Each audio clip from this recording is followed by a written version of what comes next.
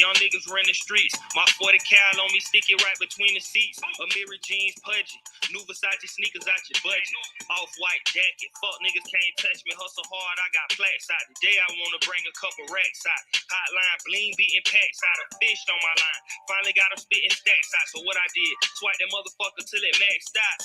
The boy from the ghetto, I learned to kick the table when I wanna shake the jello. The word on the streets, I got them bags for the LO. No talking in the sheets, I play these hoes like a cello. Hello, I kick more shit and got more flavor. I be ducked off, somewhere exclusive with no neighbors. You can see me in the room where the money getting made. I just paid $50 for a dope boy fade. I stayed down on my hustle, ran the racks up. I finally got my shit clicking. I was down bad, fucked up and scuffed up. All I do is eat chicken. We set the tones in the streets. Real niggas made bones in the streets. You focus on your shit, watch that money go up. It ain't too many of them out here that's fucking with us. Crosstown born like the dawn, but a big human straps in every palm. Need an octopus to get to him. Chopper with the drum off his head, Takashi lips loose. Ghost possess the bomb, I'm alarm how this shit move. I died, came back and bought pressure. Your blow fell off, it lost self. Me back boss, a go-getter in the transport, gotta eat that cost, I know better. Elemental shit, I just float through the building. Gucci loaf it up, got the hate on kill 'em. Pickpocket flow, so the hoes gon' fill 'em. When your blanket moving slow, it's like the panoramic anthem. You can think you kinda smart, think you floating on the waves. Till you find yourself floating in the ocean with fillets. Package goes to custom club from Kuwait. No need to know the language, I just know and get paid. I stayed down on my hustle, ran the racks up. I finally got my shit clicking. I was down bad, fucked up and scuffed up. All I do is eat chicken. We set the tones in the streets. Real niggas made bones in the streets. You focus on your shit, watch that money go up. It ain't too many of them out here that's fucking with us.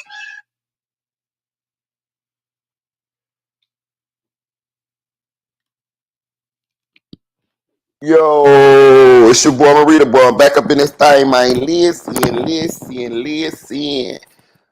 Boy, I caught that thing this morning, y'all. I got off early enough to catch that thing this morning. So this morning we got a Melly motions hearing. I'm not sure exactly what all motions they're gonna hear at this or cover at this hearing, but I'm pretty sure it's a motions hearing because they got a lot of motions that Melly's defense team filed, and they also got a lot of stuff to get together in a really short amount of time. The state got to take Melly back to trial by the 20. Hold on, what the date is? I think it's the 23rd, which I think is next Monday. Let me look on my calendar really quickly here. Let me see. Let us see. Yes, it's next Monday. So they have a solid week to get motions taken care of, depositions for the new 22 witnesses that the state has came up with for this case, 10 of which being inmates. Shout out to Dre 6100. Shout out to Audio Crack 22. Shout out to Raw Nature, my boy from Estonia. Shout out to Andre Gardner. I can't say bro name. Shout out to PHUMZZ. Pooms. Shout out to you. Shout out to Chris Partlow, was the first one in the building. So Dre 6100 was saying that they got a little slick tactic they could use in order to get some of this stuff done and still beat the deadline, right?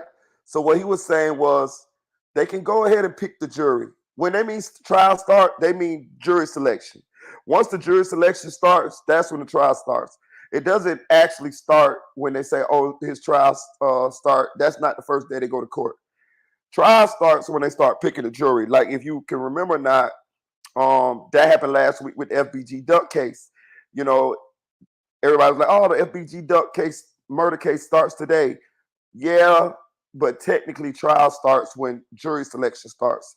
So you still have a period of time between when jury selection starts to when they actually start arguing the case in the courtroom, you know, doing opening statements and all of that stuff.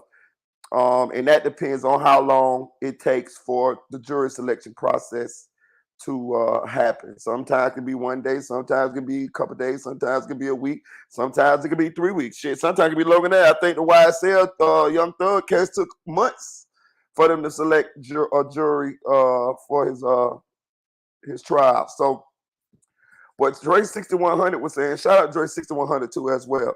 What he was saying was once they can start jury selection, and in between the time that it takes from the jury selection to the time that it takes for them to start the actual trial, the opening statements and all of that, they can still be getting some of these motions and depositions taken care of. I think that's what he said. I could be wrong, but I know he said they can do the depositions and stuff between that time too. I think it's the motions.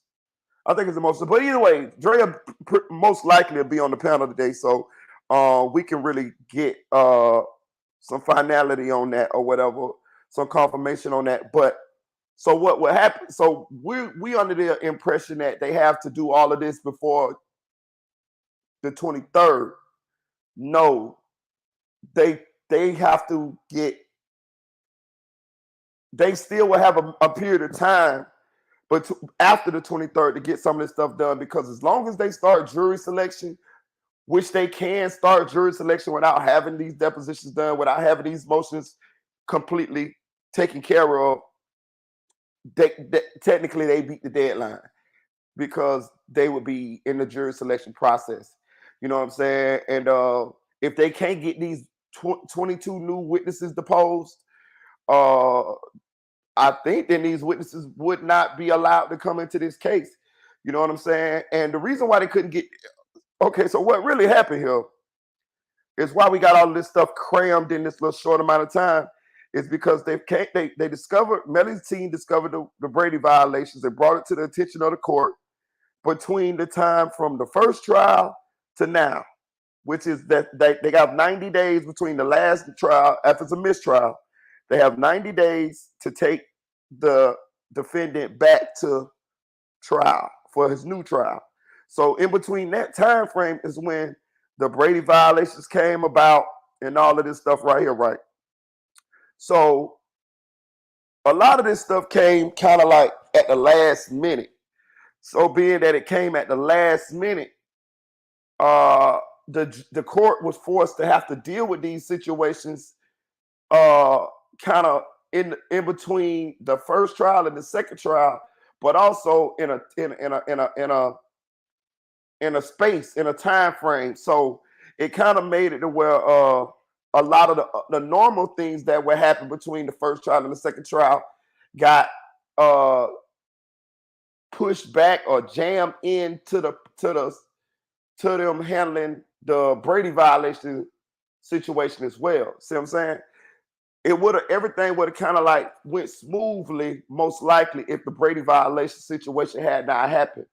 But since the Brady violation situation happened, they were forced to have, and then they had to get a resolution, some sort of resolution to some of these situations before they could go forward. You see what I'm saying? They and some of these motions as well. So a lot of Melly's new defense team filed a lot of motions. So being that they filed a lot of motions, they had to get these motions taken care of. Some of them before they can even go forward, and that's why we have this hearing here today. Because one of the motions is a motion to dismiss the whole case. You see what I'm saying? So how could they proceed with the case if they hadn't handled the motion to the motion to dismiss the whole case? You see what I'm saying? So so they would have to get that situated first to even know if they was going to have a case to go forward with. You see what I'm saying? So this is kind of what put us in this situation. I mean, it's kind of cool though. Be honest with you, it give us something to look at, watch, go over. We learning a lot of new information. And what if they would have gave it the motion to dismiss? Then we wouldn't even have a case. So it's kind of it give us something to look at, something to watch, something to check out. But I don't know all what motions they're going to go over today. in this court. But I do know the trial is going to go forward. We all know that. You guys know that. You guys smart as hell. We also know that Christine Bradley, the lead prosecutor, has been removed off this case. So we will have a new prosecutor. Whether that's good or bad for Melly, who knows? You know what I'm saying? I don't think Christine Bradley, I think the consensus is that, even us that were for the families, for the victims, for the families getting justice, pro sac, chasing pro juvie, long live them boys, rest of heaven to them boys. We were still not satisfied with the job that Christine Bradley was doing, just from us looking on the outside, looking in. So her being removed off the case is yet to be seen whether it's a good or a bad thing, because we haven't got a chance to see what the new prosecution, what kind of case they put on. You know what I'm saying? They may be a better prosecutor than Christine. We don't know. Or they may be a worse prosecutor than Christine. We don't know. You know what I'm saying? So it's interesting to see. But I will say this. Melly's defense team has more to work with. Melly, in my opinion, and again, I'm somebody that's pro the victim, pro the families, right? I let my opinion be known, but I also look at it objectively. I'm also gonna call it fairly. You know what I'm saying? Melly's defense team and Melly, in my opinion, shout out to Lil A. Yes, she was trash anyway. Shout out to Chick 1000, aka the Chick 1K. Shout out to James Joel. Shout out to Legit and Quick KC. Shout out to Black Kid. That's home team, y'all. So, in my opinion, Melly is in a better position than he ever been when it comes to this case. And I'm going to tell you why. I'm just waiting on Lauren Crime to get their stuff together, but I'm just talking and going over some stuff, pretty much like these are my opening statements. In my opinion, Melly's in the best position he's ever been since this trial been started, in my opinion, because he has so much, his lawyers have discovered so many violations, so many violations to his right to due process, so many unethical things that the state attorney office in Miramar, Florida, and the police department in Miramar, Florida, have done, to where even if he convicted, I think they got quite a bit of grounds to get this case either a new trial or overturned once they appeal it. And let me tell you something, they're going to appeal it. Every murder charge gets appealed. Every murder charge. I don't give a damn who it is. Regular people, when I mean regular people, I mean people that's not famous.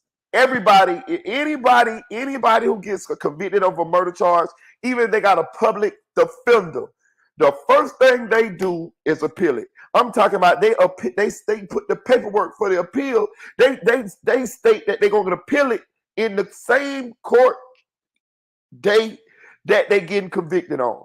You'll see the lawyer jump up and say, "Yes, Your Honor, we plan to appeal this conviction." This happens every murder conviction. I'm talking about this happens every day all over the country. So he's definitely going to appeal this if he gets found guilty. This is going to happen. I will bet my left eye and my right eyebrow that they're going to appeal this, right? Now, when you look at it like that, and I'm going to explain to you, if he get convicted, he's getting convicted by a jury of 12, a jury of his peers. This is the law, right? When your case get appealed, it doesn't go back in front of a jury. You know what I'm saying? At that point, it goes back in front of a group of judges. You know what I'm saying? And it's so many. I don't even know who these people really keep texting me.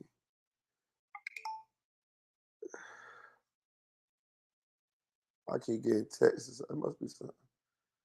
What the hell? Okay, so it goes in front of a group of judges, right? I think the next step, I could be wrong, I think if they appeal this, case, I think it would go up to the appellate court, right? And I think after the appellate, and that pretty much is the appeals court. And after the appellate court, I think if they see they have a bunch of uh, courts that they can go through in order to get a successful appeal or outcome of what they want. So just say they appeal it up to the appellate court, which I think is the first one after this court, right? And the appellate court denies the appeal. They can then appeal it up to the Florida State Supreme Court. See what I'm saying? And then let's just say the Florida State Supreme Court deny it. Then I think they can go somewhere else, and then eventually they get all the way up to the United States Supreme Court. It's quite a few levels to this shit. It's quite a few levels of courts that they can get this thing in front of these different judges and these different judges, and get them to look over the case and see if this case should be overturned or if this case should be given a new trial or something like that, right? Now, I'm not a lawyer. I'm not somebody who I don't have a criminal justice degree, even though my daughter is working on her criminal justice degree right now. I got common sense. I know a little bit about the law. I ain't gonna say I know a lot about the law. I know a little bit about the law because I had quite a few run-ins with the law. And a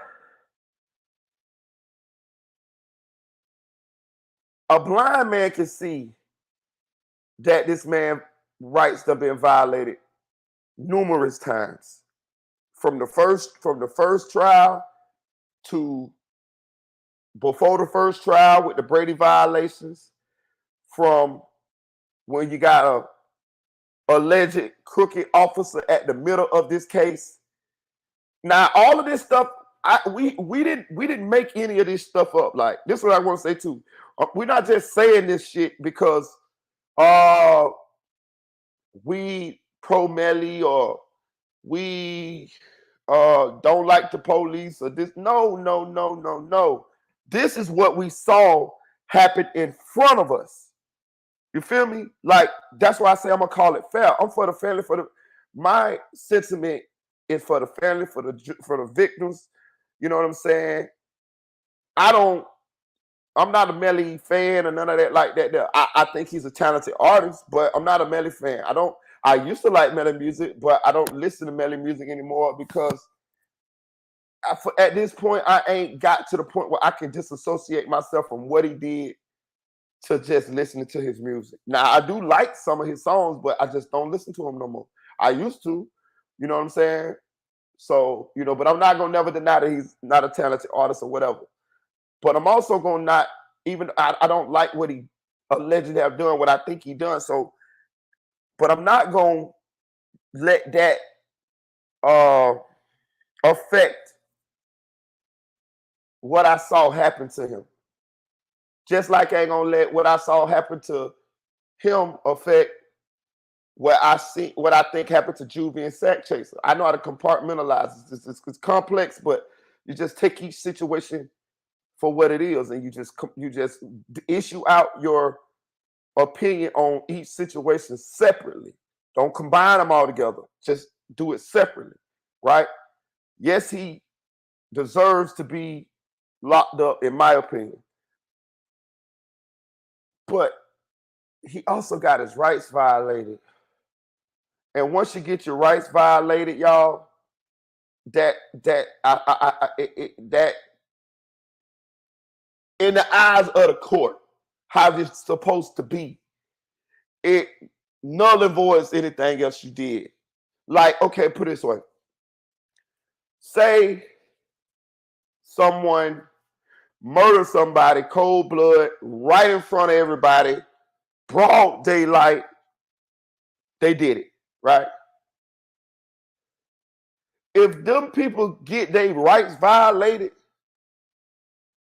in the process by the legal system, by the judicial system, it null and voids in the eyes of the judicial system.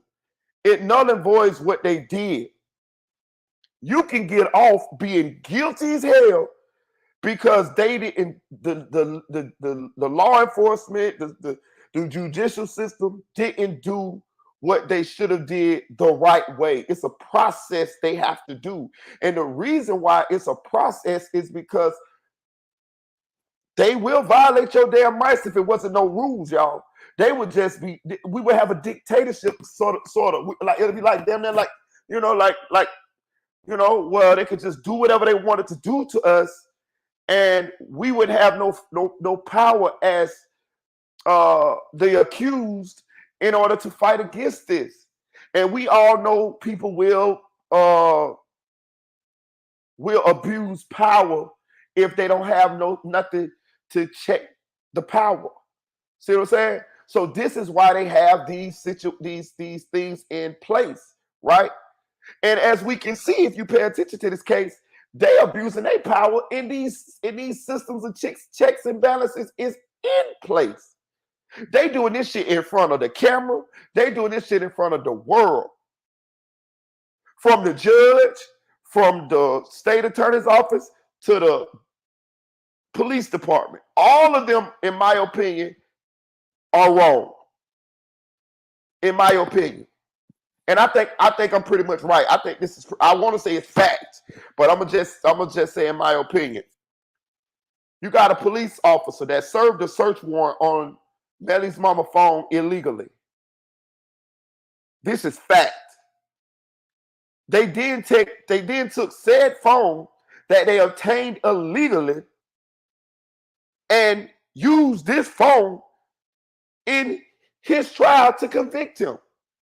Not only that, they didn't divulge that they obtained the phone illegally.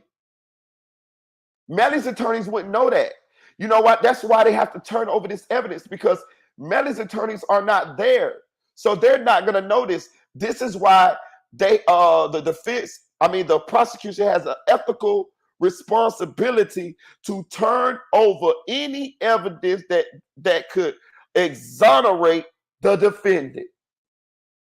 Can you imagine the state prosecuting you, knowing you ain't do something, but they know who the real killer is, but they not going to tell you who the real killer is because they really just want to prosecute you. This is what this shit is for. Now, Melly ain't innocent, in my opinion, but I'm just trying to say, what if he was? What if he was you? What if he was me? What if he was my son? This is why you can't let this shit go. Because we see they'll do it. We see they'll do it. Like, we can't be fools to think that they only doing this because it's Melly. Bullshit. Bullshit. You mean to tell me out of 20, 30 years these people been doing law, this the first time they done pull some shit like this? No. They been doing this shit every so often, maybe every day, to black people, white people, Asian people, Latino people, whoever they chose to do it to.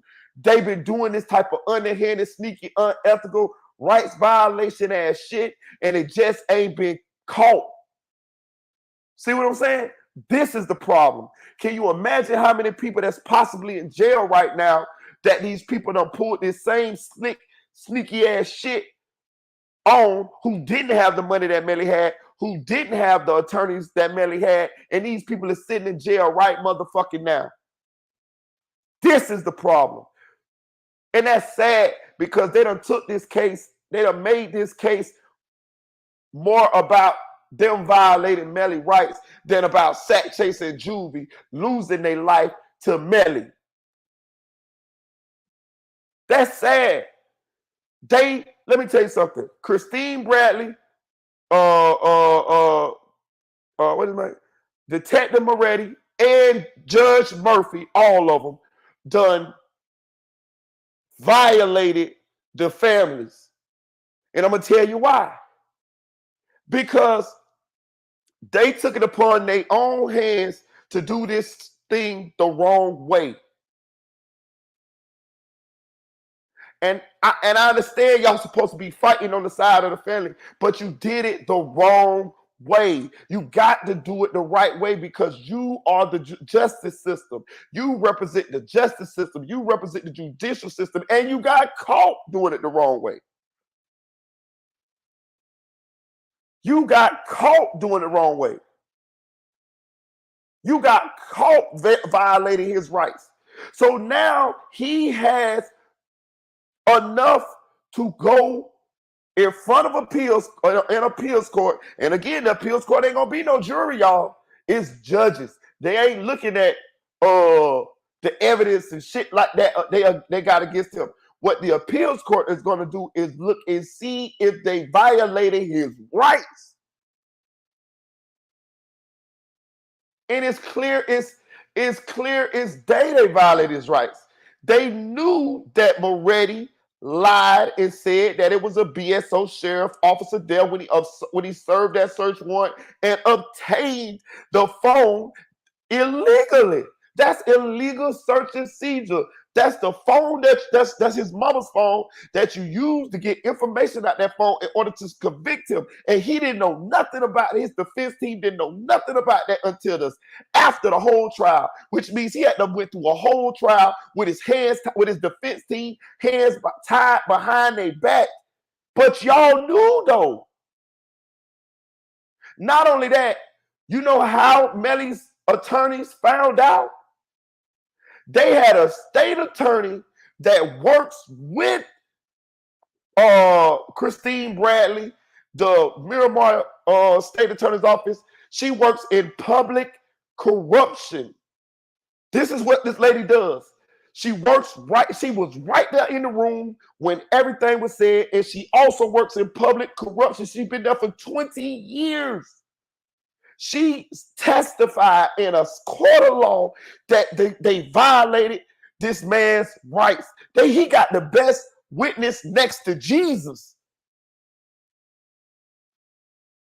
She got on the stand and told all her co-workers. She told on the police. She told on the co-workers.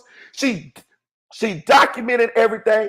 And at the end of the day, she even went and told Mr. Benjamin, who is Melly's attorney. She told Mr. Howard Pryor, who's the head state attorney. She told Mr. Killerman. She told everybody she could tell that, hey, hold on, y'all. We violated this man's rights, y'all. We have to turn over this information that Moretti did in a legal search and seizure. We have to do this. This is the law. What we gonna do about it, y'all? What we gonna do? They kept bullshitting, drafted up Brady violation drafts and shit, kept stalling. They have to turn this information over immediately. They let Melly go through a whole trial with his defense team, not knowing that Moretti had pulled this illegal search and seizure on Melly's mama's phone until after the trial. If they would have knew this information at the beginning, at the first trial, they could have impeached Moretti's credibility when he got on the stand and testified to all the shit that Melly did, or all the evidence that they gathered, which is what they're going to do in this second trial. You watch what I tell you here. When Moretti touched that stand, Melly's attorneys are going to turn this case into Moretti violated Melly's rights, did some underhanded sneaky shit. And this is why the defense, the prosecution team did not turn over this evidence, because they knew that they would be giving Melly's team a goddamn chopper to be able to fight Moretti. This is a violation of this man's rights. And it's sad. They took the case away from the focus of the case, away from what Melly did, y'all. They took it away. We don't know how a new jury gonna react now, and it don't even really matter no more. Because even if he's convicted, he's gonna appeal this. He has high power attorneys. They are great attorneys. I think we could all agree that they've been putting on a better job than the prosecution of Miramar from start to finish. That black dude cooked Christine ass in that first trial, and these dudes is cooking their ass in this one. Filing all these motions and stuff like that. So you see what I'm saying? They took the case out of the evidence. They took it away from us looking at, okay, Melly, he was in the car. We seen him get in the car. He went to Fredo Bang house. He told the girlfriend this. The girlfriend mama said they done took all. They done made all of that shit null and void. Because no matter however this case go, no matter all this bullshit that they come up with, they say, Melly did this and he went here and he took this many steps. None of that shit don't matter no more because they done violated his rights. And even if he get convicted, he could come back on appeal because you violated his rights. And the judge is wrong because the judge did not allow Melly's defense team to question Harold Pryor. Harold Pryor is the lead state attorney. Miss Boutros, the whistleblower, the lady who worked in there who told everything, she said she told Harold Pryor the first day. So why won't you allow him to get in there, bring his black ass on that stand and tell us why they did not turn this information over to Melly's attorneys? I'm going to tell you why. Because if they get his ass on that stand, he's going to have to tell them the truth. He's a state attorney. Either he's going to lie on that motherfucker or he's going to tell the truth, right? And if he lie on that motherfucker, he dead. Because we got this whistleblower to impeach his credibility. She can say, I told you. I documented telling you, right? So we're gonna see he a liar. Now, if he tells the truth, then that's going to divulge the cover-up. Because it was a cover-up. See what I'm saying? So the judge kept him from being called on that goddamn stand because he did not want to sink the whole Miramar state attorney's office. If he get up there and do that, do y'all realize how many cases they're gonna have to go back and look over? Because if they did this to Melly, then who knows who else they did this to? They already gonna have to do that with Moretti. See what I'm saying? When you get when these police officers, crooked police officers, with these crooked DAs, when they get caught doing illegal shit in cases, all of the cases that they was over have to come back and be reviewed.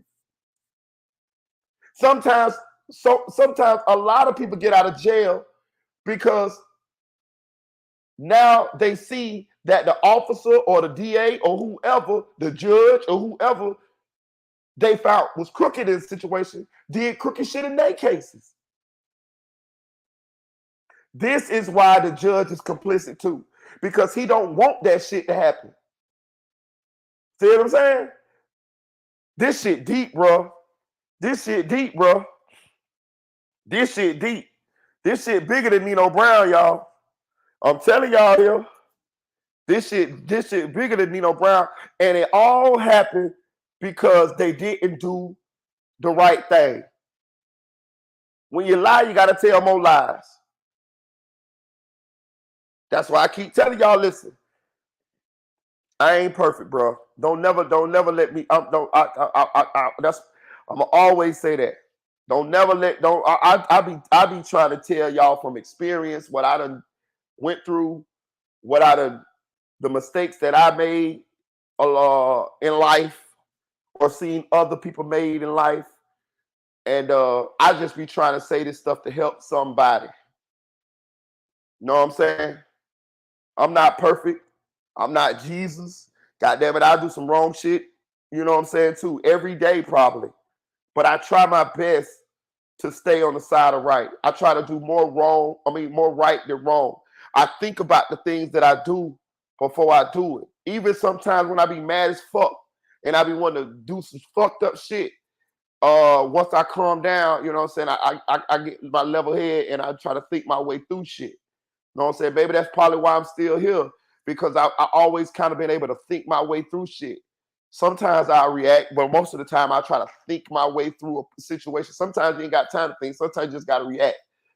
Might cost you your life if you think too much. But I'm saying all that to say this. I promise you, as long as I'm here talking, blogging, we're going to have situation after situation after situation after situation. that if people would have just did what was right, it would have turned out a much better outcome than it did. And I would bet y'all my life on that. I will bet y'all my life on that. And the reason why I'm telling y'all that is if you at a situation in your life to where somebody done did something to you, or you might have these thoughts in your head of doing some shit to somebody. Not even because, not even not I'm not even I'm saying even if these people did some shit to you, know what I'm saying? Like, and you thinking about doing some fucked up shit. I'm not gonna condone any of that shit, but I'm just tell you this. And I'm not gonna say don't do. I'm not gonna tell you what to do. I'm gonna just say this. I promise you, if you able to slow down and think about what you got to lose. Think about the consequences.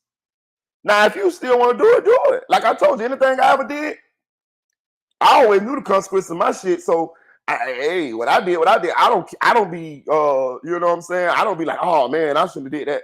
Not most of the time now, because I don't do shit that I be ashamed of. Not no more. Like, I don't do shit like that. If I do some shit, I know what the fuck I'm doing. So if you ever see Marita Boy on the news for busting a bitch head open, or they giving me the perk walk with the handcuffs, I want y'all to know, between me and you, bitch, I knew what I was doing. I want to fuck that motherfucker up. So, you know what I mean? Don't feel bad for me. Send me, you know what I mean? Send me some letters and some shit like that. But I'm telling you right now, I knew what the fuck I was doing. You know what I'm saying? For real. Unless they just totally framed me. Now, that's different. Now, if I'm framed, now they got me fucked up. But the point I'm trying to make is take the high road. Do what's right. Know what I'm saying? Do what you would want somebody to do to you. That's how you decide. It's something. If y'all got, some people got a kind of wacky moral compass and they don't know it's hard for them to figure out what's right and wrong. The basic way to do it is if you would want somebody to do that shit to you. And sometimes that shit hurt doing that shit. I'm gonna tell you, sometimes letting shit go hurts you inside. Sometimes you be wanting to fuck a bitch up bad. Sometimes you want to tell a motherfucker, stop playing with me. Sometimes you got to tell a motherfucker, stop playing with me. It's up to you to decide when it is. Know what I'm saying? But I'm just letting you know, as I done matured, and it took a long time for me to mature. As I done matured, as I'm more able to think my way through situations, obstacles in life and shit like that, I have noticed that when you do what's right, it works out more so than when you do what's wrong. When you do what's wrong, it's always residual effects and things that happen. They got the Tupac case going on right now. If Tupac don't jump on Orlando Anderson in that goddamn MGM Grand Studio, he might be alive to this day. Now, they jumped on Orlando Anderson because he took one of the death row guys' chains. You see it? You see? You see? They didn't initially do shit to Orlando. Orlando started it, right? You see? Do you see? But they couldn't, they didn't want to let it go. Fuck that. He took out, man, fuck that. We're finna get this nigga, we're finna beat this nigga. Hey, do what you do. But do you see the effect of that? In school, they teach us cause and effect. You died that same motherfucking night. You putting that and I'm a Tupac fan. That's my number one rapper of all fucking time. I don't give a fuck who it is. Don't nobody come before Tupac, in my opinion. But I see the cause and effect. If y'all don't jump on that man that night, you possibly live. Who knows? Now Orlando got cause and effect too. If he don't snatch that, if he don't take that death row guy chain, he don't get jumped on that night. You see how all the way along the way somebody had the chance to stop and do what was right? Orlando, don't take that man chain. Tupac and them don't jump on that man. Don't jump on Orlando for taking the chain. Or let somebody else handle that. Man, let me tell you something. A lot of times I sidestep some shit. All right, I'm gonna tell you a case in point. I was in the club one time, right? And I done had a bunch of club fights, dog. A bunch of them bitches, over 50, right? We used to go to the club 3 nights a week, and we used to fight 2 out of the 2 nights, right? 2 out of the 3 nights. I done fought so many times in the club and I never started a fight in the club, y'all. I never started a fight in the club at all. I never started a fight in the club. I never started a fight in the club, ever, right? So I realized that, damn, first of all, I didn't even know most of the time who these people were that we were fighting. And we would go back to these same clubs the next week. Who's know these people kill us, anything? But this shit happened over a period of years, like maybe a decade or so. We fight like that, right? So one of the last times, maybe about a good 7, 8 years ago, that I was in the club with all my boys. We in the club with all of them, right? We in the VIP. We got us a section, you know. We chilling. We older though, but we chilling though. You know, all of us in our 30s at this point. And lo and behold, my homeboys get in a fight. It's a good 20 of us. And I see that they fighting 2 guys, right? Now, I don't know what the fight about. I kind of had my back turned to the fight. But, you know, normal protocol is they fighting the dude. You jump on the dude, right? Man, I see they were beating on that man. You know what I did? The dude fell right by my feet, dog. I politely stepped back. I had my bottle in my hand. I was clean like a motherfucker. I had my bottle in my hand with a blunt in the other hand. I politely stepped back, like to make sure he don't get no blood or nothing on my shoes. And I stepped back and I let them commence to kicking him, jumping him, beating on him, whatever the fuck they were doing. I did not raise a foot. I didn't raise a hand. I did not break. I didn't break stride in smoking my blunt. I kept drinking my liquor, and I was just a nonchalant. You would have thought that I wasn't even with them dudes, with how they were jumping on that dude, right? Check it out. So they beat the people up. The bouncers throw the dudes out because we was cool with the bouncers, so they ain't fuck with us. So, you know, after that, the club pretty much was over, so we leave it out the club. So one of my homeboys like, damn, Marita, boy, we didn't see you. We didn't see you hit the man down time. I told them niggas, I say, what the fuck am I finna hit them people for? Nigga, it was 15 of y'all on 2 niggas. I done fought in the club with you niggas for 15 fucking years straight. You niggas done see me fight 15 motherfucking years straight, probably 20. What more do I got to prove to y'all? What you thought I was scared? How would I be scared? It's 15 of y'all niggas on 2 niggas. Y'all beating the niggas to a bloody pulp. What the fuck do I got to jump on these niggas for? Can you explain this to me? What is my 2 little feet, my 2 hands going to do when these niggas already losing the fight? Y'all beating these. I can see if the niggas getting with y'all. Y'all already beating the niggas. What y'all want me to catch a manslaughter with y'all niggas? You know what I'm saying?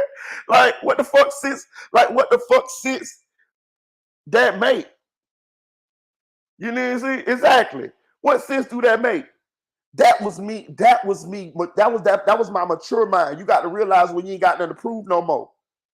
And you know what? They couldn't even say nothing after I said that. What's the you know I ain't scary. You know what I mean? Like y'all, I don't fought 30, 40, 50 people with y'all in the club before. Front line, front center. It's 15 of y'all on 2 people. What the fuck do I gotta kick this guy for? Why? What is the point? for me to say I'm down with y'all? You already know I'm down with y'all. I've been proved that. So what the fuck is the point? Say y'all would have beat that man and killed them men in there, and I kicked them dudes 1 or 2 times and they died in that bitch. That would have been a manslaughter charge for me too. Nigga, I ain't no motherfucking fool, nigga. Nigga, I ain't no motherfucking fool, nigga. You got me fucked up, nigga. You know what I'm saying? That's why I say you gotta have your own mind, but it's cause and effect. Like that's what I'll be trying to break it down, y'all. And you know what I'm saying?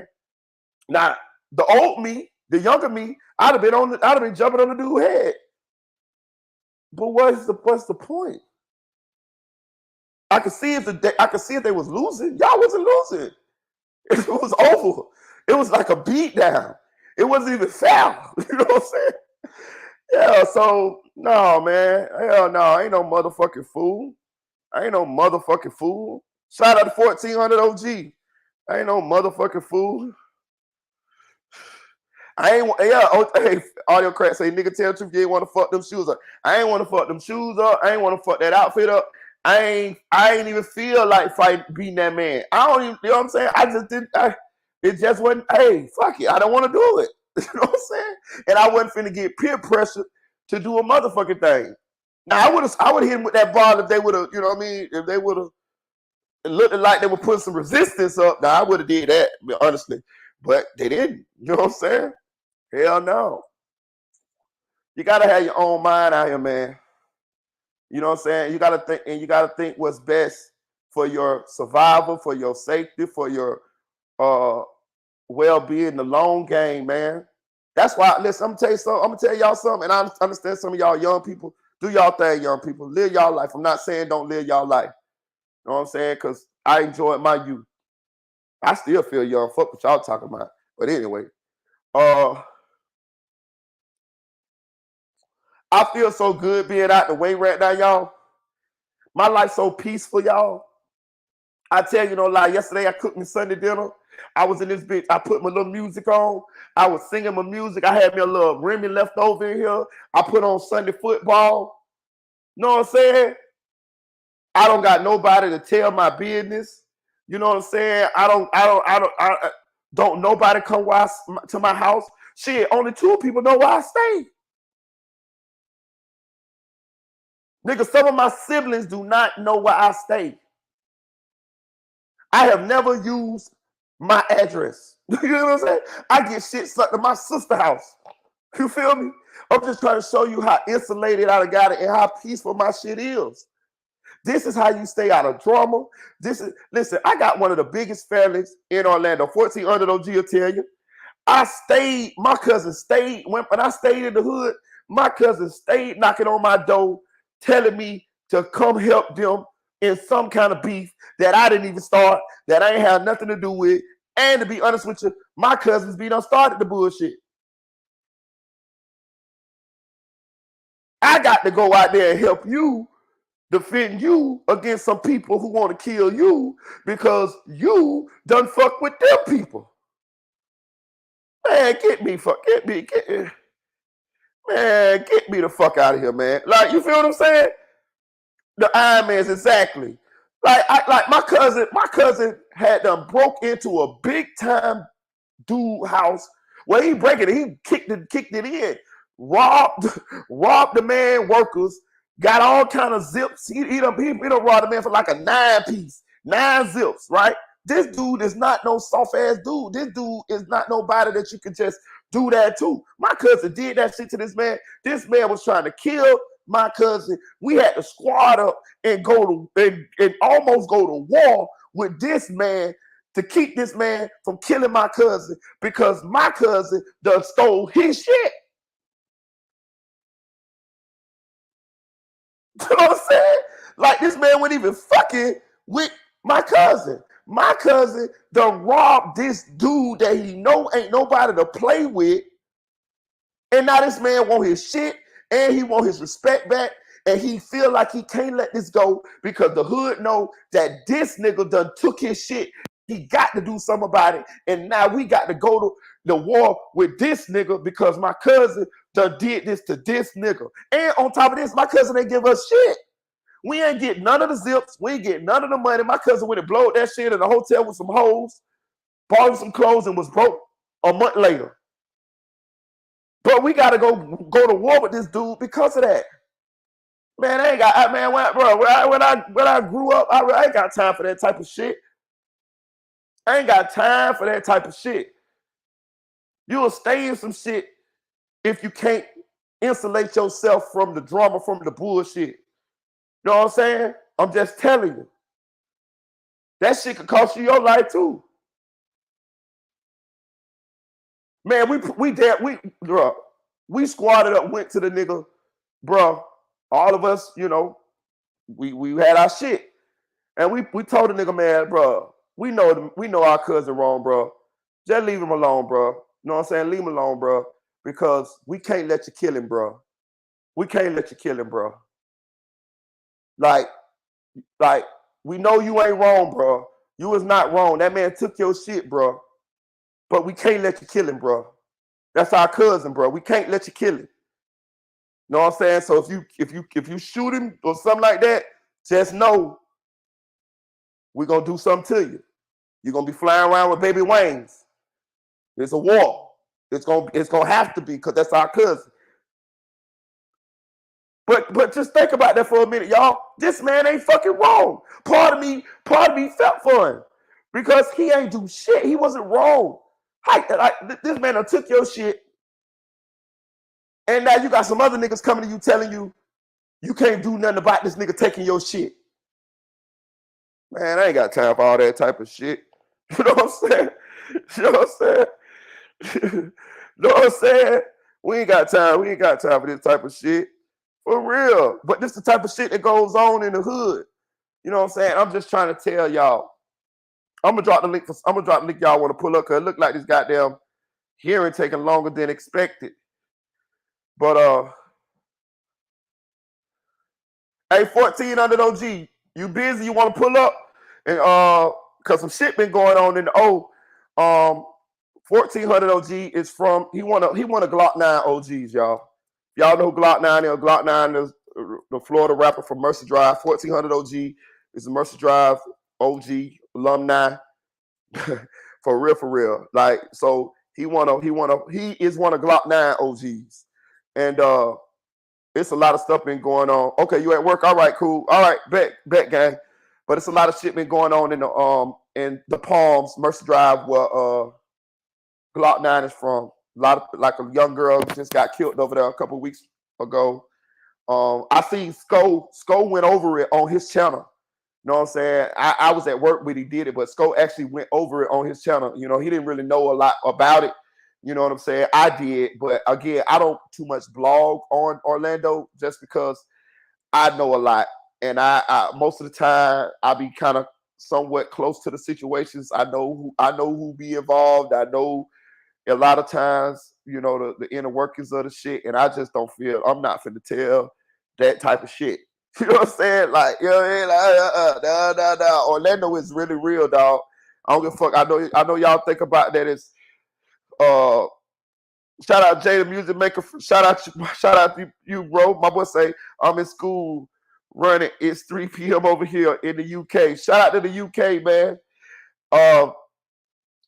Orlando really real, y'all. I know y'all like to think about like Disney and all that shit. First of all, Disney not even in Orlando. Disney is in Kissimmee. And but it's real, dog. It's really real. Orlando is really real.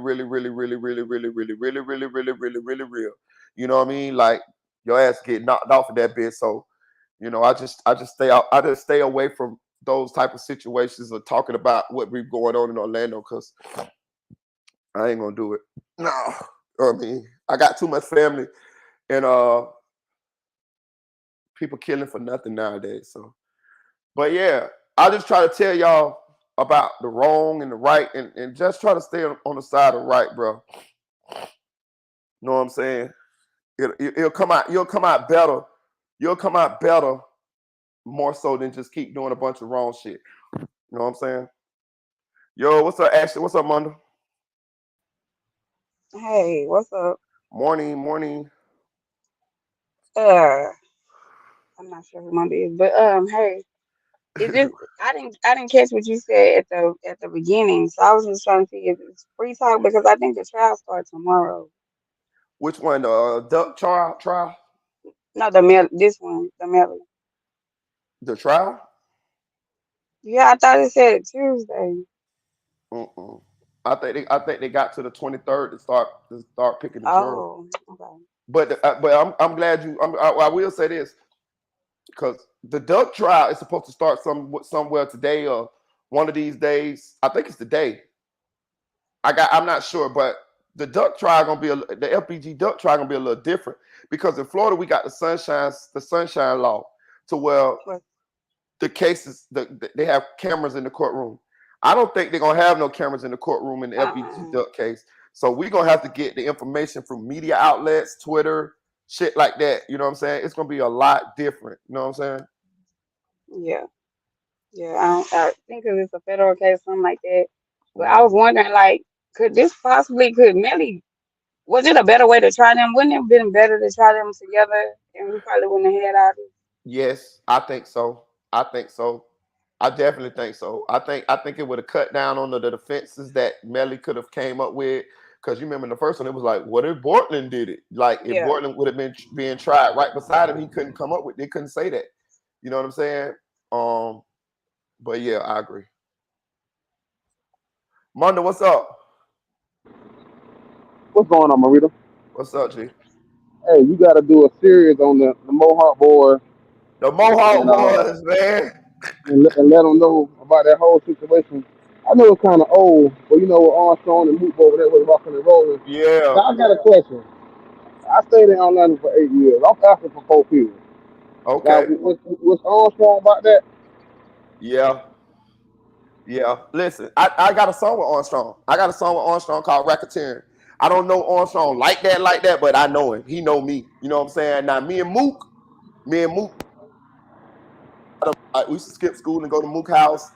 My homeboy used to go with Mook's sister for a long time.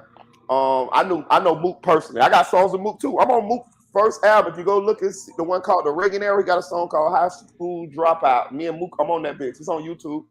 So I know Mook really, really well. Really, really, really, really, really, really, really, really well.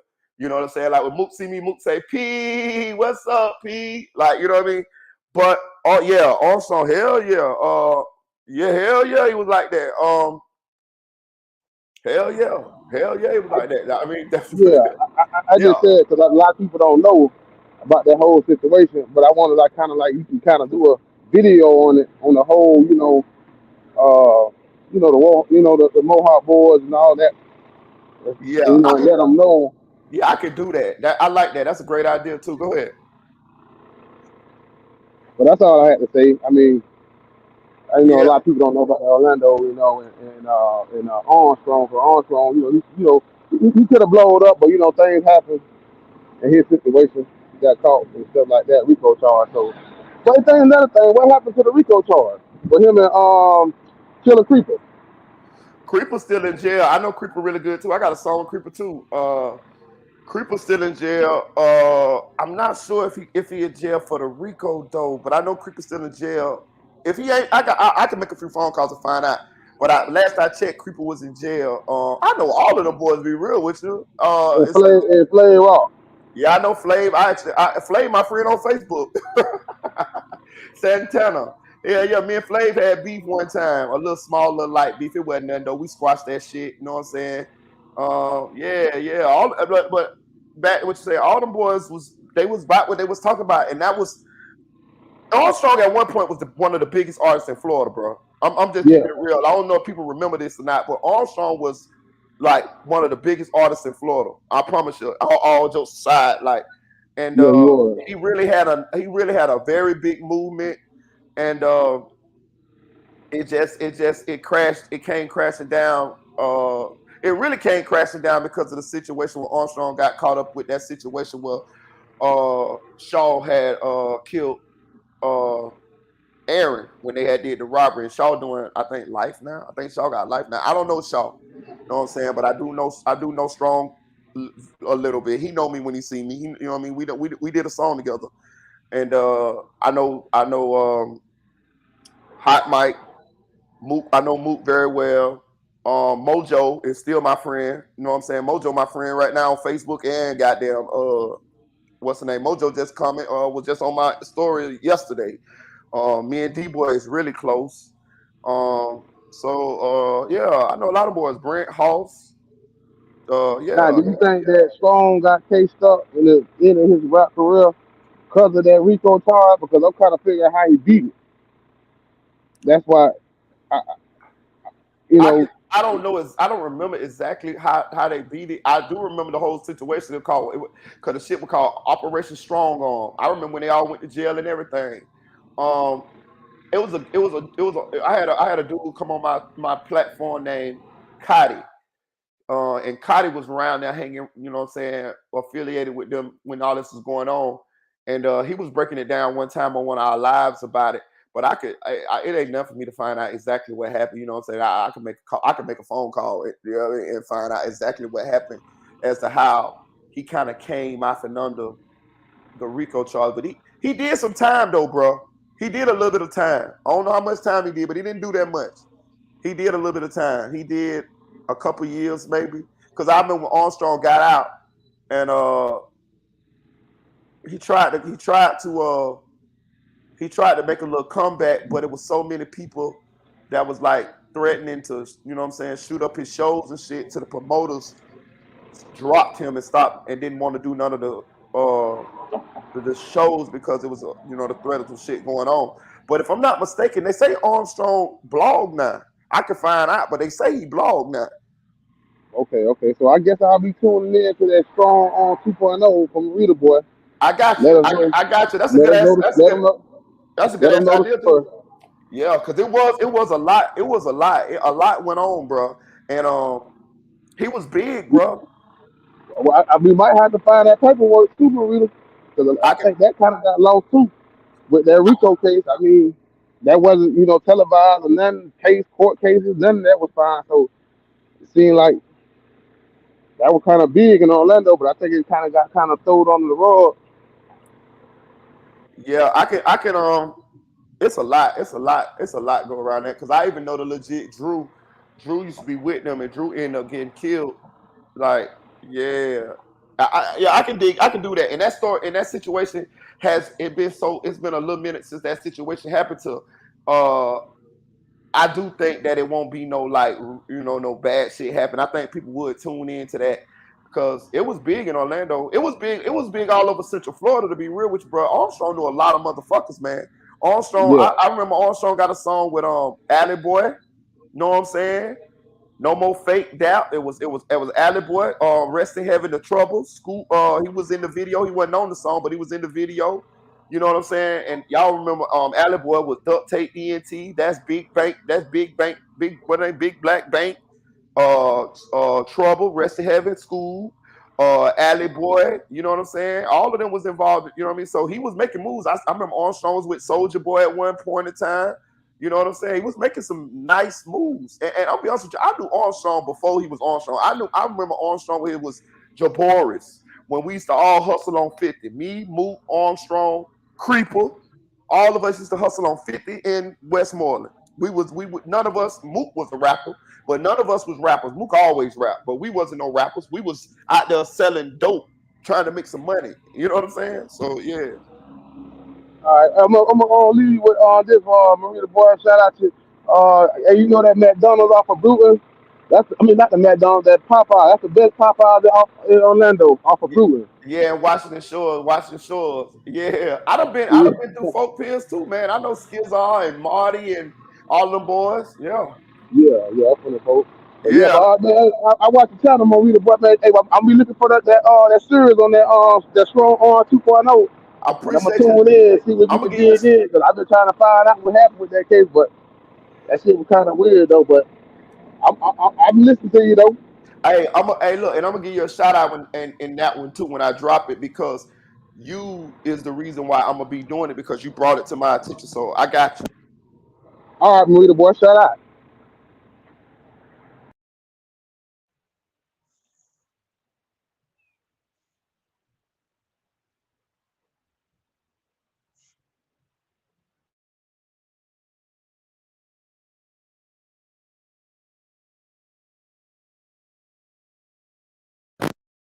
Up with this, I'm finna talk about it real quick. But what's up with this goddamn Melly shit? What's up with y'all, Lauren Crown? What y'all got going on? They say unavailable. Okay, well, all right. Lauren Crown, but the bullshit ain't they y'all? Well, I'm gonna just keep doing what I do. Uh, Your phone keep, I mean, your thing keep cutting in and out. oh, I'm cutting out in and out right now. You was for a minute. Oh, my bad. I'm glad you told me. What's up with this Melly thing though, man? That's like 2 days ago. What's up? What's up with Law and Crime? It must not be going down today, y'all. Right? I'm gonna read the comment. That be what they right there. Let me see. What the fuck? Didn't we just see it say notify me? Right? Now I don't see none of that up there.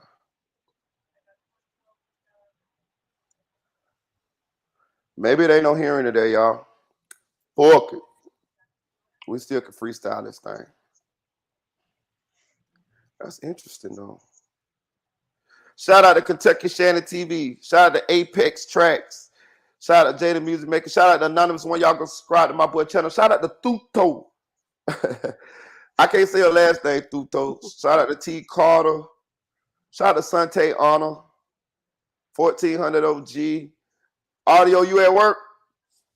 No, Audio, your ass ain't at work. You ain't at work. I know you got. You ain't at work. What's up, Audio?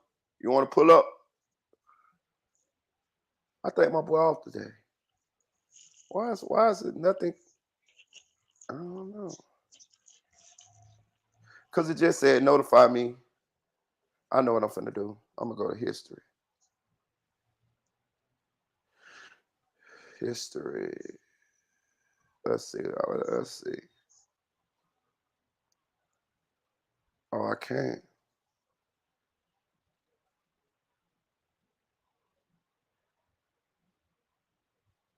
I don't know. Y'all see what I be watching? Y'all I be watching shit on narcissism, all type of shit. For real. did you hear Football. my thing I put in the chat? What you put in the chat? Let me see. What is it? I go anonymous. What you put in the chat, Ash? I I want to make sure before I get to running my mouth. I get to talking. I can't see it. Hey, Kentucky. What's good, y'all? Um. Hey. Yeah, go ahead, Ashley. Go ahead and speak. What you got? What's Okay. on your mind, sister girl? I need, Like if my you mom don't say, mind, what's on your mind, sister gal? if you don't mind, can you do me a favor? What's that? Can you clear something up real quick for the people in the bushes and stuff? What's going on? Because this is what I did. This is what I did, Uh-oh. Rita. You ain't doing that I bad, did took Yeah, I probably did. I mean that's just what I did. But you?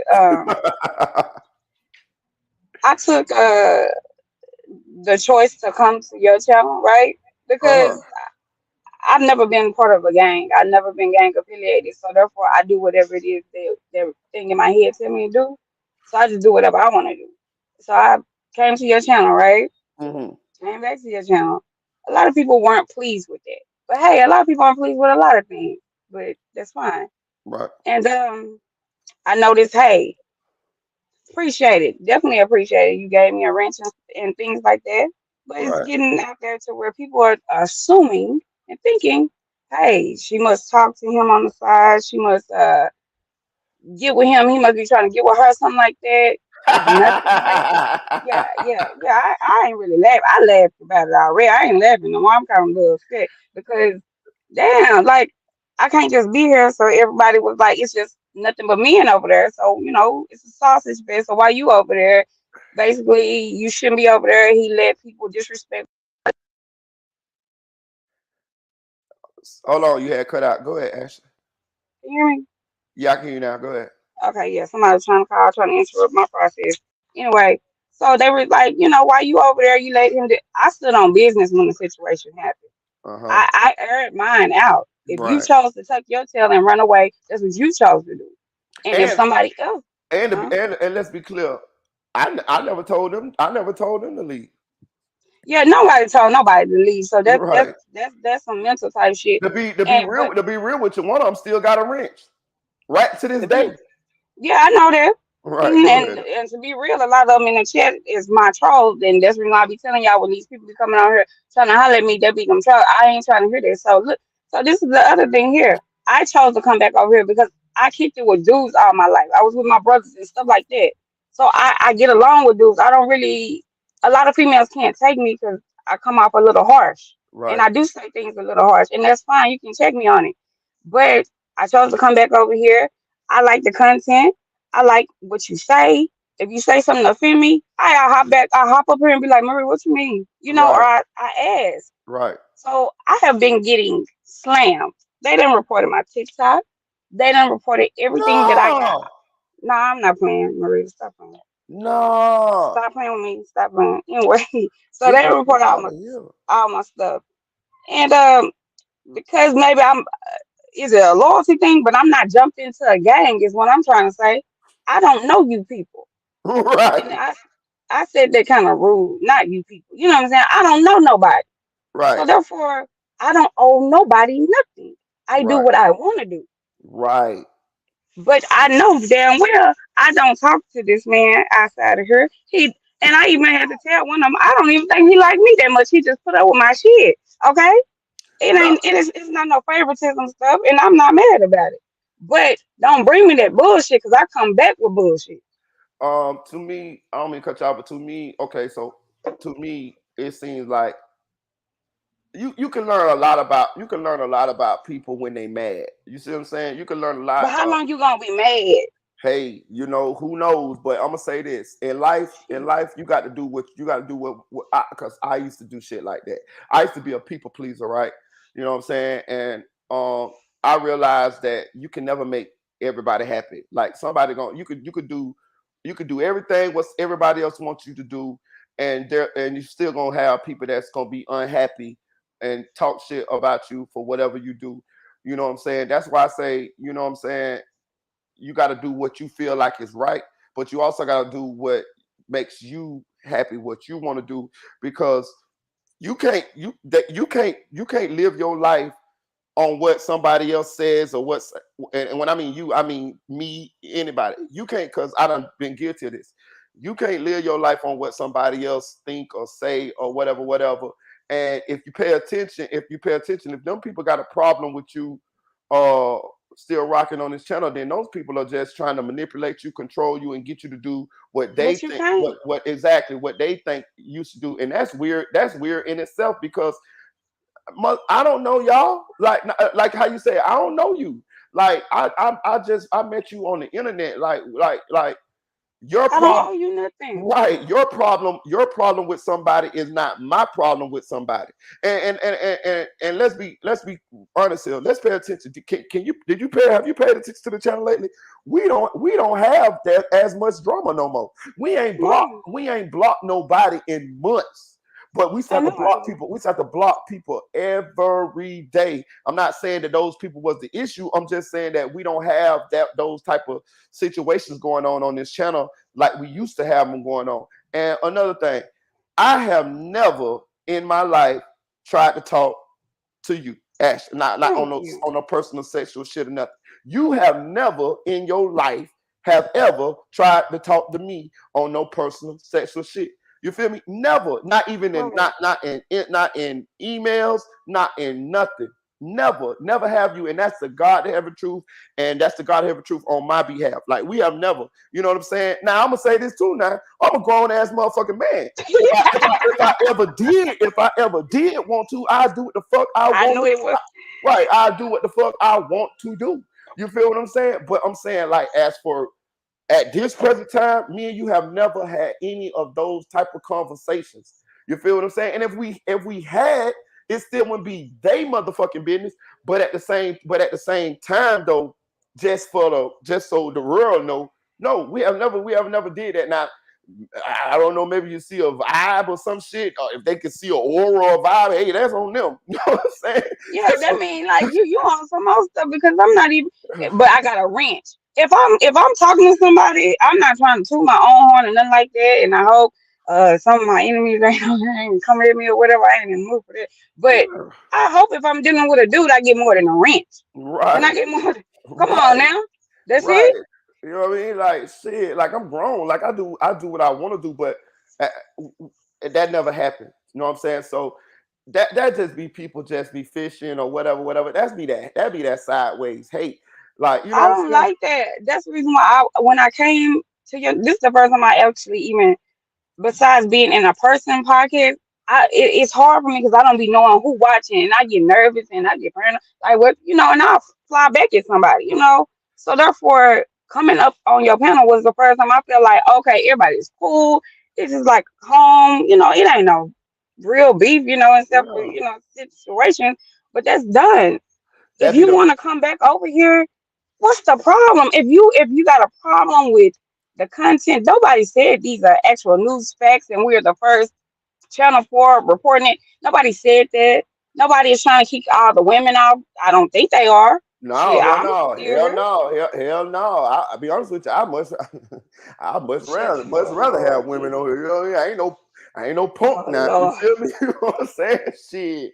But I But had to get that straight because it ain't no sausage fest. If ain't no women over there, I'm just the type of person where, okay, well let me go over there. Okay. exactly.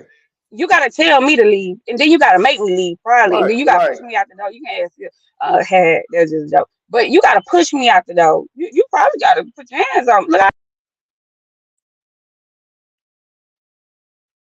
You had cut out Ash. Hello? my bad. People just steady calling me Lord. Leave me alone. Shit. Chevy back. And me and Chevy had a little, actual little, a little back and forth. She back. I ain't said a motherfucking thing about it. I ain't said nothing. She ain't said nothing to me about it. She right back in the chat. I ain't talk shit to her. She ain't talk shit to me.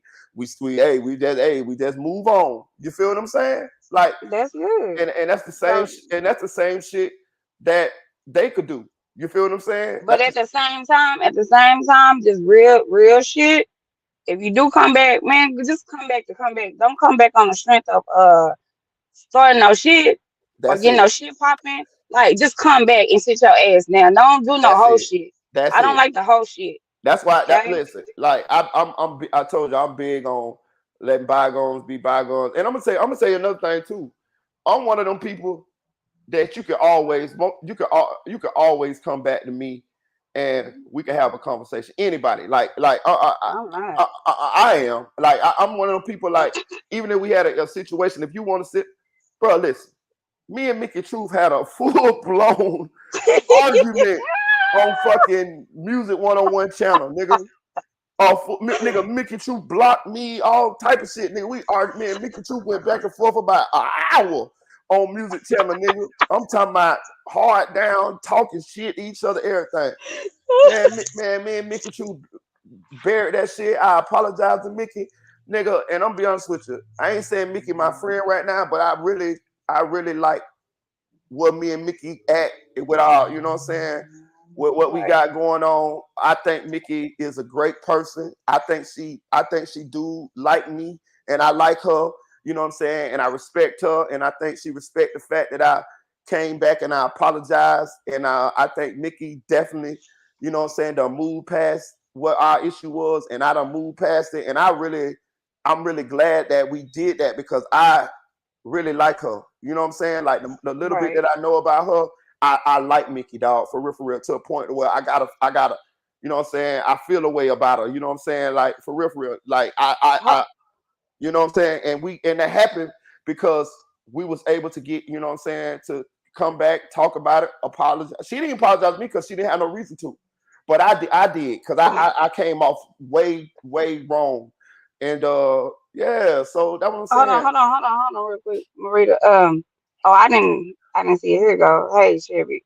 Now, the thing, yeah, it wasn't Marita's fault at all. I wasn't there that night. That, I guess, whatever happened with that. But I don't feel like it was Marita's fault or your fault, Chevy.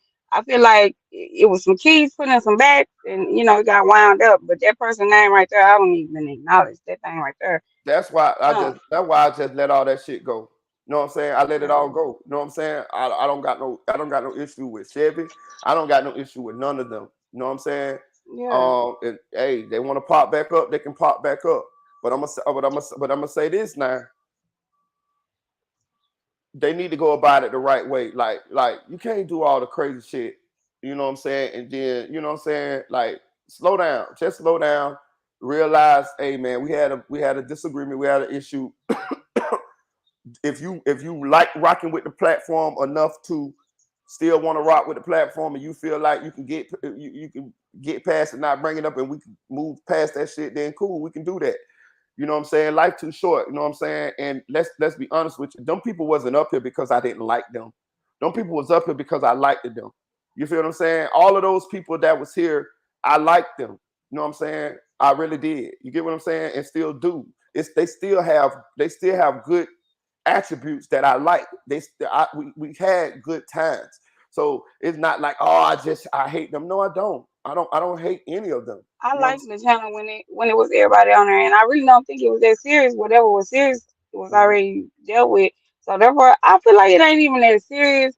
And I feel like did you genuinely like all of the ladies or I whatever, did. even I the did. ones that I probably didn't like, you liked them, you know. I did. But so I really wish that everybody would come back and just chill out and just be cool.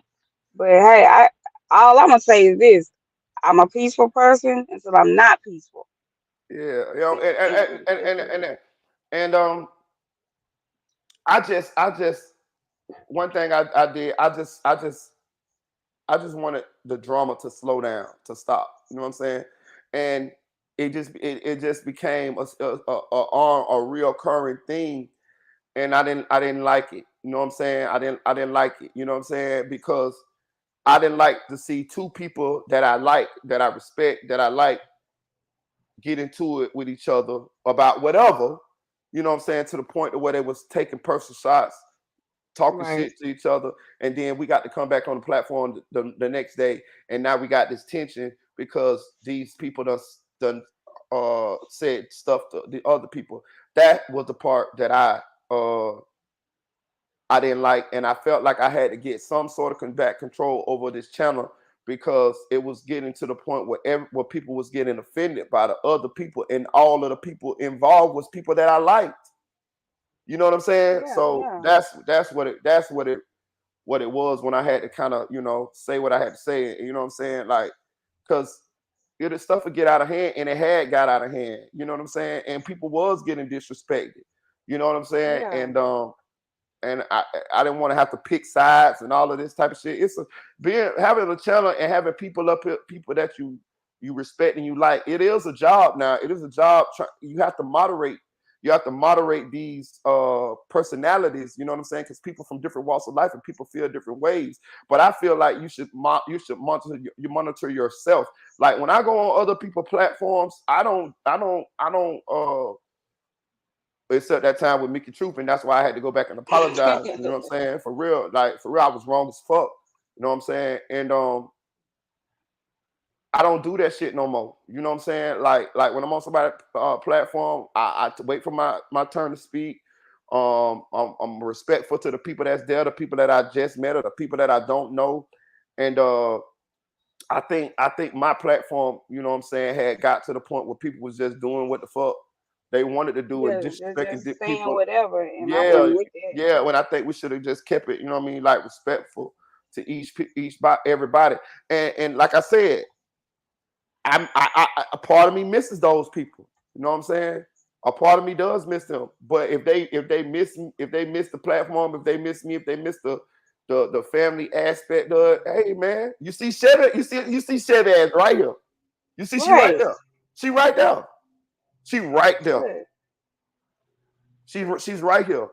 I ain't never said nothing, more about it. She never said. Only reason she saying something now is because we brought it up. But she ain't say no more about it. I ain't saying about it. Hey, it is what it is. We keep on going. She gets shot sides every day. We forget about it. You know, it is what it is.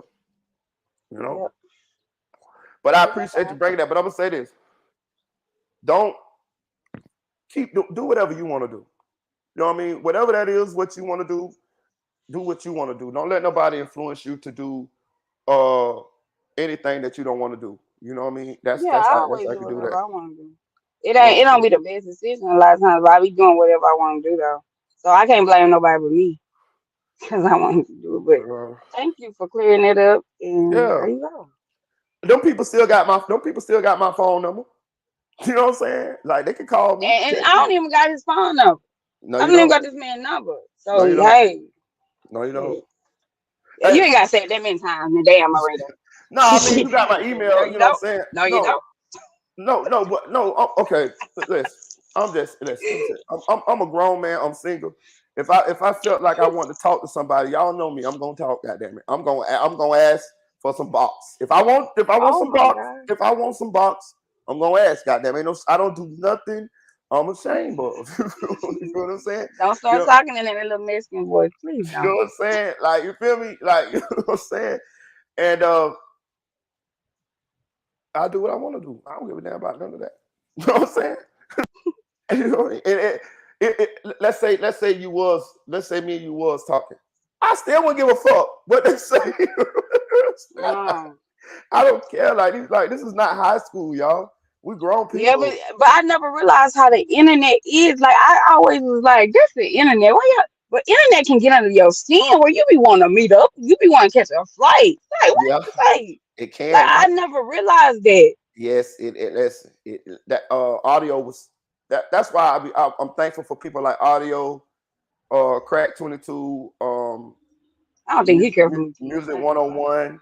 You know what I'm saying? Because they be like teaching me how this internet thing is, how a lot of this stuff can go left or right, and what's the best possible course to go uh, in order to keep going and keep a lot of this stuff from happening, and how to deal with a lot of these certain situations. Because I agree, I'm the same way. You know, y'all see me get out of character with the spoon situation. You feel what I'm saying? Oh yeah, You I feel what I'm wasn't even gonna say nothing about you, that. Oh you see what I'm Lord. saying? It's a learning process. You know what I'm saying? It's a learning process for me.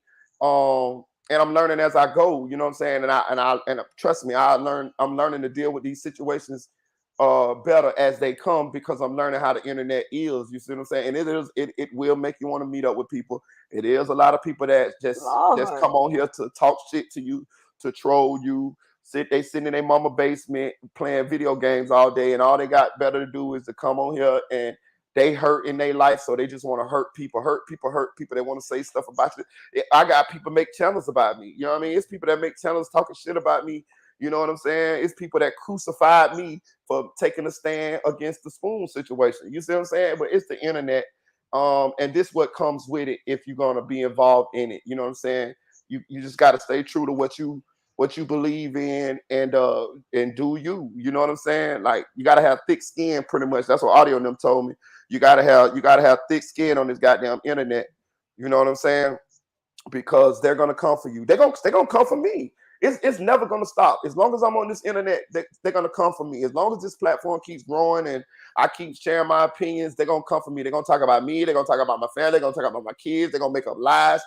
This is I know the territory, and I know, you know, I just got to deal with it when it comes. And being that you up, being that you No, up, no, no, no, no, no. That's exactly why I was gonna stop you. That's fine because this is your platform. They can come for you, but y'all leave me alone. Like, look they gonna come here. for you. I'm gonna This tell you is something. your. They gonna come for you too, Ash. They gonna come for you. If No, you, no, they're not. I'm Let's just telling you, leave that alone.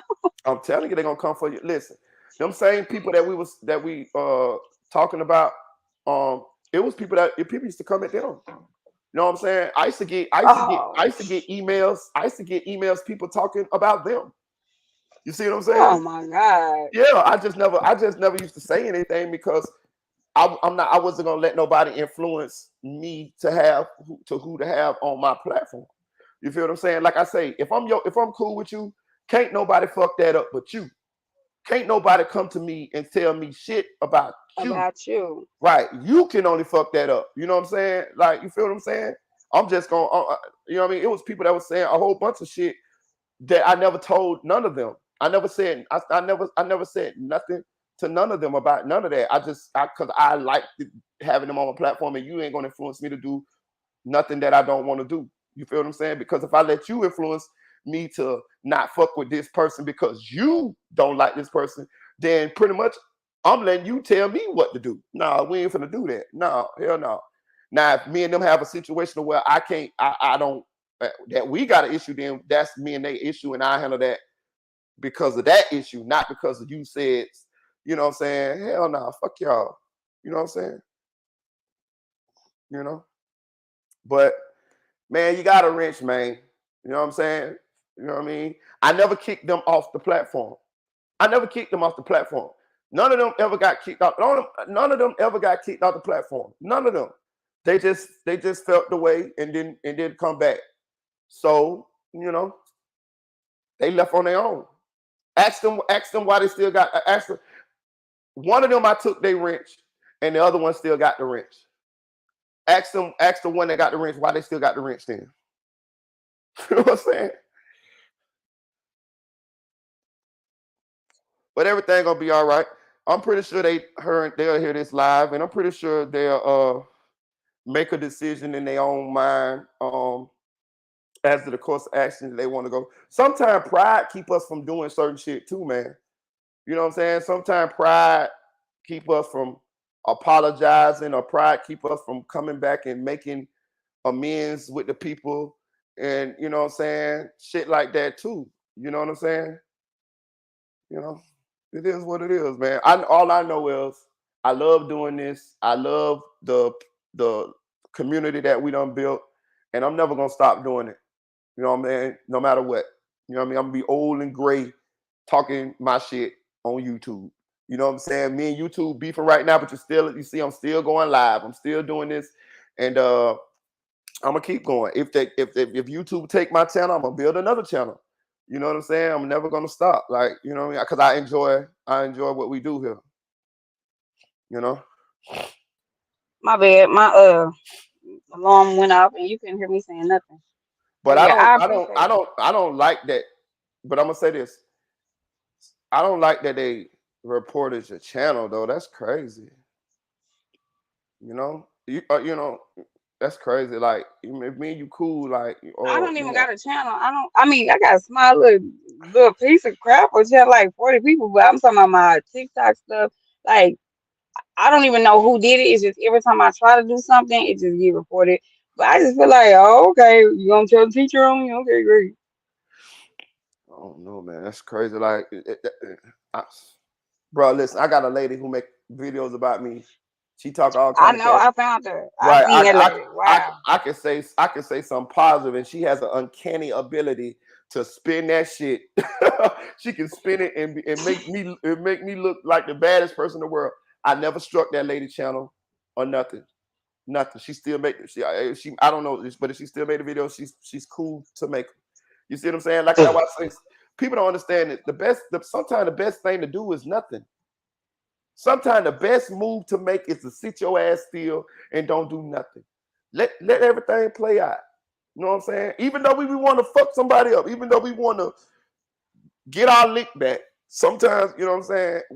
And if you get caught up in a situation, like I can see you get mad. I done had you on this platform enough time to see you'll pop off. You know what I'm Oh saying? my God. But sometimes the best thing is to do is nothing. Just just let everything play out. And don't do nothing when you're mad. Don't make no decisions when you're mad. It's a scientific fact that we don't make uh the best decision when we're mad. I think a part of our brain cuts off when we get angry, to where we can't really think our way through the situation. Just chill out. You know what I'm saying? Then, if you let a little time pass, you'll realize a lot of these situations ain't even as serious as they was. Like, to be honest with you, them people probably want to come back. They probably want to come back. Good. Like, You it know what I'm ain't saying? nothing wrong with it. Ain't like That's we really that's what I'm know. that's what I'm saying. You know what I'm saying? Like, and that's what I'm saying. If they want to come back, that's all they got to do. But who knows? They'll come to that realization whenever they choose to, or maybe they won't. Maybe they pride. Maybe they whatever. But it's up to them. It's up to them. Yeah, I understand. Appreciate it. Yeah, I appreciate it. I appreciate it. I, It's probably a conversation that needed to be had because you know evidently, this is still an issue with them. It's not an issue with me, you know what I'm saying? But maybe they thought it was. But now that we done put it out there in the open, and if they listening, which they probably are, they're probably gonna hear it, then they'll know how I feel about the situation. Cool. It ain't an issue with me unless the people got everybody got my phone number, so anybody can just call me, text me. I talk. I know a lot of times I ain't came up on your thing and just done went out, but y'all don't be knowing how long I be holding it. Right, I don't just pop out. I be holding stuff a long time. Then I pop out. But I can have a civil conversation. Like it's not a problem. right.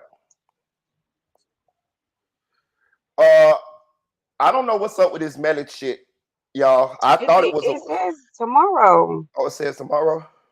You looked it up.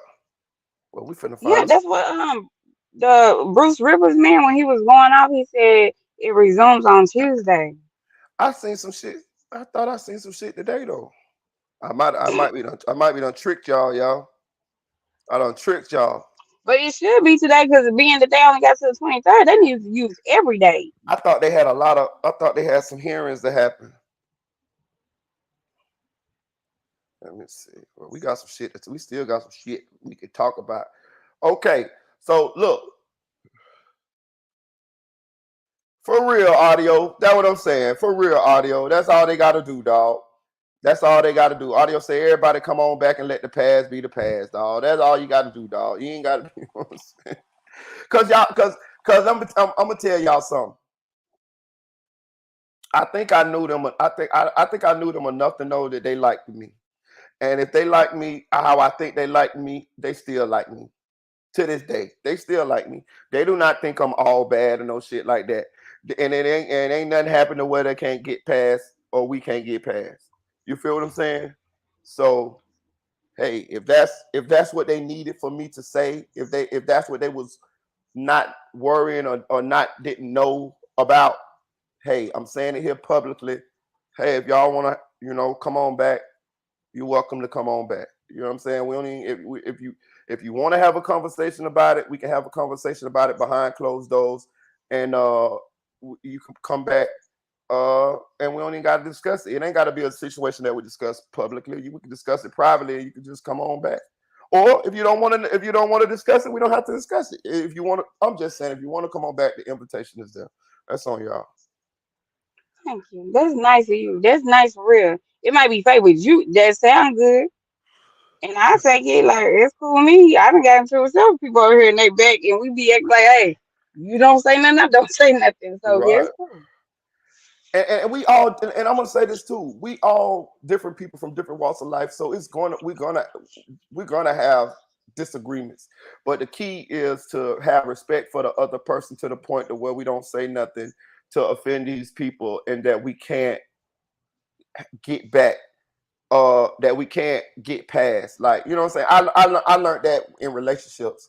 Like when I have an issue with my girl or something like that, or I don't say shit that I know gonna hurt her to the point to where it's gonna affect our relationship to where they can't get past. I like to talk about the issue, but I stop short of the low blows and the saying the shit that's gonna stop that person from Yeah. loving me or being able to be with me. You get what I'm saying?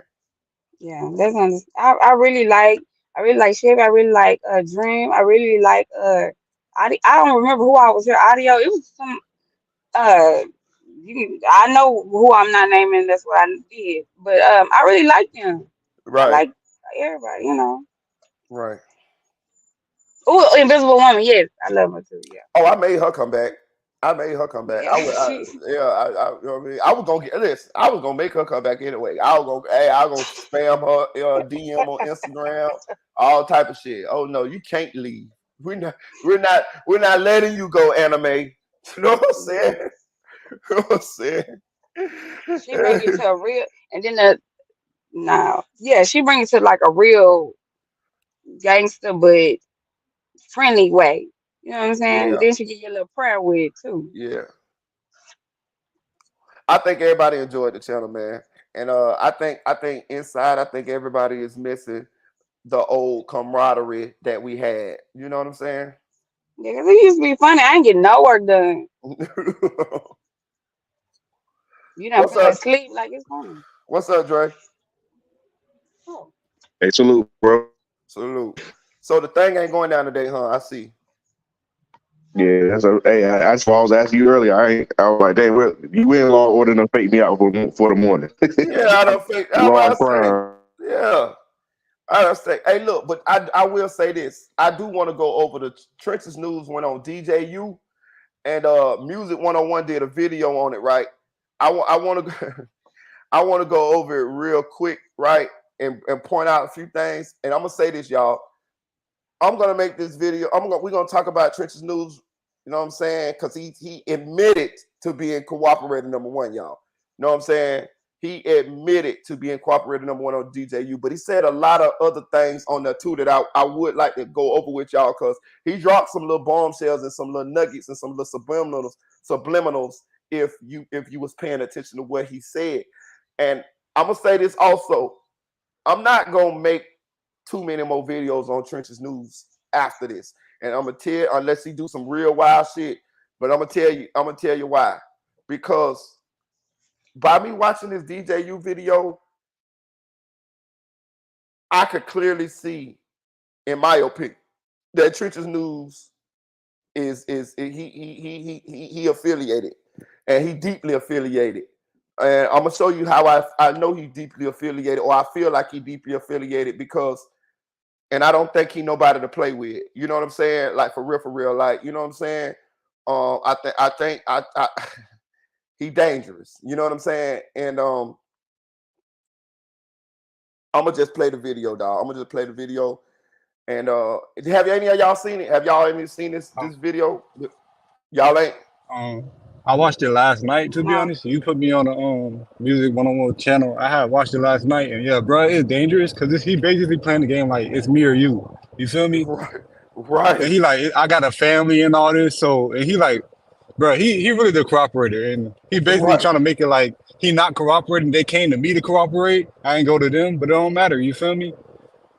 And also, I just want to say real quick, yeah, the Melly trial tomorrow at 9. I just went on the clerk reports, so it's on Okay. tomorrow morning at 9. Shout out to Yeah, my boy Anonymous One. Y'all go subscribe to his channel too, man. appreciate you, And bro, shout for out to Music sure. 101. Y'all go subscribe to the channel. Yeah, I'm gonna play music's video on it because I like sometimes I like to play other people's videos because they be done summarized it very well, or they be having like I like the Cup Boys. You know what I mean? Because one thing about the Cup Boys be having some exclusive shit, and I like how they break it down. Some I like, and when we were doing the Melly trial, I like the lawyer. I like Bruce Rivers. That'll give us the legal side of things, some of the stuff that we don't possibly have information on or not familiar with, and so we know how a lot of this shit can go. It's like a whole couple of content creators that I like to use their content because they summarize and they give us good content and good information on the shit that we be talking about. But I'm gonna play music video and I'm gonna stop it and we're gonna talk about it a little bit because this deep now. This is deep, bro. We have the first publicly known federal informant blogger. Like, it's already a stigma on bloggers. You know what I mean? What we do, is it snitching? Is it not snitching? Is it news reporting? Is it not news reporting? Do we cross the line? Sometimes do other bloggers cross the line and all of that. But we have the first, and I want to realize, I want y'all to understand, you witnessing history here, y'all. We are in a moment in time in history. You have the first factual, publicly known, federal paid informant blogger. Not only that, he's an informant in one of the most high profile murder cases in recent history in hip hop. You know what I mean? And he right here in front of us. And not only that, he's admitting it. So this deep, you know what I'm saying? So I'm gonna play it and I'm gonna break it. I'm gonna stop it and we're gonna go through it. Well, yeah. Did he do it? I think he dropped the line. Well, I say video unfair. Okay, I'm gonna say y'all don't stop playing with me.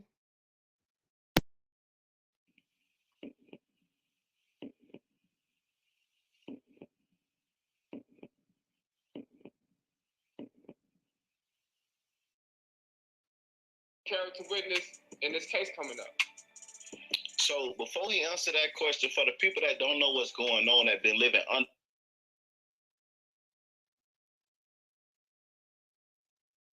the whole backstory of his life lines up with Trench's News. The initials is MW. Trench's News initials MW. The birthday is the same. The storyline of their life is the same. It's saying that rated number 1, lived in O Block until like 2011. Then he moved over here to 63rd. He know both sides of the party and et cetera, et cetera, et cetera. Now, everything that's in the paperwork up under cooperator number 1 aligns with Trench's News. It even say that he have a YouTube channel. It even say that, he said that he was talking about the case and giving details and all this stuff about the case on YouTube for money, like, because he make money off the videos and blase squaze, right? So DJU just asked Trench's News, like, is you one of them one? Like, is you finna testify? And listen to his answer. Let's see what his answer gonna be. Now I ain't gotta be no witness, none of that shit. Like I ain't gotta go and get on no stand. If I want to go and get on the stand, I mean, of course, if you want to do anything, you can do it. Now he say, I ain't gotta go get on the stand. I ain't gotta go be a witness in the trial. What you mean you don't have to get on the stand? What you mean you don't have to be a witness physically in trial if you're not cooperating number 1? Mind you, anytime you're in this situation where you give a statement, what he's saying is true. You don't have to go to court and sit on the stand unless they want you to. So by him responding like that, he's letting me know that he have wrote a statement. He letting me know that he gave them information, that his name is on the list as a witness. Because if he wasn't, he wouldn't say those things, because those things is in the guidelines. Whatever you tell us right now, you know what I'm saying, we get your initial, we're going to use it in court. You don't have to show up in court and testify unless they want you to. So just off that respond alone, he letting me know that, yeah, he got an initial by his statement.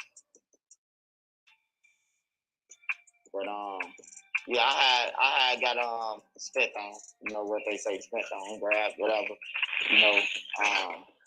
If you've been watching me forever, then the King Mac is my celly. I've been on interviews, and when they asked me about the 0x5, like, I was surprised that he wasn't. So we as cellies do. You my celly. You rolled me for Duckman when they try to roll me in jail 2014. I'm talking about. So we was kicking it. I come home, be texting, doing all the shit. I don't really want to say what the text is about and shit, because you get shit. I'm gonna show you the shit that you get in your email when they try to want your shit, subpoena your whole files and shit. You hear me?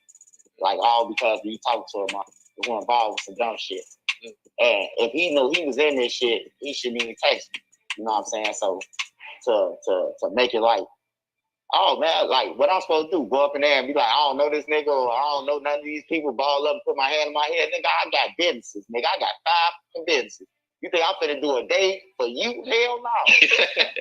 On everything. I said it on DJU first. Fuck him. On everything. You talking about? On everything. Fuck him. And I stay with my shit, you know? Oh, shit. I stay with my shit. On everything. I ain't worried about nobody. Hey, look, I got business. I got a barbershop. I got 2 stores. Okay. I'm going to pause it for a second here. That was the first red flag. Well, not the first. That was the second red flag. The first one say that he can't go up there. I can't go up there. I can go up there. It's up to me. That shout out to Anonymous One for pointing that out. Now, check this out. Did y'all see he stood up and showed a firearm in his waistband? This is the second time he been on DJU flashing a gun, right? Check this out, y'all. Trenches News is a felon. I done seen that cat face looking motherfucker mugshots numerous times. He done been in jail for quite a few things. I think battery. I think he been for domestic. Know what I'm saying? But he been in jail a few times, right? He's a felon, right? This is the second time he done been on DJU flashing a firearm. The second time. Trenches News is a witness in a case, right? He done let us know that they watching him, right? Which means they done seen, I would assume that they done seen, because they even know he make YouTube videos and all of that. So I'm assuming that they watching him and his channel and the interviews, the things that he make. Probably watch, and I'm pretty sure they're watching a lot of us on the videos that we make and the content we make and stuff. The feds, the local police, all of them is on YouTube, y'all. Right? This is how they gather a lot of their information in order to start investigations or to convict people, because these people get on here and they self-snitch, and they know these people self-snitch, and they know where these people come at to do it. So they watch and they wait and they gather information. That's how Trap Lord Ross is able to put together those documentaries that he put together, because he get it all off the internet. You know what I'm saying? So the police ain't stupid. They do the same thing, right? This man done been on DJU twice flashing a firearm. Twice. But ain't went to jail. He ain't been in jail about that yet. See what I'm saying? Yet. They just put Boosie in jail for him being at a video shoot and somebody went live and showed that he had a gun on his person. You mean to tell me that Trenches News ain't got a charge yet for brandishing a firearm twice on DJU? Twice. 2 separate occasions. My cousin showed a gun on Facebook years ago. Man, the Orlando Police Department went to his house and picked him up for that. If you show guns in videos, you can go to jail for that. Trenches News ain't so much as been booked for jaywalking. That is a red flag to me. He did that too carefree for him, not for me. That signifies to me that he affiliated. Something going on here. And I ain't saying I wish him to go to jail for that. I don't. But what I'm saying is, how is this possible? How can you be a felon, go on a big ass platform like DJU? You already involved in a case, which means you already under surveillance, being watched, all type of shit. And you don't got a charge for that?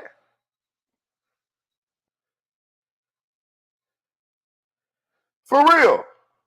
Audio say, if the feds see that, he might be taking the stand after all. Goofy, for real.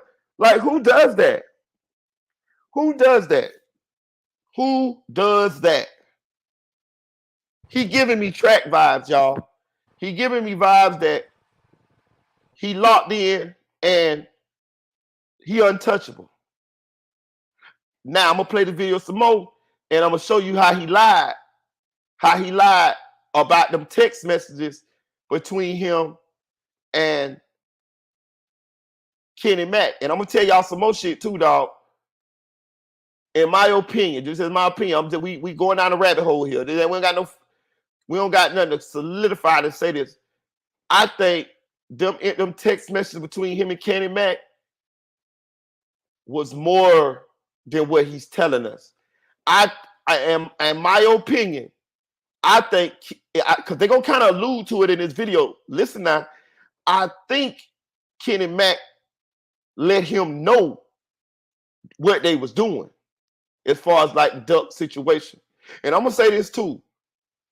Trenches News used to be down with O Block, right? He gonna say this in his video too. And then they had a situation where, you know, he had a little issue and he wasn't over there no more. And he went over there to STL. He went over there with Duck now, right? 63rd. I got footage of Trenches News selling out FBG. Not Duck, but the members. Know what I'm saying? And I think this was after Duck's death. But he still was beefing with them. He was talking shit, this, that, right? I don't know what the situation was, but it was a situation where at some point they had some kind of discrepancy, right? Being at Trenches News, the hood hopped so many different times. And this is why we don't like hood hoppers, y'all. Let me tell you something. All across the globe, we don't like hood hoppers. We don't like them. I don't give a damn. If you're from the streets, you know what I'm talking about. We don't like hood hoppers. I've never been a hood hopper. Never. I rock where I'm from, and that's what it's gonna be. You know what I'm saying? In the South, we neighborhood bang. We not. You know, it's different now, but when I was, out in the streets, where you grew up at, where you was from, that was your section. That was your side. I'm from Crosstown, Orlando, Florida, Paramore. But Crosstown has a lot of little different cliques, like a little different little streets. So those streets have their own entities. Like Paramore is pretty much like the heart of Crosstown. Crosstown, if you don't know, is the downtown area of Orlando. This is where the Magic played. The stadium where the Magic play, Camping World Stadium, where the football games are played at. If you go to downtown Orlando, Florida, that is Crosstown. That is where I'm from. The inner city, the very center of it. But Crosstown, you have different little sections. You got Beirut, which is pretty much where I'm from, right? Beirut. You got Jackson Street. You got Long Street. You got Randall. You got Anderson. You got Grand Avenue. You got Gore, which is the Iron Man corner, which is where my family from. My family's so big. We had our own corner. We had our own. It's called the Iron Man corner. It's on Gore and Paramore. Swear to God, we had our own. Just my family. Not, you know what I mean. Like, we had our own section. They call that bitch the Iron Man corner. My family is called the Iron Man, right? My family has been in Crosstown, Orlando, Florida since 1908, and I know this for a fact because I did the Ancestry.com. And I looked up my granddaddy and my grandma, my daddy, mom, and my daddy, mom, and my daddy and my daddy, mama. They lived on Randall Street in 1908, right? We sold dope on Randall Street in the 2000s. The same apartments where my granddaddy and my grandmama lived at and raised my daddy and my mama is the same apartments that we used to trap out of 100 years later.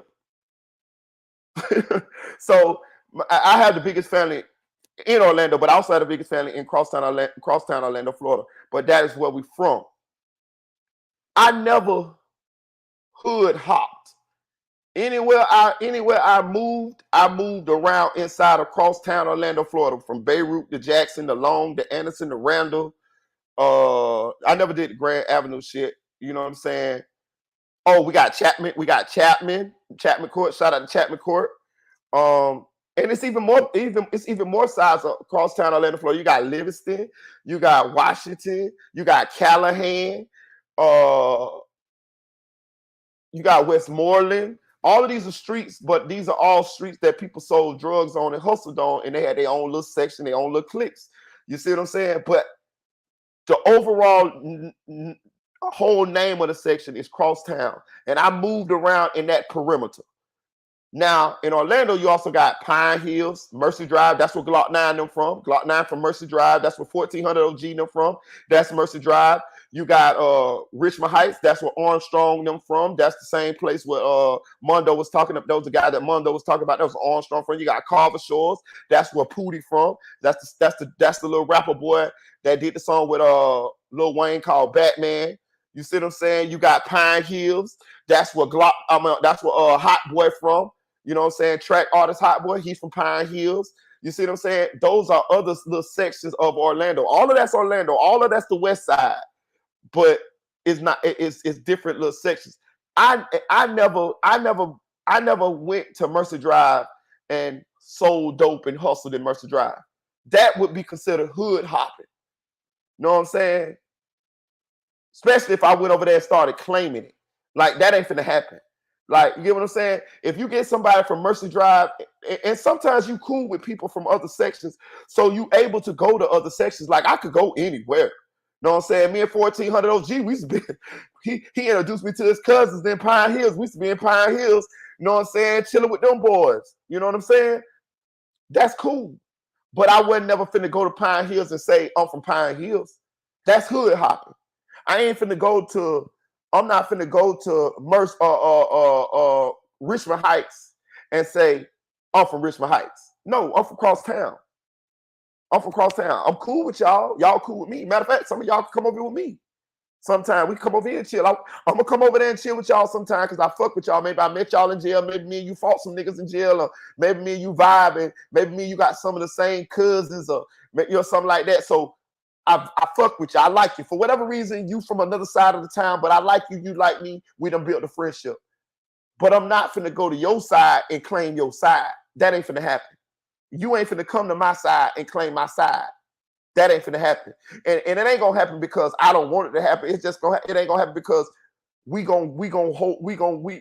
we from is where our heart at, and that's where we gonna rep that. You feel me? I don't want you to come to my side and talk about you from my side. I want you to come to my side and hang with me and rep your side. Not like disrespectfully, but this my dog from Mercy. This my dog from Mercy. This my dog from Pine Hill. This my dog, you know what I'm saying? And when I come on your side, I want y'all to be like, oh yeah, man, this my dog Marita from Crosstown. Oh, he from Crosstown? Hell yeah, what's up, bro? We fuck with them boy. That type shit. So my point is this. Trenches News being able to go from old block, from Newtown to old block to 63rd. This shit is no. Because where your loyalty lie? Number one, why the fuck don't your side fuck with you? Why the fuck is you from somewhere but you can't go over there no more? Like that's an issue. Like that's a red flag right there. Like what, nigga? Why you used to be over there with them, and now you can't go? Now you ain't over there with them. You over here with us. They said that I think it was Dutchy or one of them when Trenches News first started trying to be over there with them. He was against the shit. I think it was Dutchy. It was Dutchy or Young. It was one of them, but they was against the shit. And I understand that, being somebody that grew up in the hood, grew up in the streets. It was niggas that did it. Now don't get it twisted. It was niggas that came and hung on our side and started somewhat trying to claim our side, but we always looked at them like lame. We might have not have said it to them publicly to their face, but to us they was like lame, like bro, like you really finna come over here and hang and now you from our side? Like, what the fuck up with you? So we used to kind of like play on them niggas, like, you know what I'm saying? Like, we'll make them think they was cool, but we gonna use them. We gonna use them for their cars, or we gonna use them for if they got any type of resources, because they really just want to be down with us. That's pretty much what it's. They kind of like fans, you know what I'm saying? So, okay, you really want to be down with us that bad? Okay, we got you. but you're never gonna really be accepted as one of us. I don't give a fuck what you say. We just gonna pass you around and use you for whatever we can use you for. You know what I'm saying? Now your best bet, the only way you could kind of come off of none of that is if you power up and you get you some real deal money, or you get a real deal connect or something like that there, to where you really beneficial to us to fuck with you and not say nothing about that you from another section. But really, you're never gonna be really one of us. And because it's just not cool for you to be from somewhere else and then come all the way over here and now you claiming repping trying to be one of us. No, nigga. You had to play in the sandbox with us, nigga. You had to go to Miss Waiting's store with us, nigga. Nah, nigga, your grandma better had lived over here, nigga, and you was coming over here since you was a fucking elementary school kid, nigga, or something like that. Or your brother or somebody better be a big dog or something over here to where, you know what I'm saying, you get a pass or some shit like that there. But you just coming hood hopping, it signifies no loyalty. What it signifies is you the type of nigga that'll go anywhere and do what you gotta do to be down with anybody. Like you like a friend to everybody is a friend to no one. Like if like you know what I mean? Like how you friends with them, but you friends with us, but you friends with them, but you friends. No, nigga, no, no, no, no, no, no. You know what I'm saying? So uh we shout out to Kitty Presto for real. He right. But yeah, that hood hopping ass shit. Nah, we like I say, you gotta have your mama better live over here, your granddaddy, your grandmama. You know what I'm saying?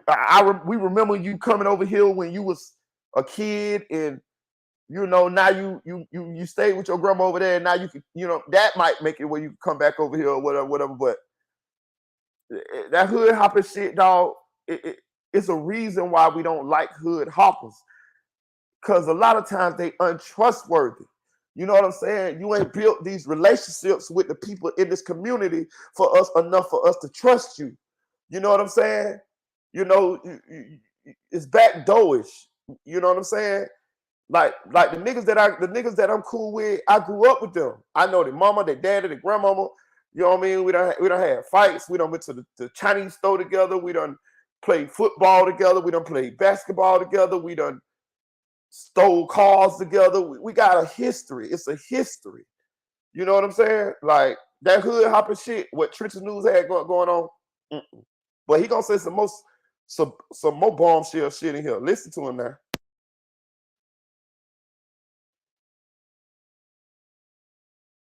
Buses. Hey, look, ain't nowhere in the hell. Hey, look, you right where you need to be. hey, goddamn. Hey, man. Hey, hold on, Trenches. That nigga done 5 shots. Man, so Trenches News, for the people that didn't get what's going on, man. Kenny Mack text Trenches News after FBG Duck was killed. Mind you, he said he was a celly with Kenny Mack long time ago, so they kept in touch. And he's saying that Kenny Mack text Trenches News after FBG Duck was killed. He didn't say what the text messages said, but whatever they said, it was incriminating and it was related to the murder. So the FBI contacted Trenches News and brought him in and asked him, hey, do you know Kenny Mack? Is these y'all text messages? And whatever else they asked him. And Trenches News is telling us, hey, he telling them what they wanted to hear. Like, he ain't finna go down for no damn Kenny Mack because Kenny Mack shouldn't have texted him. That's what he's saying. He said he got businesses, barbershops, buses.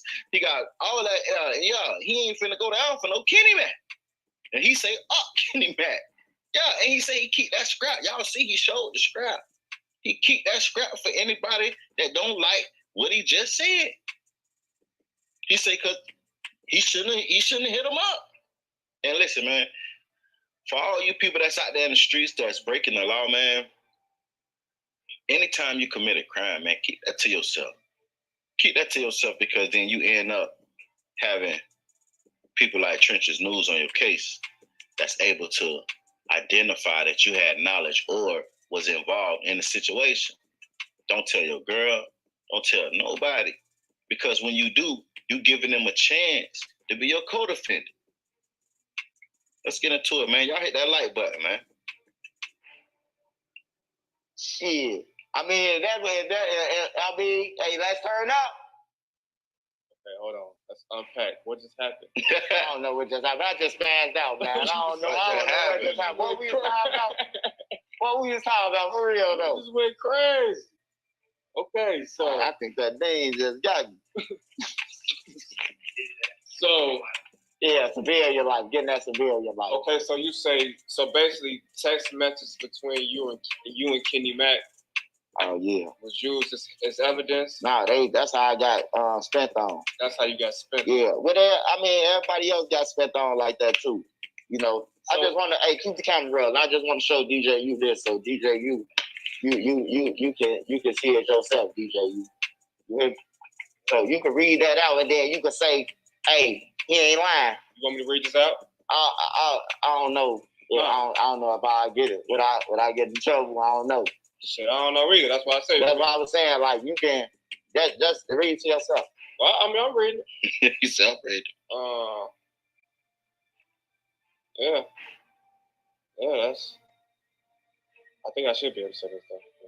It says Google received legal process issued by the FBI directing Google to produce records related to Google accounts that are linked or associated with a specific identifier.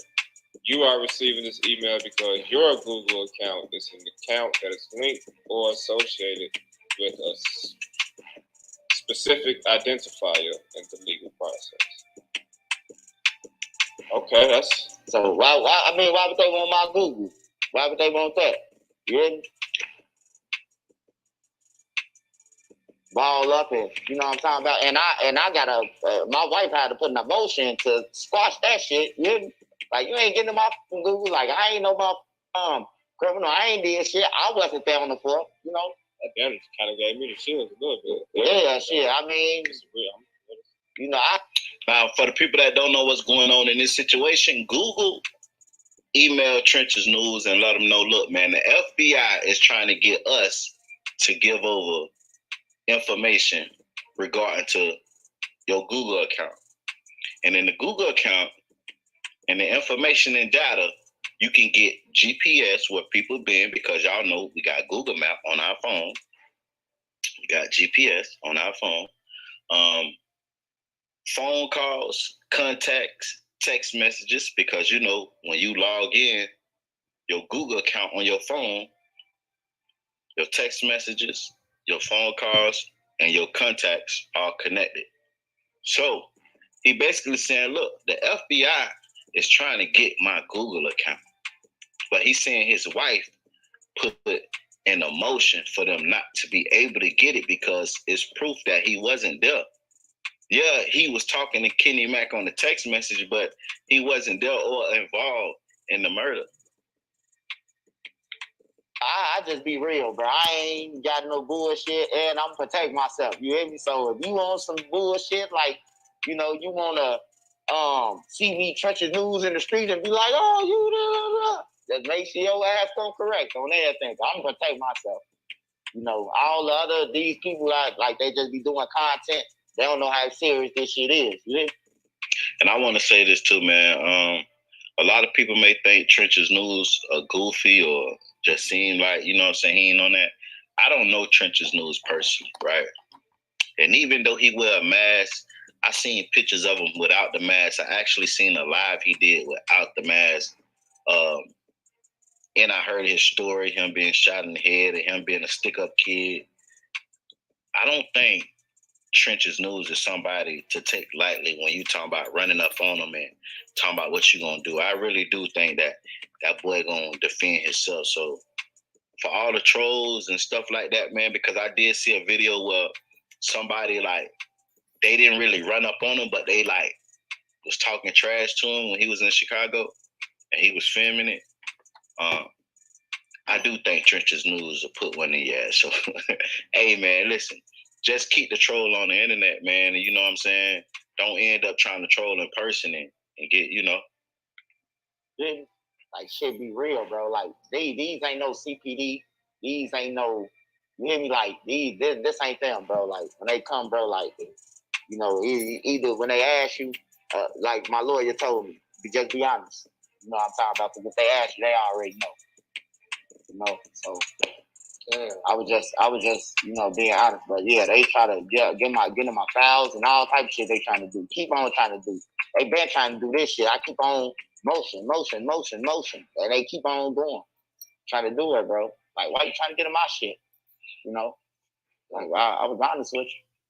Now, one thing about this, I would say, I believe that Trench's News is not letting the feds check out his Google account, because once they get that, they gonna look at and see all kind of illegal shit that Trench's News probably got going on, involved in, or said. Like, you know what I'm saying? So that ain't got nothing to do with this FBG Duck case. That ain't got nothing to do with Kenny Mac. You know what I'm saying? So he trying to keep his privacy shit to himself too. And then they can see all the text messages and stuff. Man, you might have some personal shit in there, you know what I'm saying? Arguing with somebody, or him and the girl arguing, like, they gonna see all that. So I believe that Trench's News, when he say he putting emotions in to keep the feds from going in his account, I believe that, because I think anybody. So that's why I got to give a little pushback on. Man, when the feds come, they already done. I'm with you, and 411. They already got access to that shit. Because let me explain how this. I think this work. I could be wrong again. I ain't no lawyer, no shit like that. If they found enough probable cause in order to, through text messages, in order to call you in and question you, then that means they most likely got enough probable cause to look at all of your electronic communications. You feel me? Like the probable cause gonna be that we saw conversations between you and one of the alleged murderers. We need to now know how far y'all conversations and interactions go back. We need to know exactly how much did you know? How much did he tell you? This is why we need to be in your Google. I don't think a regular motherfucker like me and you and Trench's News gonna have enough power to stop the feds from subpoenaing or getting a warrant to be able to get inside your Google account. I don't believe that shit. I don't believe that. This nigga here, this nigga who walk around with a too big sweater on with some slides on every day to every fucking interview with a stank ass mask on. No, hell no. This by the time they done came to him and with enough probable cause in order to question him and being that they got the probable cause through text messages, allegedly, that's what he said. I'm pretty sure. See, that's why this shit don't add up to me. That's why it don't add up to me. I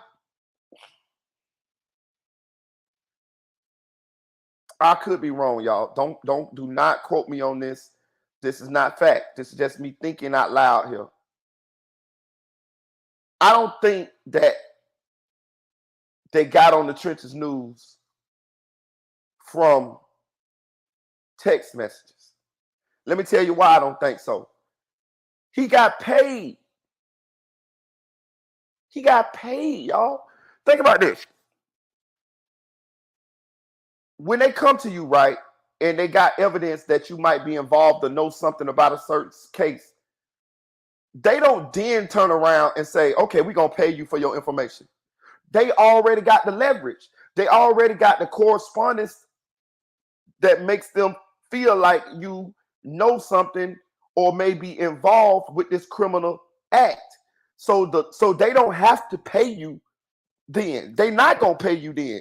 They ain't paying you shit. They ain't paying you shit if they don't got to. The only way I think that they would come to you trying to pay you is if they didn't have no leverage on you and they say, man, we want to know what you got. We want to know what you got on this case, man. And you say, oh, but we don't got nothing on you. We don't got nothing that says you get involved in this. But we feel like you know something, man. Go on, tell us, man. And you say, nah, man, I ain't telling y'all shit. I don't know nothing, this and that. And they be like, man, please, man, tell us. And you be like, all right, man, give me some money and I'll tell you. and then y'all work out something like that. If they already got something on you, I mean, I could be wrong. This is just me thinking out loud. But if they already got something on you by you corresponding with this man, right? They not gonna then turn around and pay you. I don't think, I promise y'all, I could be wrong, but I don't think that they got on the Trenches News from the text message. I think they wanted to. I think they knew about the text messages, and and maybe he told them about the text messages. But I think they wanted to subpoena them text messages or his Google because they wanted to double check his information. They wanted to double check to see was he telling them the total truth. That's what I think that was. I think because they would have already had that. They don't need him. They don't need his permission to get this fucking text message. None. All they need is a judge to sign off on a warrant. They can get them bitches without him even knowing. He can have that goddamn phone in his goddamn pocket, and they go right to that goddamn phone company, Google or whoever, and get that shit without you even knowing. They don't have to have your phone in order to get the correspondence between you and them people. Your phone's still in service, it's still active. They go right to the Google, the phone company, and get that shit. So you mean to tell me that if Trenches News say no, you can't get my Google, they can't get it? Bullshit. They can get that goddamn Google. You know what I'm saying? For real. So what I think happened is, bro, I could be wrong. I think Trenches News came to them. That's what I think. I could be wrong. Again, I'm only speculating. I'm going down a rabbit hole here. There's nothing. It's just me thinking out loud. I think Trenches News went to them. And I think Trenches News had some information. And I think Trenches News wanted to get paid for the information. And I think he told them the information. And I think I think he probably showed them the text message between him and Kenny Mack. And I think that's when they wanted to subpoena the text messages or the Google or whatever to go through everything to make sure he giving us factual information or to see how far his involvement was in this shit. Know what I'm saying? Like, I don't think that they're gonna come to you and then say we'll pay you. No. They coming to you. If they're gonna come to you first because they got something on you, then what's gonna be the leverage? What's gonna be your leverage in order for them to tell you to pay them? They already got probable cause. They're gonna say, now, if you don't tell us this, then we're gonna charge you with conspiracy. Because we see that you knew about this crime and you didn't come and tell us. And that's another thing. I believe, I could be wrong. Don't quote me on this. It's not nothing fact that I know. I'm just thinking out loud. I'm gonna say that every time. It's like my little disclaimer. I believe Trenches News knew more, and I believe it's more correspondence between him and Kenny Mack about the Duck case more than just what Trenches News is saying. I want to lean to that they told Trenches News some kind of way, either what went on or something to that effect. It just give me that vibe. Because I'm going to say this too, because they're going to bring this up too. If Trenches News didn't have anything to do with the case, right? If he didn't have no involvement in the murder of FBG Duck, right? How could they get him what would he be scared of? If you didn't do anything wrong other than this man contacted you, right? Why is you telling? I ain't doing nothing. Fuck y'all. I ain't do a motherfucking thing. Fuck you. Whenever y'all get through investigating and digging and whatever you dig, you're going to find out that I didn't do shit. So let me tell y'all something. I'm a bold motherfucker when I know I ain't did nothing wrong. Man, no, you can't search my car. You know how many times I done told the police they can't search my car when they have a motherfucking thing in there? Man, I sit down on the curb, wait for them to bring a dog, all type of shit. It ain't nothing in there. And I know it ain't nothing in there. But no, you can't search my car. Hell no, you can't search my car. Nope. I ain't saying shit. Nope. I'm bold than a motherfucker. Because I know I'm innocent. I know I ain't did nothing. Fuck y'all. If he didn't do nothing, why is he scared? Why did you go cooperate? You ain't do shit. It ain't nothing they can do to you other than threaten you, but it ain't gonna happen. Whatever they threatening you with ain't gonna happen because you didn't do shit. It makes me believe that Trench's News involvement in this or knowledge of this is more than what he's saying. But I'm gonna play it because he's gonna kind of allude to it too.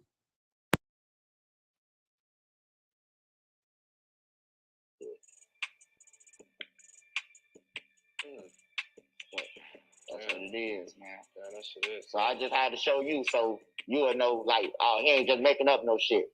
You know, because niggas be making up shit. My life real.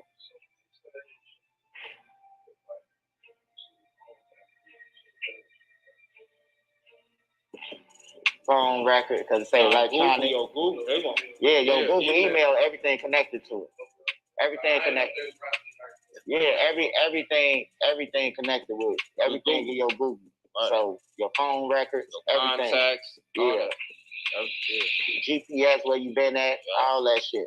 You know what I'm saying? So, you know, I just take it one day at a time, man. As long as my family's straight, you know, my wife's straight, my kids straight, my family's straight, you know, I'm straight, you know, it don't matter, man.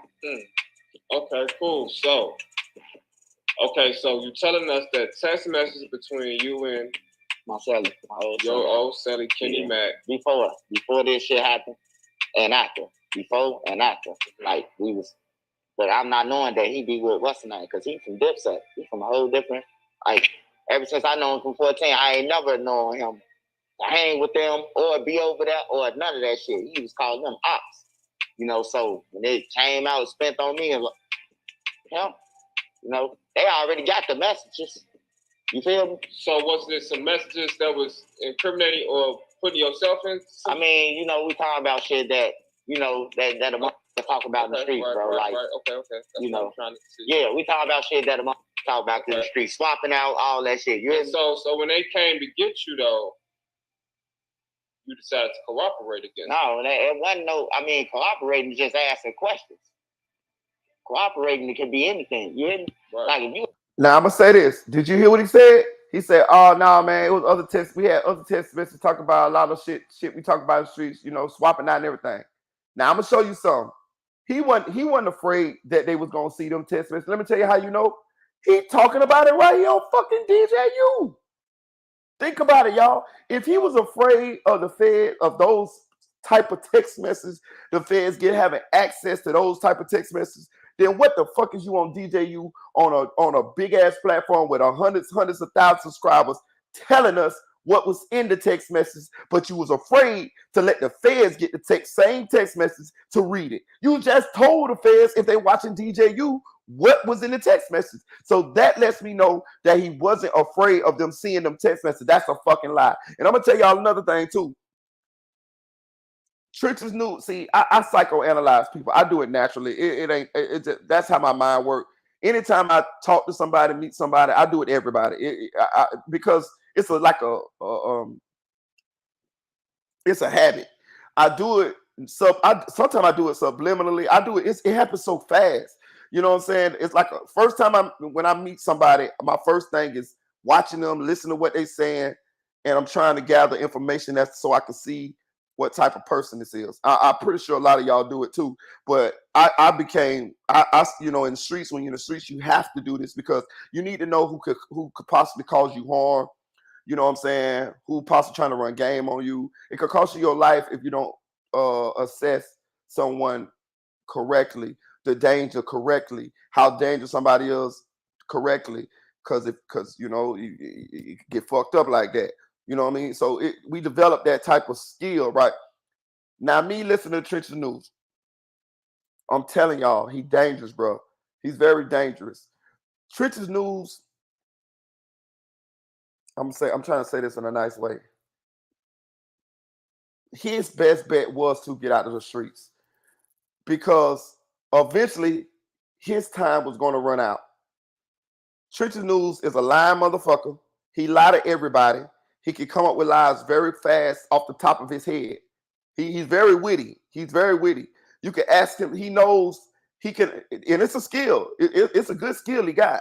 But after a while, it would have caught up to him because once you tell this lie over here, this lie over here, this lie over here, this lie over here, this lie over here, this lie over here, after a while, people will figure you out. You know what I'm saying? That's why you got to be somewhat real. You know what I'm saying? I mean, you know, and when I mean somewhat real, you'll have a longer shelf life if you real. And when I mean real, I mean somewhat honest than if you lie to everybody. Because people smart too. It's other people in the streets that's smart too. Everybody out here playing this game, and we playing this game of life. Because any wrong move, any day give it, they could cost us our lives and our freedom. So you ain't the only smart motherfucker out here. You just like you watching them, they watching you. You know what I'm saying? Just like, you know what I mean? You running game on them, they watching you to see if you running game on them. You see what I'm saying? So he would eventually play this out. Who knows? Maybe that's how he ended up getting shot in the head twice. You know what I'm saying? You feel me? Like a motherfucker, he never really tell us the backstories as to what was the reason why these people shot him neither. Y'all, you pay attention to that? He never told us. The man got shot in the head twice. One time he said the dude tried to run him down. He ran up on a UPS truck and used the UPS or whatever whatever the dude was, the delivery guy, as a shield. When somebody trying to run you down and kill you like that, that shit personal. They know who the fuck they running at and trying to do some shit to. You see what I'm saying? So who knows what he had did that caught up with him to cause him to have these situations. But the point I'm trying to make is, Trenches News a lying motherfucker. We all know that now. And since we got the paperwork, since we got this situation to kind of use as a gauge to see who he really is, you can now get a fair assessment of this guy. Because we done saw him try to spin this narrative. We done saw him try to rationalize this narrative. Oh, I got kids. I got businesses. I got this. I got that. All of this shit to justify what he doing. See what I'm saying? We even see him lash out at the people who was blogging on this. But you the same person that's done been criticizing and blogging on people. He even came up with the shit. He said, if you do something to make the news, he gonna blog about it. That's what he said. I used to watch the news. He said that. So now you got animosity against people for blogging on you because you're an actual federal paid informant in the FBG duck case. Come on, bro. That's fair game, bro. Now, I ain't saying he got to like it, but I'm just showing you when the shoe on the other foot, how people react. You see what I'm saying? Now, he a lying motherfucker. He's somebody that can come up with lies very quickly off the top of his head. He is, and being that I know he's a hood hopper, it fits. It fits his whole persona, his whole way he is. It fits with the type of person that would be a hood hopper. When I seen him when I seen the pictures of Trenches News, bro, I keep saying this. I don't know if nobody ain't picking this shit out, but this shit means something, y'all. I never seen a picture of Trenches News fly.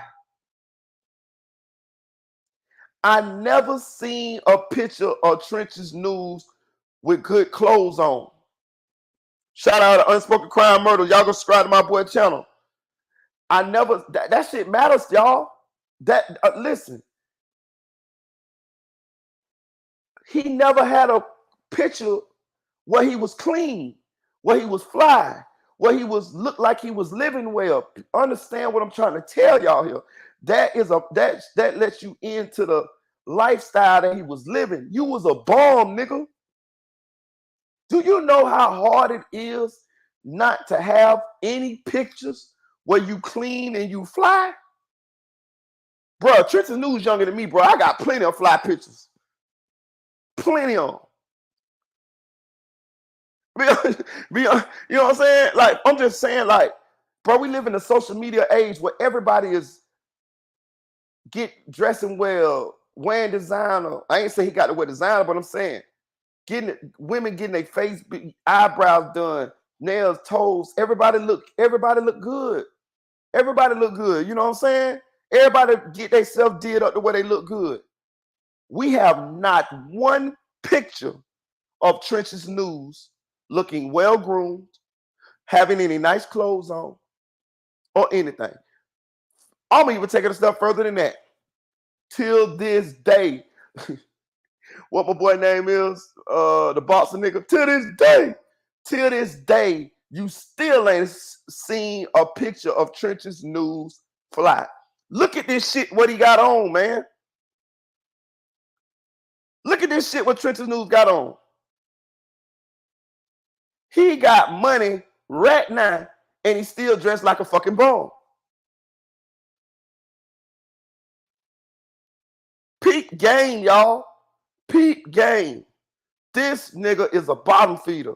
This nigga is probably a former, what they say in Chicago, hype, crackhead or something. I'm telling y'all, it's something ain't right here, y'all. He give me vibes of somebody that was a shit eater, and he stumbled upon being a blogger, and this is the best he ever been living in life. Now I'm gonna give him credit. He maximizing his opportunity. He running with it now. The little book shit and all of that. And that's all some people need is opportunity. I ain't gonna hate on him. I ain't gonna hate on him for that. But what I'm trying to tell y'all is if you pay attention to the way he behaved, the things that he has done and the things that he has alleged to have done, the lies that he tell, he is dangerous. He's somebody not to be trusted. He's somebody, and the way he done behaved since he done been exposed, he's somebody that's going to justify every fucking wrong thing that he does. They say this nigga robbed his own grandmama, y'all. I'm putting together a profile of this nigga. Know what I'm saying? Of his psychological profile. He's somebody that steals sweetness out of sugar. He'll do anything, but all of the things that he does only serves himself. This is why he'll hood hop. This is why he'll go to one place and he'll be down with these dudes and he'll say, fuck them niggas over there. But then he'll go on the other side and say, fuck them niggas over there. They say Trench's News was on the scene or right around the scene when a couple prominent members was killed. I seen CSP said that Trench's News was given a pass by King Von them right before King Von them allegedly unalived somebody, right? Now the guy that they unalive was cool with Trench's News, was on Trench's News side. But they gave Trench's News a pass, and a couple minutes later, they unalived the other guy. It is alleged that Trench's News been backdooring people, y'all. And I'm trying to explain to y'all, I don't know this. This is all speculation. This is all shit. I'm just going down the rabbit hole here. He fits the profile of somebody that would do these things, y'all. Look what he doing now. He ain't got no loyalty to nobody but himself. This is the same dude that tried to get hood educated he tried to pay hood educated to go and tell hood educated subscribers a narrative, a lie about the situation, about the cooperator number one shit, right? Hood educated made a video on this, y'all.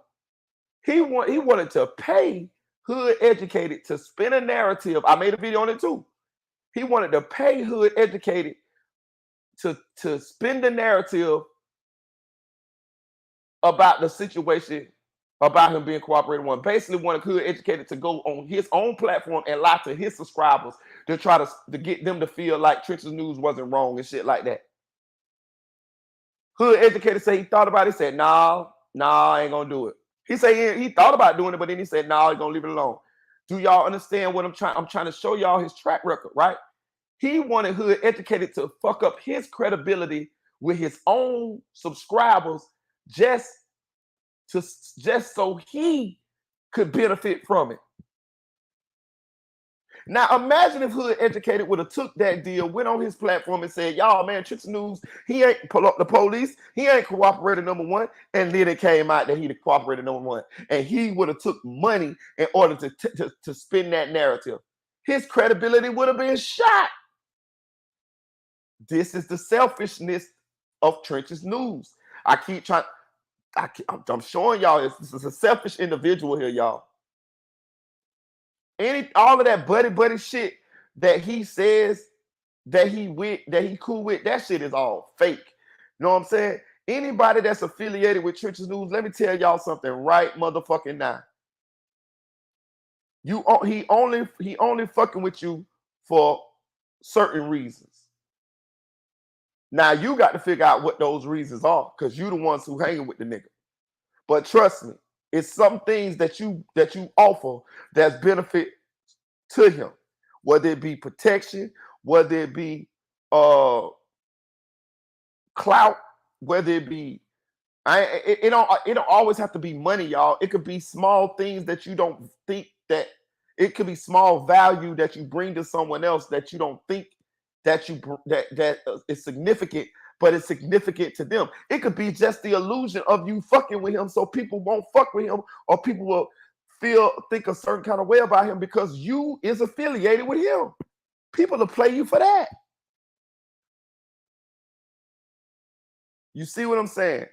But at his core, he's all for himself. When I seen him cussing out them FBG dudes, he cussed them niggas out like, fuck FBG.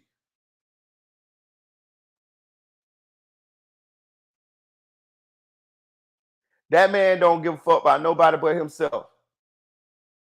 I tell you what, he ain't the type to save nobody from no burning buildings. Hell no. When it go down, he gonna choose himself over everybody. When okay, put it this way. Mark my words. I don't know what's in his future, but I'm gonna say this. This is why you don't fuck with people like this. This is why us dudes in the streets, and a lot of y'all ladies, I hope y'all understand this too. We don't fuck with certain people because we understand that if you keep fucking with these people, eventually you're going to lose. Eventually, it's going to become a situation where you're going to be kicking yourself in the ass for even being cool with them. So, C Hood, I'm talking to you, C Hood. I'm talking to you, Slow Flow. Well, yeah, y'all know how C Hood be talking. I'm talking to you, C Hood. You over there, and you still being cool with Trench's News, right? But Trench's News got you figured out, player. Let me tell you how he got you figured out, right? Either you fucking with him because you got some kind of love for him and you think that y'all got a bond, right? Or either you fucking with him because you feel like it's beneficial to you. One of the two. Because we know he's a rat. And we know you're supposed to be a thorough street nigga that go by the code. So you done pick the side. The information that came out, and you done chose to still ride with your mans, right? Trench's News already got you beat. He got you beat because he done now let you, how I'ma say, he done now got you to tarnish your reputation and your image to be his associate or friend, because you say you're your friend. He got you to do that. You done chose him over your morals, your image, your respect, because you done lost respect in certain people's eyes, right? So he done beat you already because he done got you to choose him over that, right? Now, you is under his will now. because it is no way for you to come out from under this at this point without you losing stripes in our eyes. Because, and I'm gonna take it a step further than that. If he ever decide to turn on you, right, you are gonna feel like a motherfucking fool because you done compromised something that you shouldn't have compromised for a snake. You made the wrong choice, C Hood. If you is who you say you is, and I don't have no nothing to say you ain't who you say you is until this situation. But I'm saying if you is who you say you was to us, you made the wrong choice because you done let us know that it's selective politics, and being that you and him cool, you'll overlook the rat shit. You done overlooked the rat shit because of Trench's news. Now you better hope that he never snake you. But I'm gonna tell you something. He will. This is and this is why this is why we taught this type of shit. This is why we taught not to fuck with these type of people, because a selfish person gonna choose themselves over you at some point. They might pretend to be all down with your buddy with you, but when the shit really hit the fan, the rubber really hit the meet the road, they're gonna switch on you. They're gonna save themselves.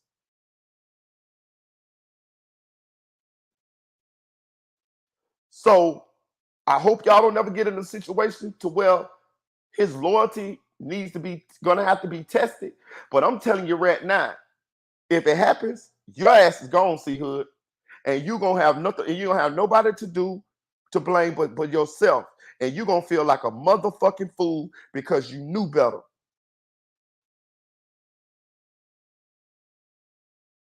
He gonna make an embarrassment of you in front of everybody, and he already has. I seen C Hood talking to somebody, I can't remember who, I think it was Ruger now, talking on some gangster shit by, I think one of the dudes was gay or some shit, talking on some gangster shit. But now you can't even talk on no gangster shit because you say you a street dude, you say you real, you say you 100. Now we see you best friends with a rat. Not only that, he done put your life in jeopardy. Them boys from Chicago. Like, we know them boys get busy in Chicago. You don't allow him to put your life in danger when he wrong as hell. You got children, you got family, you got mama, daddy, whoever. You gonna jeopardize your life for a snake, for a rat? These niggas crazy as fuck. These niggas crazy as fuck. These niggas crazy as fuck. I listen. I'm not judging none of them. Again, I just blog, I just talk. You know what I'm saying? That's why I be telling people, just get out the streets, dog. Fuck all that shit. Just leave that shit where it's at, dog. Go and live y'all life, dog. Start y'all some businesses and be some, you know what I mean, upstanding citizens, and you know what I'm saying? Cause this shit come with too much bullshit. You know what I'm saying? It's too much bullshit. You know what I'm saying? Y'all been there, done that. Let that shit be a phase in your life to where you done did that shit. You know, you done realize what it is. You done got you some money. And you invest that shit in a real legit business, and you know what I mean? And shit, you keep on moving, dog. That shit ain't a lifetime, bro. It's just too much bullshit go along with it. You know what I'm saying? But I'm gonna let the video play a little bit. But yeah, C Hood, you fucked up. You know you done fucked up, don't you? And if you don't know, watch what happens, yo. Cause there's gonna be some karma behind this shit. There's gonna be some karma behind this shit. You know what I'm saying? It's gonna be some karma behind this shit. Like, I'm just saying. I mean, let's just. I'm going deep down the rabbit hole right here, y'all. Listen to me, dog. I'm in Allison in Wonderland in this one here. But this how far I think about shit, right? Trenches News is a rat. He's a witness to the FBG Duck murder case, right? We don't know if them boys ain't got no change on this nigga head. Bruh, we don't know if them boys ain't got no change on this nigga head, y'all. Peak game, y'all. Open your mind a little bit. Let's go down this rap. Follow me now. Now follow me. Rostro. Trenches News is a witness against Moonwalk, Kenny Mac, Los, all of these niggas, right? In the FBG Duck murder case. How we know that them boys ain't got no change on them nigga on that nigga head?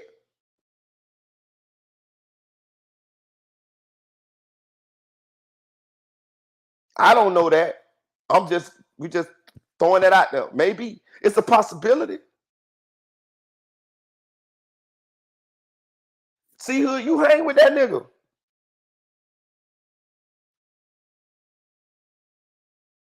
I'm just saying.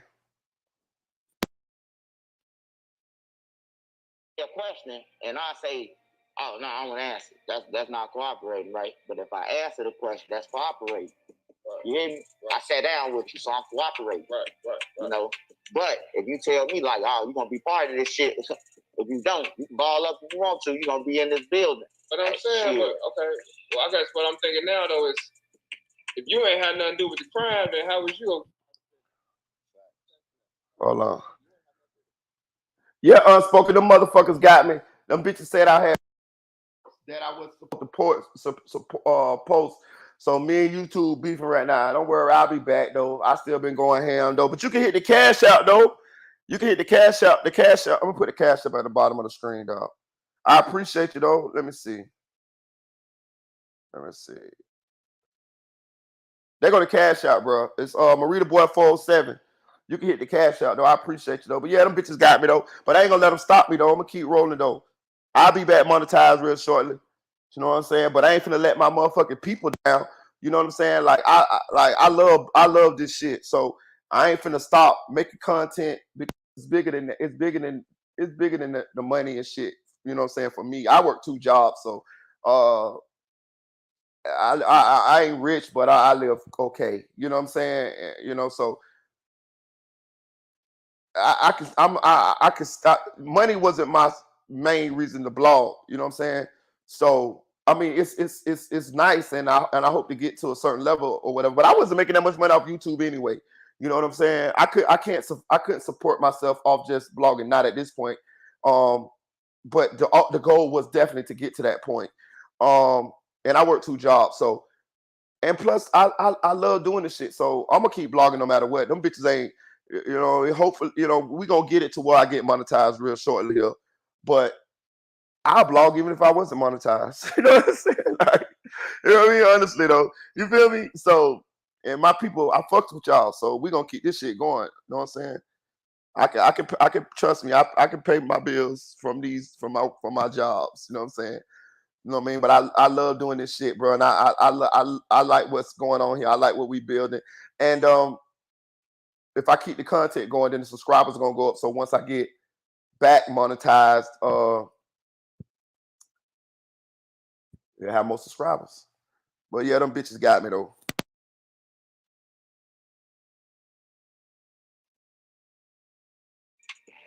What you mean? Like if you ain't had nothing to do with the crime, yeah. That's just, you feel me? So was there some messages that was incriminating or putting yourself in? I mean, you know, we talking about shit that, you know, that a motherfucker talk about in the streets, bro. Right, like, okay. That's you know, what I'm trying to see. Yeah, we talking about shit that a motherfucker talk about in the streets, swapping out all that shit. You so when they came to get you though, you decided to cooperate against. No, it wasn't no. I mean, cooperating is just asking questions. Cooperating, it can be anything. You hear me? Right. Like if you ask me a question and I say, "Oh no, I won't answer," that's not cooperating, right? But if I answer the question, that's cooperating. Right. You hear me? Right. I sat down with you, so I'm cooperating. Right. You know. But if you tell me like, "Oh, you're gonna be part of this shit," if you don't, you can ball up if you want to. You're gonna be in this building. But I'm saying, okay. Well, I guess what I'm thinking now though is, if you ain't had nothing to do with the crime, then how was you gonna get wrapped up in it? Facts. Text message. You know what I'm saying? You ain't had nothing to do with it. What you mean? Like if you ain't had nothing to do with the crime. Yeah, Did y'all hear that? DJ, you caught his ass dead. Did y'all hear him? This is the moment he knew he fucked up, right? He said that if you ain't had nothing to do with it, then you know what I'm saying, why did you cooperate? He said, what you mean? You see what I'm saying? You see what I'm saying? See, that's why I say, bro, the internet is undefeated, y'all. I ain't seen nobody beat this motherfucker yet. It's millions of people on here, goddamn it, that can dig, find information on you, find inconsistencies, lies, whatever. Your best bet, I'm gonna be honest with you. Your best bet is to be honest, bro. Your best bet is to be honest. You can do what you want to fucking do. It's your choice. But motherfuckers gonna find out. You know what I'm saying? Motherfuckers gonna find out. Your best bet is to be honest and to tell what the fuck really happened, because we gonna be able to figure out the lies. I ain't seen the bitch beat it yet. Not me. I ain't seen nobody beat it yet. Nobody. You know what I'm saying? I don't give a damn how smart you is or think you is. The internet is undefeated. Now listen to him, y'all. Listen to him now. Listen what DJ you caught his ass did. I mean, look how it look, bro. He over there with Duck now, bro. Just look at it before you do that. He over there with him. He over there with him, with Duck. You know all them flow block. We looking at his stories, bro. He been on both sides and all sides and everything. Now remember, in the paperwork it says, cooperator number 1, know both sides. He's confirming. He's saying, look, bro, look, because DJ, you was asking him, if you didn't have nothing to do with this murder, why is you cooperating? How could they put you in jail from text messages? Because DJ, you trying to say, damn, was the text message incriminating? Well, it did affiliate you with the murder. Because if you didn't have nothing to do with this murder, so what? He texted you. Why would they put you in jail? So he's trying to answer DJU question, but look what he does. He goes down the guidelines of this paperwork with the witness cooperator number 1, MW. He say, look, man, they looking at it like this, man. He know both sides. He know Duck. He know O-Block. He lived over there O-Block. He know Duck. This is stuff that the paperwork is saying. So as he's talking and thinking and telling DJU, he's going down, checking off the list, what the paperwork said to get DJU to see the picture of why would they try to throw him in jail? Because it'll look like he set Duck up, because that's what everybody was saying. Trenches News cool with both sides. Trenches News cool with this dude who just called and dropped Duck low. And he texts Trenches News before and after. Trenches News just went off the checklist of this witness, cooperator number 1, with all the details that they put up on the cooperator number 1 and didn't even realize. Let me run it back just a little bit.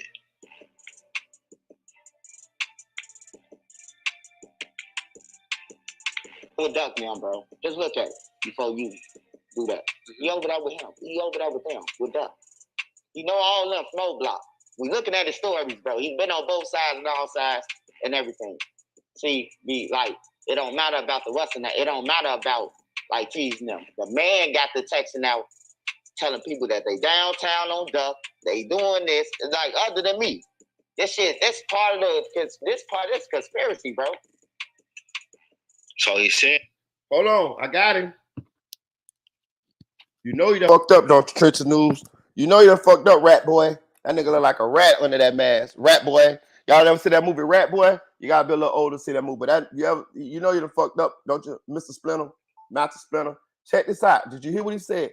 He said he texting other people he said Kenny Mack was texting other people to let them know that they downtown on Duck other than me. I told y'all. Like Boosie's daughter said, I told y'all, nigga. I told y'all, nigga. You can fool some of the people sometime, but you can't fool all of the people all the time, nigga. I told y'all, nigga. Didn't I tell y'all that I believe them text messages said more than what the fuck he said? He's telling us. He just said in his own words, I'm gonna back it up for y'all so we can hear it again. He said that Kenny Mack was texting people saying that they downtown on Duck, basically saying they getting down, they see Duck downtown and they finna get down on him other than me. So you're saying that Kenny Mack texted you and told you before Duck was dead that they was finna do that to Duck. Listen to him, y'all. Listen, this is all words. I ain't making this shit up. I'm finna back it up.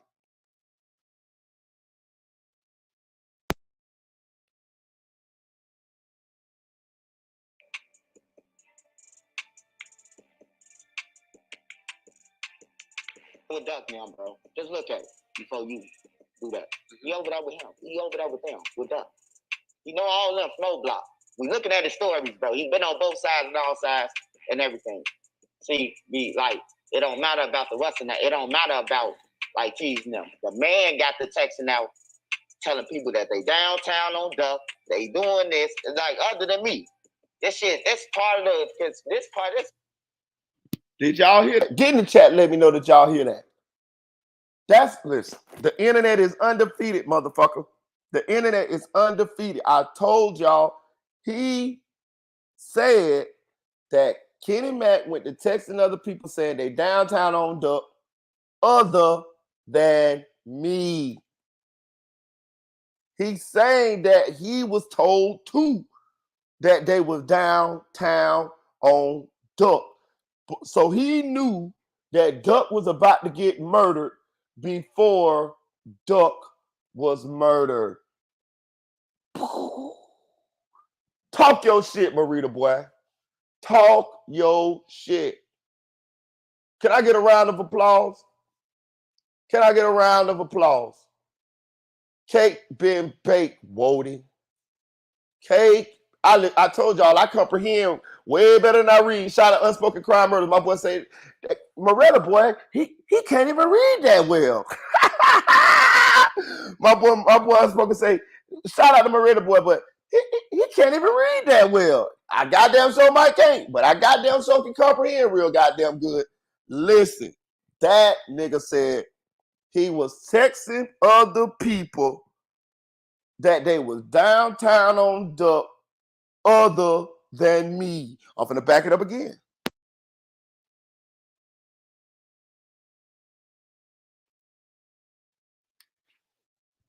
This dude who just called and dropped Duck low, and he texts Trench's News before and after. Trench's News just went off the checklist of this witness, cooperator number 1, with all the details that they put up under cooperator number 1 and didn't even realize. Let me run it back just a little bit.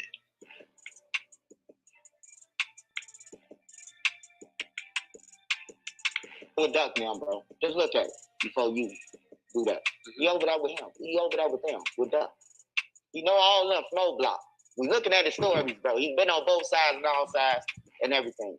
See, be like, it don't matter about the Western. It don't matter about like teasing them. The man got the texting out telling people that they downtown on Duck. They doing this. Like other than me. This shit, that's part of this conspiracy, bro. So he's saying that Kenny Mack text him also, hey, they downtown on Duck. They downtown. Y'all see that? Y'all see that? So I'm right. I'm right, y'all. Y'all see that? I told y'all. He told on himself. So it seems like that he knew that Duck was going to be murdered before Duck was murdered. Total back though. Why would Kenny Mack tell you that? Why would Kenny Mac tell you that? Why would Kenny Mac tell you that? So you mean to tell me Kenny Mac just gonna call you out of the blue and say, oh yeah, we downtown on Duck?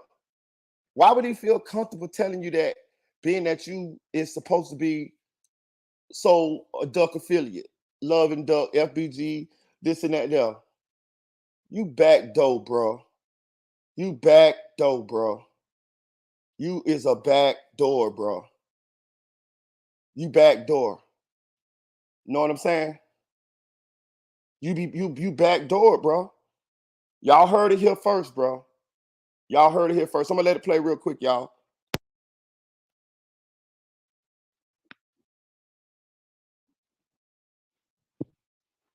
This dude who just called and dropped Duck low, and he texts Trench's News before and after. Trench's News just went off the checklist of this witness, cooperator number 1, with all the details that they put up under cooperator number 1 and didn't even realize. Let me run it back just a little bit.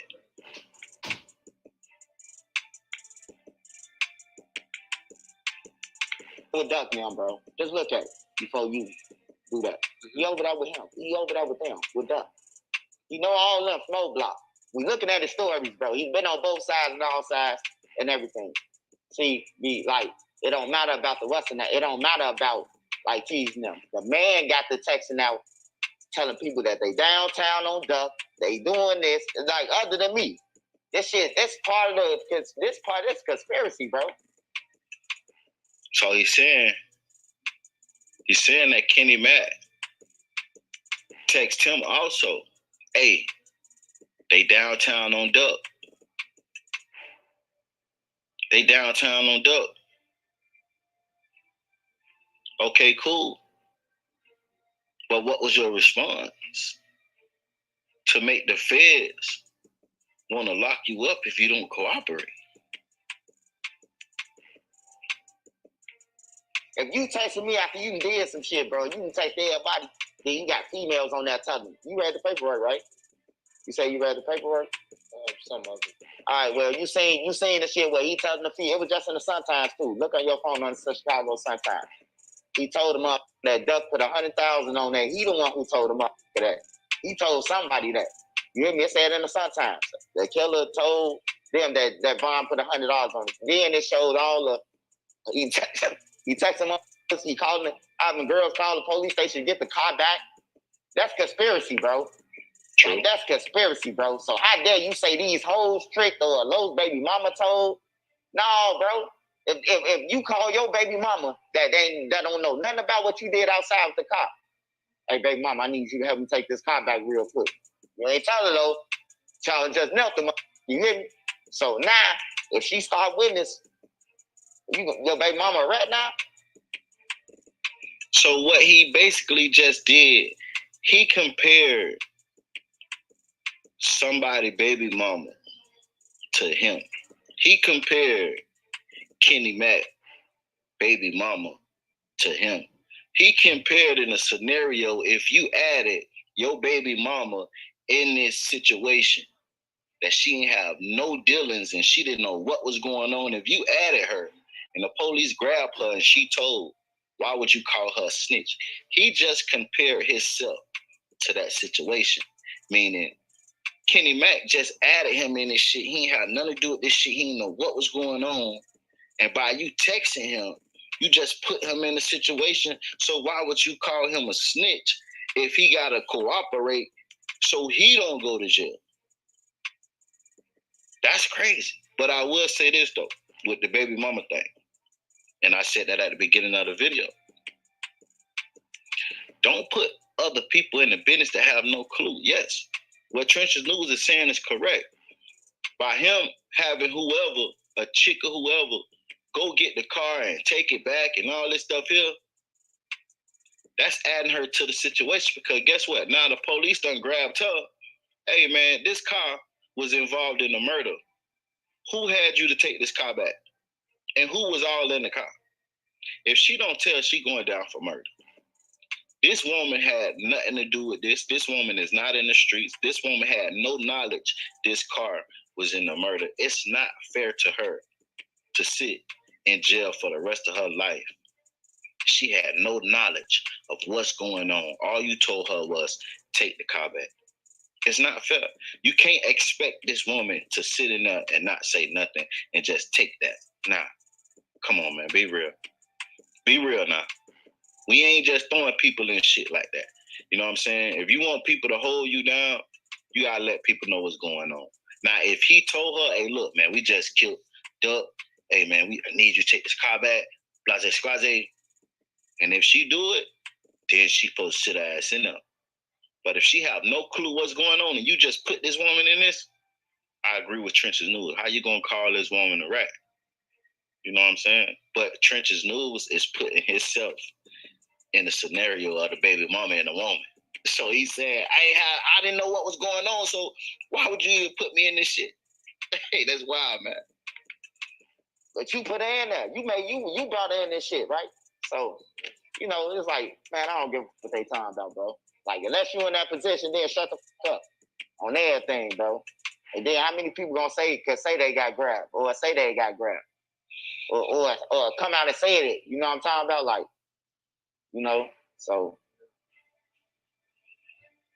it's called conspiracy, bro. Like they even text a whole bunch of my bro. Niggas left love letters on there, and when they show you this, like when they come to you, they don't just like bullshit with you, bro. Like, oh yeah, what's up? You know about this? Oh yeah, good day.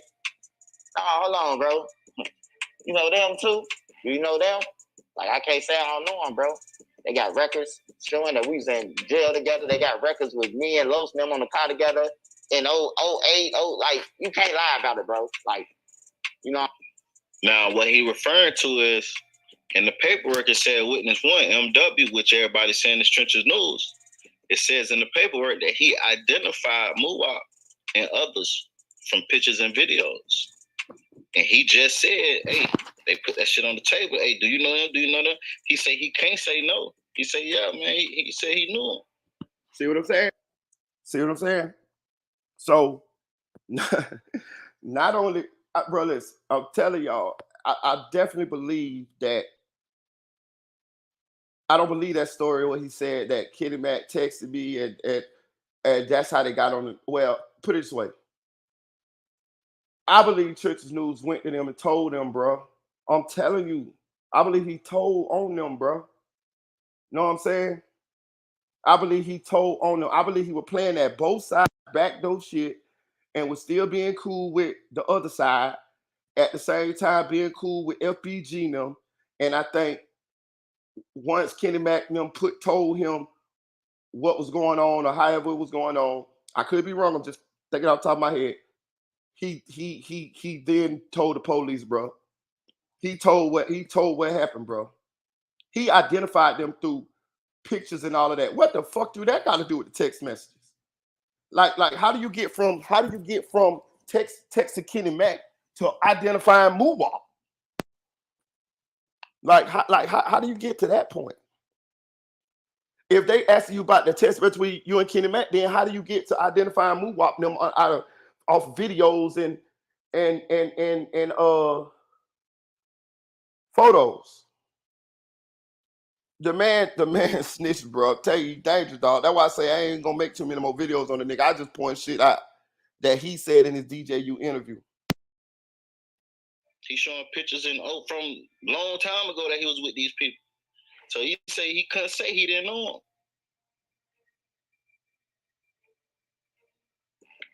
You know what I'm talking about? And I ain't in no position to be lying, bro. Like I said, I built shit since I've been on YouTube, bro. I done built a lot of shit, bro. You hear me? And I ain't no member. So I don't give a fuck what nobody talking about. You hear me? Like, for real.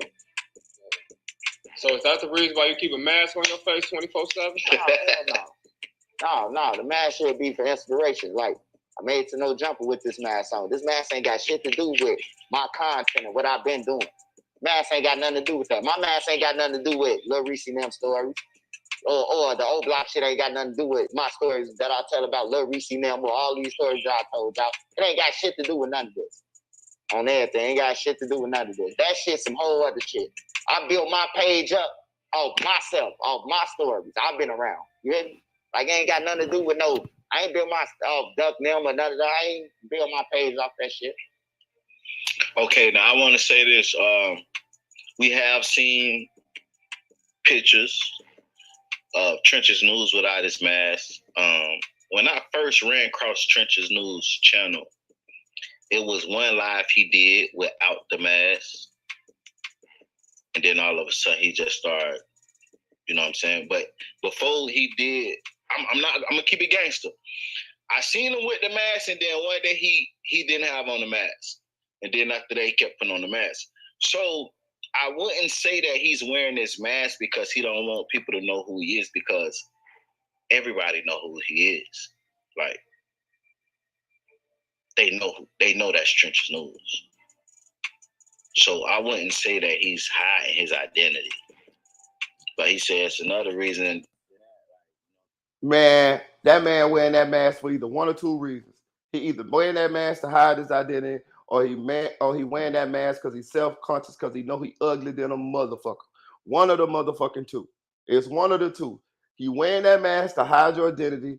It ain't cold in the goddamn house, nigga. You can regulate the temperature in your house, nigga, when you're making these videos, nigga.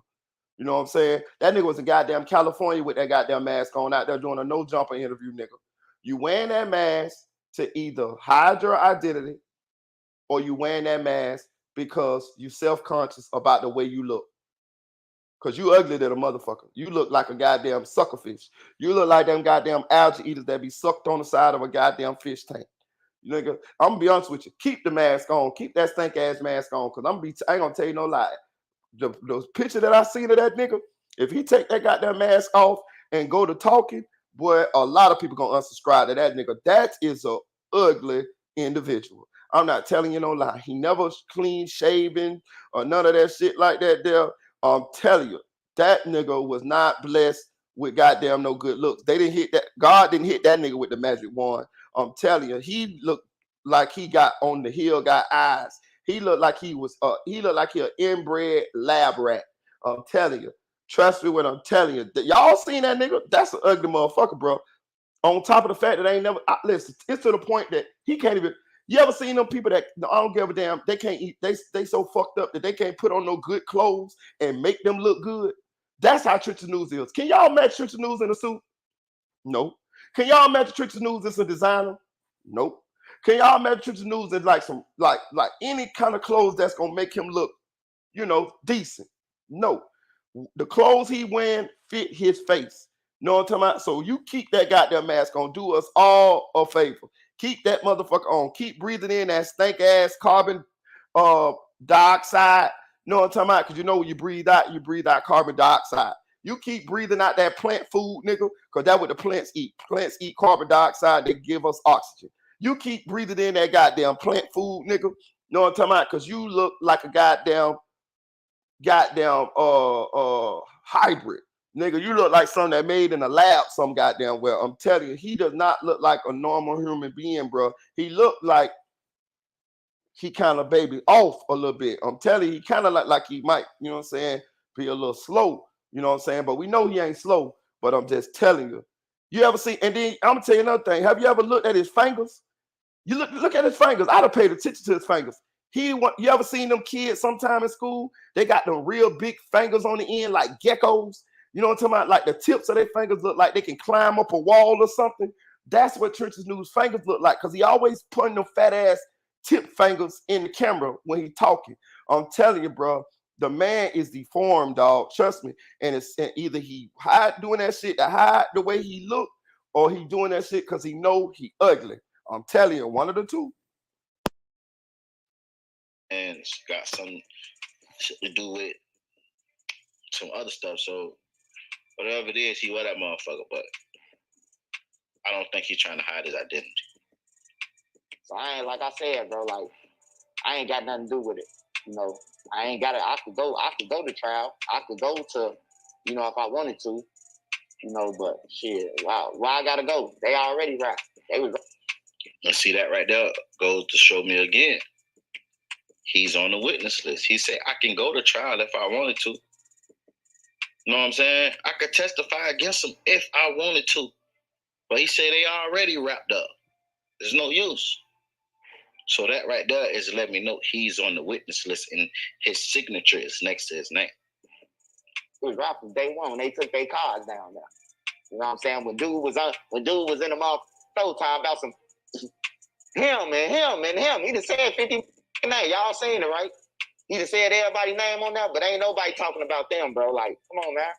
They f***ed up themselves, man. They most definitely goofies. That's what people got to realize. Take responsibility yourself. You know, before you pull other people into shit.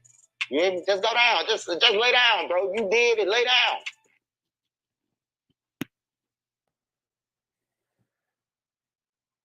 He's sitting here talking about take responsibility, this and that there before you pull somebody in. No, your friendly talking ass or either backdoor ass was having correspondence with Kenny Mack. You know what I'm saying? He said, I don't know what to believe from the nigga no more, dog. But he was saying that they was talking about a lot of shit, you know, when they be talking out, when they say swapping out, you know, they talk about swapping out maybe something that they ain't supposed to be swapping out. I don't want to get all into it, but you know what I mean? So whatever, you know, y'all can put it together. But no, you was on the phone with Kenny Mack talking however you was talking, right? Allegedly, because I don't believe the shit. I don't believe all that shit you saying anyway. But let's just go off of his premise real quick. Nigga, you put yourself in there. You could have easily told him, hey man, look, man, I don't want to talk about none of that, bro. Nah, bro, we on the phone, bro. Nah, what you doing, bro? No, you was doing that friendly backdoor shit. I'm cool with y'all. I'm cool with them. You know what I'm saying? Ha ha ha, he, hoo, ah. You know what I'm saying? So you put yourself in that situation, nigga. Know what I'm saying? Kenny Mack couldn't have talked on the phone by his motherfucking self. Hang up on that nigga. Texting this nigga and all of this type of shit. So that let me know that you really wasn't out the streets like you try to say you're a civilian now. Because you're still involved in all of this street shit. Bruh, that man just said that Kenny Mack texted other people as well as him that they was downtown on Duck. That nigga told that shit to them police, dog. He told that. He went and told that. He went and told that. Because that's how he became, in my opinion, that's how he got paid. See, if the police knew that shit before Trenches News told it, then I think that he would be charged as a co-conspirator. It would have been the old Block 7 instead of the 6. I think he went and divulged that information to them, and that's how he avoided becoming charged in this case, bro. Because if they already had the information, then his cake would have been baked. They would have just went on and smashed the gas on it. That nigga went and told them people. When that nigga seen it really went down and all that, he might have got a change of heart. He might have started feeling for Duck Mama went to start thinking about Brick and all of this type of shit. And might have got a change of heart, you know. Oh, I'm finna tell, man, the niggas really killed Duck. I ain't think they was gonna kill him. Oh. And when it told on whatever accord he told. However it play out, it's so much misinformation in this shit till we don't really know. And one thing we gonna find out, because one thing about the internet, they undefeated, they gonna get the paperwork.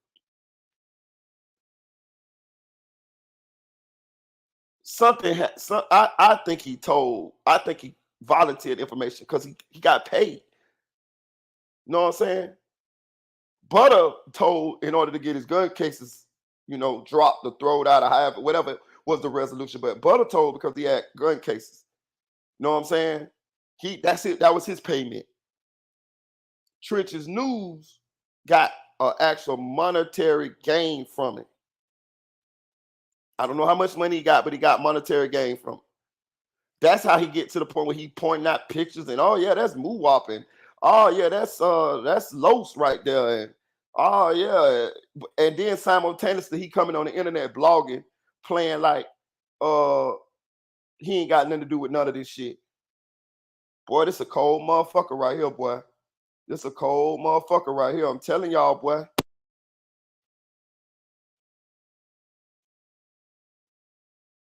You know what I'm saying? Y'all don't want to fold. But see, this your man's though, see Hood. This your man's though, C Hood. This your man's. And I'm gonna say this, C Hood, if you're listening, slow flow. I call him slow flow because he be talking like, yeah. This your man, slow flow. You ain't got to hate him. I'm gonna look at it from your point of view right now. You ain't got to hate him, but you should have disassociated yourself with him as soon as this information came to the light. You could have had a conversation with him. You could have said, hey man, I got a lot of love for you. We done created a bond, this and that there, but I can't be associated with you. Or you could have went to him first and asked him what happened. That's what you should have did. Went to him first and asked him, and I'm sure y'all had a conversation. Probably had a couple conversations. But go to him and ask him what happened. The moment that he's not truthful with you about what happened, that's when you should have known. Well, first you already should have known once you got the factual proof that this is what he really read it. And I'm just saying this being that you're a street dude. You know what I mean? Now, if you wasn't a street dude, I can't hold you to the street rules. But you a street dude, so you say. Or, you know what I mean? Now, if you ain't in the streets no more, and because I'm gonna be honest with you, they trying to say that C Hood might not be saying certain shit because he afraid that Trich's News gonna turn on him and tell some shit that C Hood got going on. This is what damn, who said it? I don't want to lie, but somebody said it. One of those Chicago bloggers said it. And they was insinuating that C Hood ain't distancing himself from Trich's News because he's afraid that if he do that, Trich's News will get mad and tell what he got going on. You know what I'm saying? But if you wasn't in the streets and you had retired, and y'all just blogging, I'm somebody. I'm not gonna hold you to the street rules if you're not in the streets no more. I'm not gonna do that because people is allowed to change their lives. I know guys that was in the streets that are pastors now. You know what I'm saying? I know people like that. You know what I'm saying? I know people that was in the streets doing everything that people do in the streets, and now they pastors now. And then when people come up missing or when people do shit in the hood and they be on the run, he'll get them to turn themselves in. He'll talk to them because a lot of times the police be looking to kill these people, and they'll do it because of him, on the strength of him. So I'm someone I'm not gonna hold you to the street rules if you're not in the streets. So if C Hood was just a blogger, and you decide to still be cool with your friend, hey, all right, whatever. You know what I'm saying? But you claim to be a street dude, and allegedly who knows? But so I got to put you in that basket. Now, you should have disassociated yourself with him as soon as you had a conversation with him, and as soon as the facts came out that he was cooperating, number one. That's what you should have did. You know what I'm saying? You didn't have to have no malice or nothing towards him. And if he was your real friend, he would understand that. Man, I done got myself in some shit where my homeboy can't fuck with me. That's on me. That's on me. He what if C Hood would have got into some shit? Do we know if Trench's News would have still been riding for him? Like, we don't know. We don't know. So, I'm not saying don't have no compassion for people, but I'm saying if you have a certain morals, principles, you got to stand on them bitches, and you can't make no concessions. If you do, then you're a hypocrite. You know what I'm saying? When it comes to the street shit, you know what I'm saying? When it comes to that, you know what I'm saying? You can't talk down on rats and then be cool hanging with rats.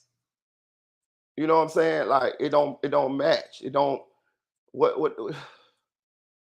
Like, but this is what this. I don't be honest with y'all. I'm just to be real with you. I don't care about the shit like that. I don't care about the shit like that. I'm just only blogging on the shit because I see where this shit going. This shit is a never ending story. It's a revolving circle that's gonna keep happening.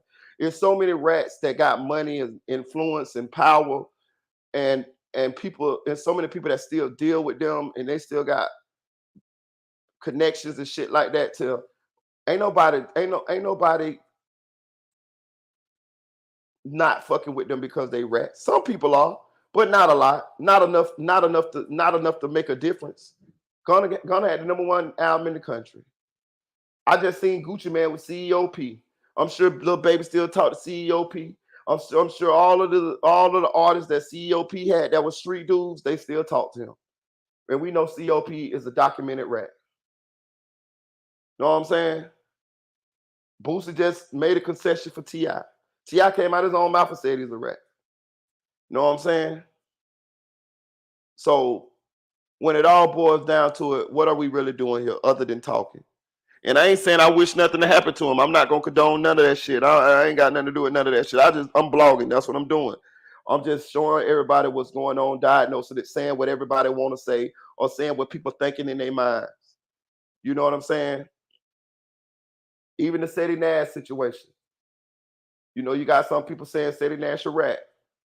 I'm pretty sure from me listening to what King AK-47 said, he not finna not still be cool with Seti because of that. He's not. So when I look at it, when I see the whole, and to be honest with you, none of these, Trenches News got more subscribers now than he had before the rat shit came out, y'all. He got 112,000. He had like 109,000 when the allegations first hit. You know, and I'm sure some people over there just to watch to see the crash. Some people over there to see it happen. Some people over there to hear what he gonna say. You can't troll them because they're gonna have everybody. Well, you can, but they're gonna get you. They're gonna block you. He over there erasing all of the negative comments in his comment section, so that when you look at the comment section, all of them are keep going, Trenches, clean up the streets, Trenches. But the negative comments, he erasing them so you don't see them. You see what I'm saying? And the story goes on and on. So now we finna get everybody. You hear me? Like, nah, bro. Nah, I don't agree with Trenches News on this one. He's saying basically like, look, when they got arrested, they should have just said, yeah, we did it. Nah, man, you fight. You know what I'm saying? You fight. If you did it or not, you fight.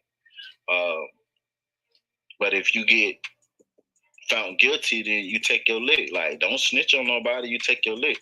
But you most definitely fight, man. You most definitely fight. But yeah, you heard it right here on DJU, man. This ain't a skit either. So don't think this is no skit that we just jumped up and I jumped up like that. It ain't no skit. DJ, you ain't no. It's a real shit. It's me. You see, I'm over here amazed. Like, damn. Hey, and I just want to say this, man. You know, Trenches be talking that money shit. He got the businesses and all that, and he saved his money. I believe him, dog. Because Trenches been rocking these same flip-flops every interview I have seen. Every time I have seen him in a video, he been rocking them same flip-flop. And that goes to show me homie ain't spending his money. So salute to you, Trench, goddammit. Hey, I believe you. When you say you saving money and shit, I believe you, Trench. Yeah, I just be real, bro. Like, get shit, you know. I don't give a damn how much. I don't give a damn how much money I got. I ain't gonna never crab on me. I ain't gonna never not dress and all of this shit because I'm trying to save $1. Nigga, that nigga making so much money. He said he make 8,000 this month, 5,000 this month. He say he got 5 businesses. Nigga, you can't buy you no motherfucking shoes. You got you that frugal, you that cheap. The way you gonna wear them things, stank ass masks, oversized shirts and oversized pants and slides. Nigga, you looking like a J buddy. You looking like a crackhead out here, man. You tripping.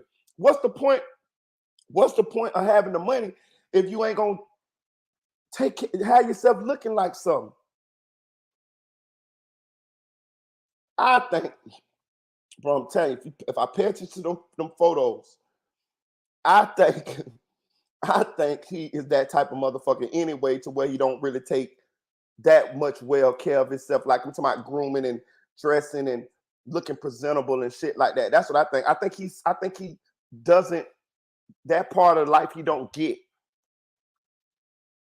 That's what I think, because I tell you again, I'm gonna say I never seen a picture with Churches Dudes looking to fly. Never. Not a prom picture, not a birthday, nothing.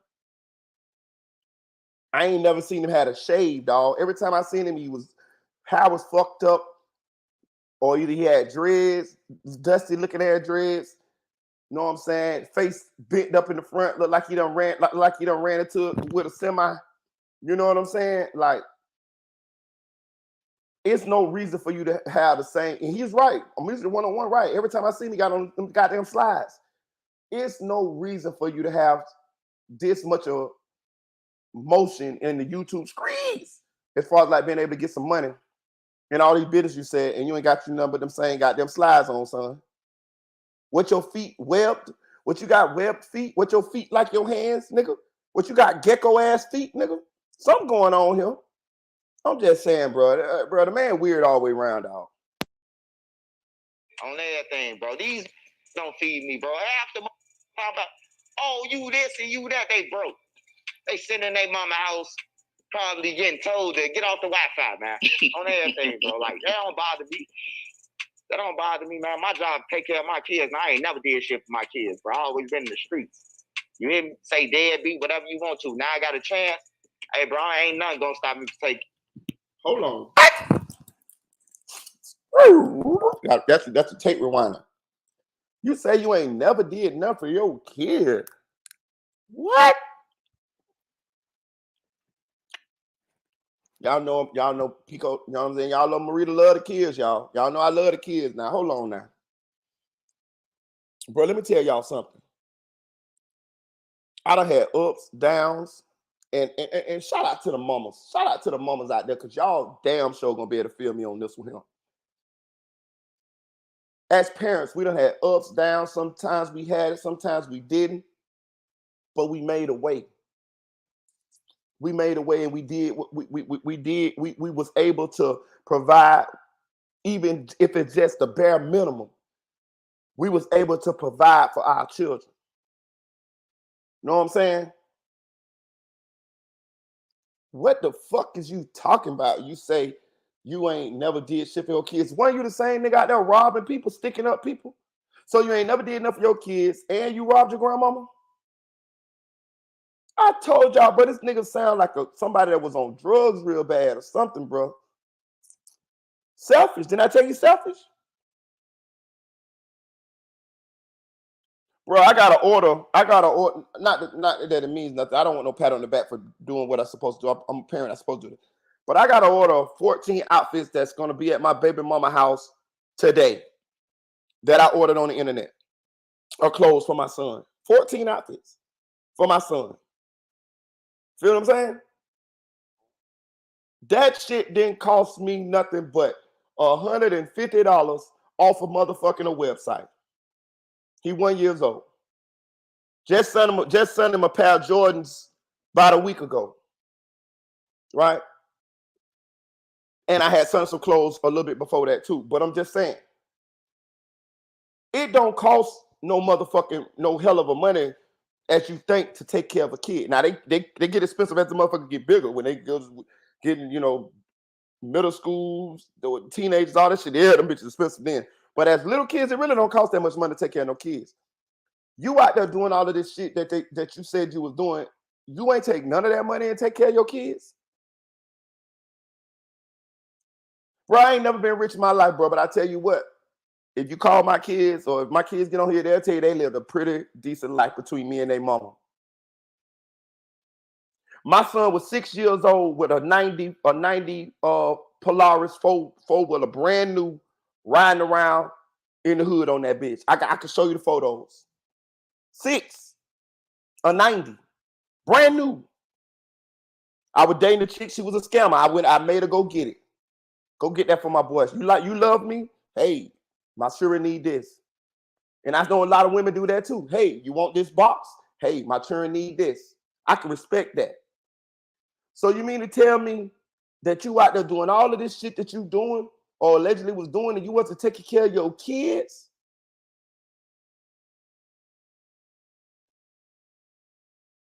Wow.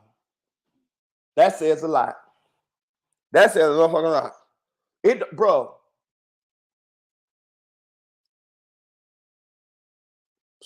I don't even know where to begin on that type of shit right there, bro. All I'm gonna say is I don't give a damn how bad you doing. You still supposed to take care of your kids, bro. I take that shit there personally. Like take care of your kids. Be honest with you.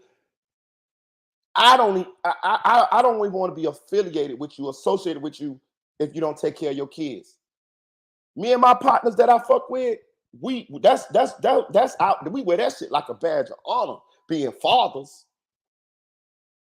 All my partners, my close partners that I fuck with, we fathers. We talk about father shit. We talk about our children. You know what I mean? Like how to raise them, how to teach them. I got one of my partners the other day. He told me, he asked me, say, man, what's your son number? Now my son knows since he's a little boy. He said, I'm gonna call him tomorrow. I said, why? He said, because I want to make sure he got his head on straight. I want to make sure that he finna get something going on with himself. My partner did that out of the because he wanted to. I didn't even call. I didn't even tell him that. He said, "Hey man, give me his number." He called me. Hey man, give me your son number.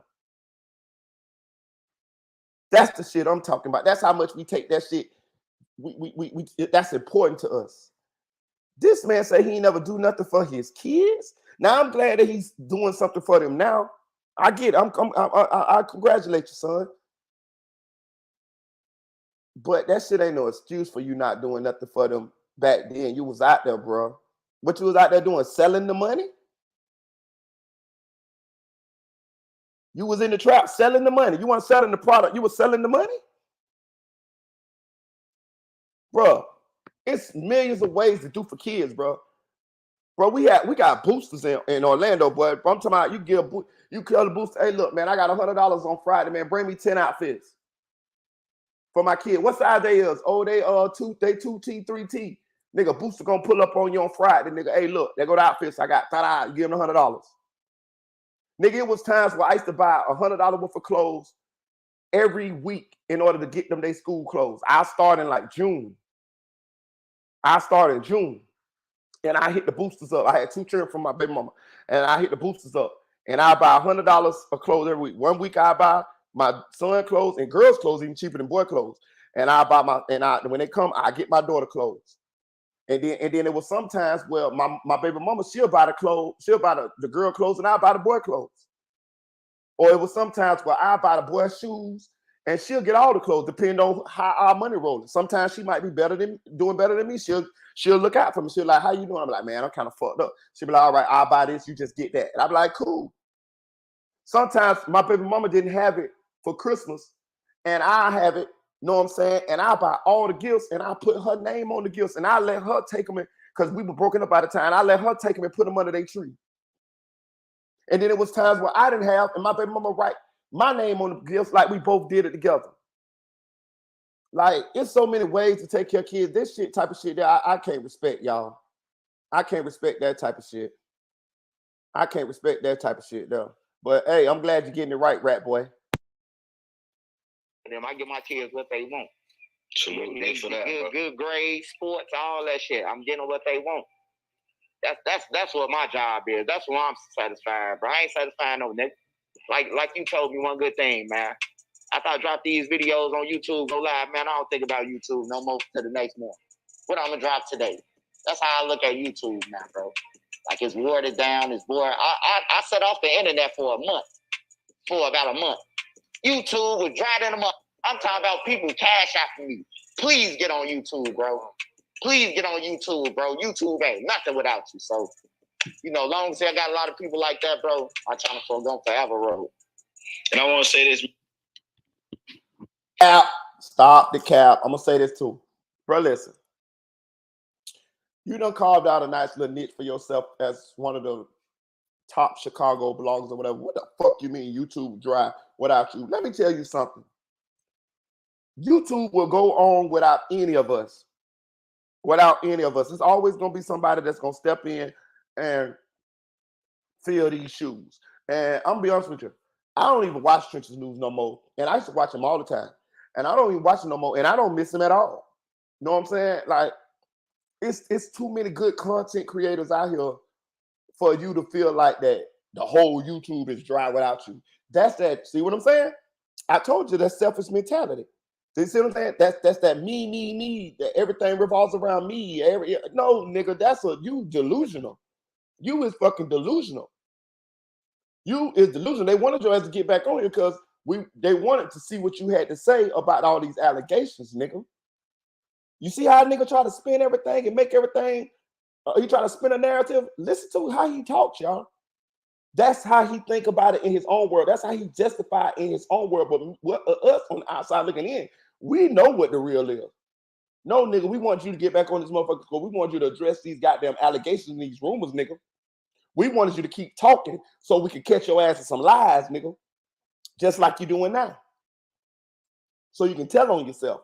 Because we already pretty much knew from the different reports from the different reputable content creators, we pretty much knew that you was the rat. You see what I'm saying? And to be honest with you, the story was gonna keep on rolling without you. You know what I'm saying?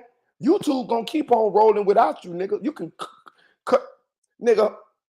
Hassan Campbell was one of the most polarizing YouTubers here a year or two ago. Man, nobody can give a fuck about Hassan Campbell right now. You know what I'm saying? Like, you know what I'm saying? Like, I don't even know what's up with Buddy. Like, this is how you know he's a nigga that ain't never had shit. He ain't never had nothing, y'all. This is the best he ever lived in his life. He like somebody that win the lottery and starts done got so jaded till he feel like he the king of the world. But to somebody that's already done been popular, or to somebody already done had money or success on the level that he done had it, or on close to that level, we realize that this ain't shit. See what I'm saying? He trying to form a victim mentality, like he's the victim. But you did this.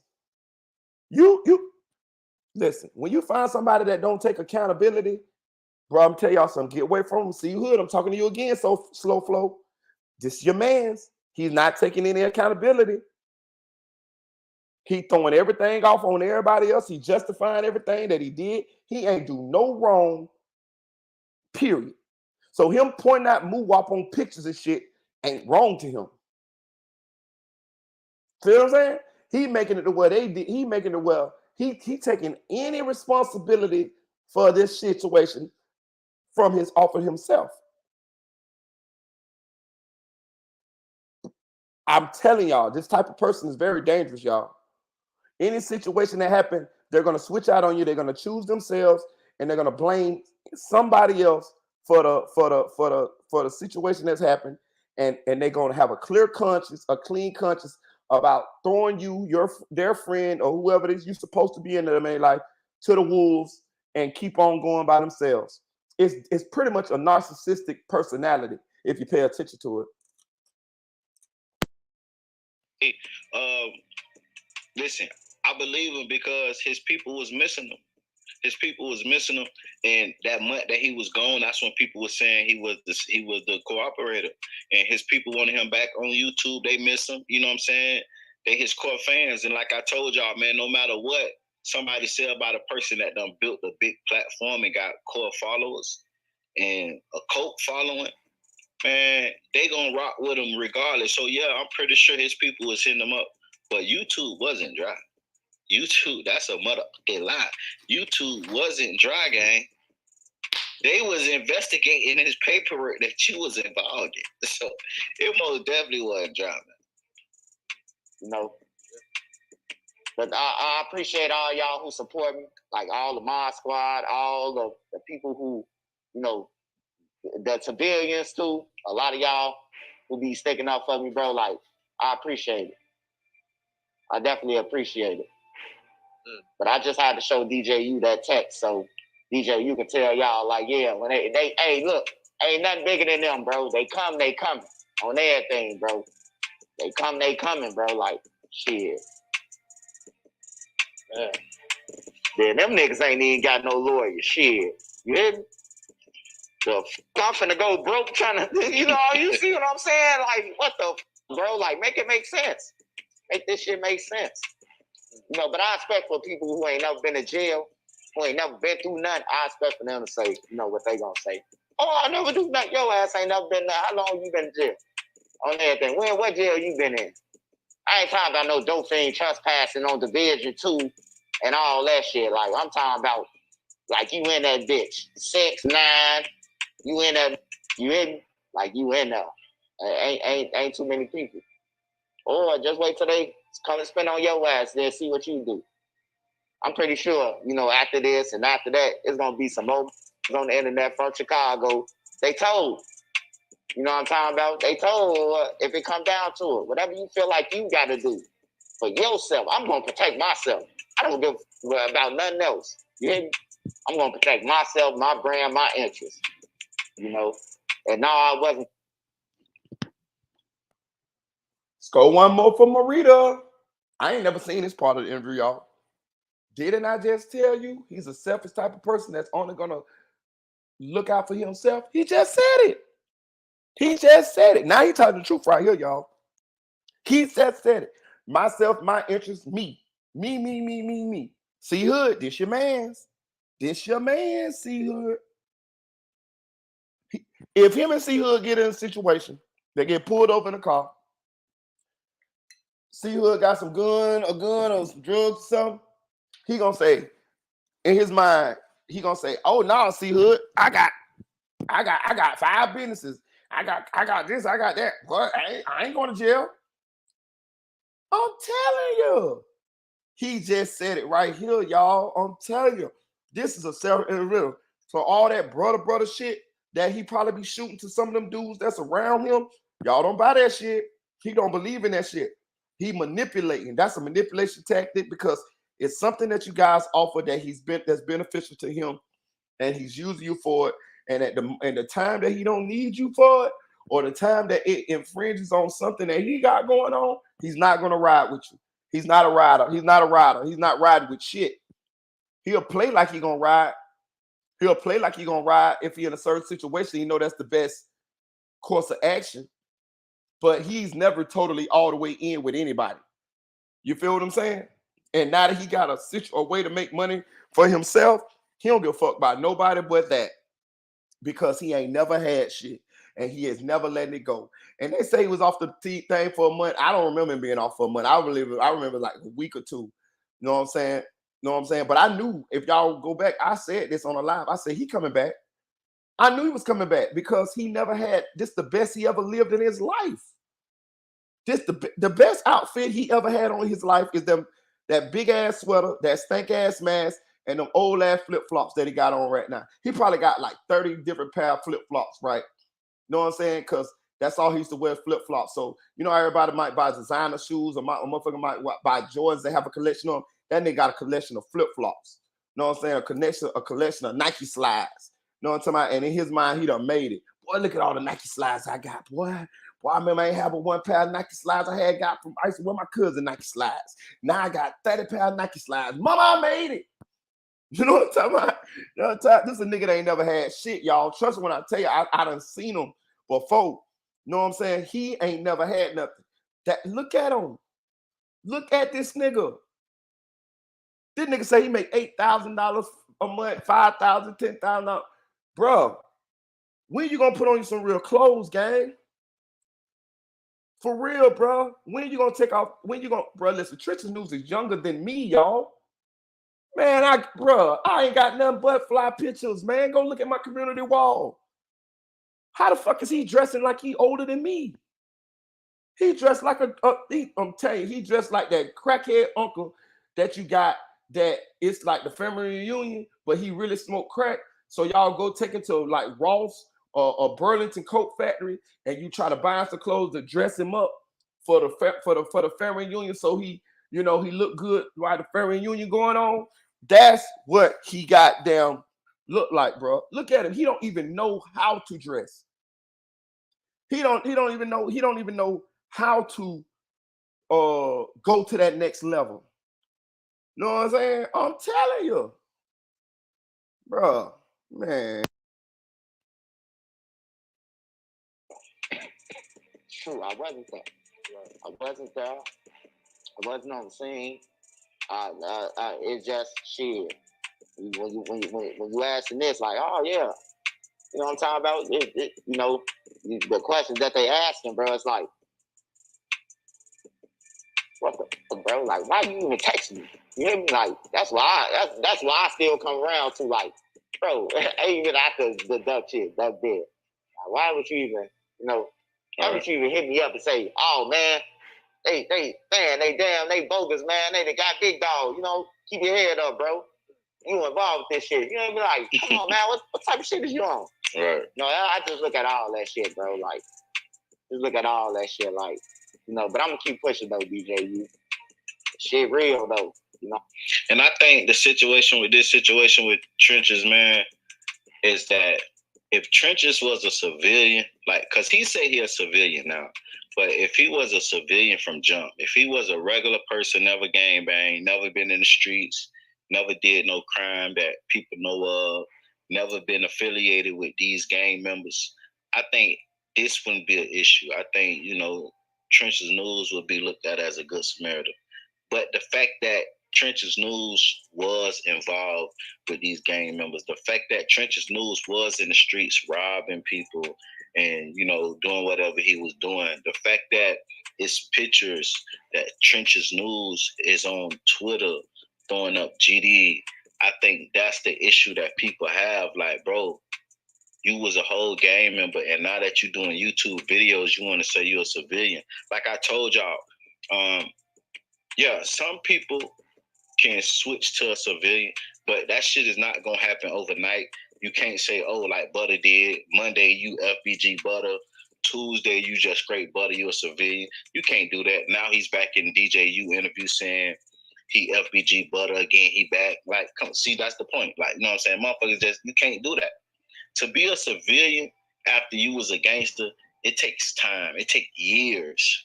You know what I'm saying? I give it at least a 5 to 6 year span. What it gotta be. And I agree. I agree. The reason why I agree is because in life, it's okay to reinvent yourself. I used to when I was a juvenile, when I was being in the juvenile programs and the juvenile facilities, for various shit that I did, they would have people come in to talk to us, like motivational speakers. And a lot of those people would have stories about when they was in our position and they ended up, you know, going through whatever heartaches and pains and trials and tribulations that they went through. And then they, you know, changed their life and now they are back to try to help us to not make the same mistakes that they did. You know what I'm saying? So I totally agree that people can change their lives. And I'm gonna even take a step further than that. I'm talking to y'all who here listening. I don't give a damn how many times you got to reinvent yourself. Do it. Nigga, I done been a construction foreman. I done been a rapper. I done been a goddamn drug dealer. I done been a goddamn scammer. You feel what I'm saying? Like now I'm a blogger. You feel what I'm saying? Like however many times you got to reinvent yourself to get to the best version of yourself, do it. You know what I'm saying?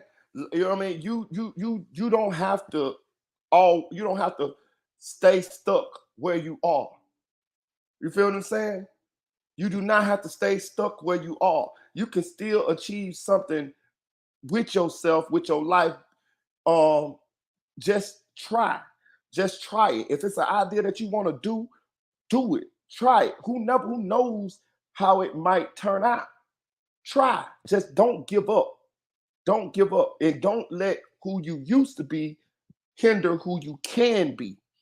You feel what I'm saying? I don't give a fuck if you listen, that's at the core of what Jesus was teaching. You know what I'm saying? If you believe in Jesus, you know what I mean? If you don't, that's fine. But I'm just gonna use him for example. Jesus had murderers, Jesus had prostitutes, all of these different people as his disciples. But he took them with him and he changed them from that. You see what I'm saying? They changed. And some of the one of them, I think one of them was a tax collector or something like that. But they changed. You can change too. So don't feel like you doomed because you done did some bad shit in your life, or your one a part of your life where you had some bad shit going on, or you know what I mean. That don't got to be you. That gonna be you if you continue to stay there. But if you want to change, if you want to grow into a better person, you got all rights to. You got all rights to. By all means, do that shit, dog. You never know who the fuck you can be. You never know what type of heights you can achieve, bro. God woke you up this morning, which means you blessed, you winning. It's up to you to build on top of that and do something with it. But I believe that everybody got something great inside of them, and everybody is good at something. Whatever it is you want to do, just put one foot in front of the other, pray about it, have some drive and some dedication, and focus and do that shit. So I do agree. I do agree that people can change their lives. And I'm gonna go back to what he was talking about. Just because you're a street dude don't always mean you're a street dude. You always got that in you. You always from the streets, but you can choose, because that's really what it means. That's the kind of like essence of what they try to say jail's supposed to do. When you go to jail, you're supposed to pay your debts to society, and you're supposed to come out and not do those things no more. In essence, jail is supposed to be your punishment for the crime against society that you committed. And when you come out of jail, you're supposed to leave that part behind. So essentially, when you come out of jail, you're supposed to become a law-abiding citizen. Essentially, this is essentially what's supposed to happen. It doesn't always happen. You know what I mean? Sometimes it takes time. You know what I'm saying? For you to get here, and some people never get there. It's a choice. So I'm gonna say this: he could have been a street dude, and he quit being in the streets. I wouldn't have held him. And when I mean held him, I mean quit being in the streets. I mean, I'm like music. It takes time. It takes years. I ain't gonna count. I will say, I don't know how many years it is because I'm not writing the rules or none of that. But I do think it should be a bit of time in between when you decide to say that you're done with the streets for us to give you the title as a civilian. You know what I mean? Like, it ain't some shit that you just can say tomorrow. I'm done with it. You can say that, but we still not gonna give you that title until you show us that you done put some time in and you legit ain't going backwards. You know what I'm saying? Because I'm be honest with you, I done quit the streets a couple times. When I became a construction foreman, let me say from 2012 to like 2018, 19, yeah, I was totally out of the street. So I was totally out of the streets. I was working construction. I did nothing illegal, no nothing. See what I'm saying? End up losing everything, losing it all, and went back to the streets. I went back to the streets and was in the streets for about a good 2-year period, and then ever since then I quit. I ain't been back. I ain't been back. You know what I'm saying? So, and when I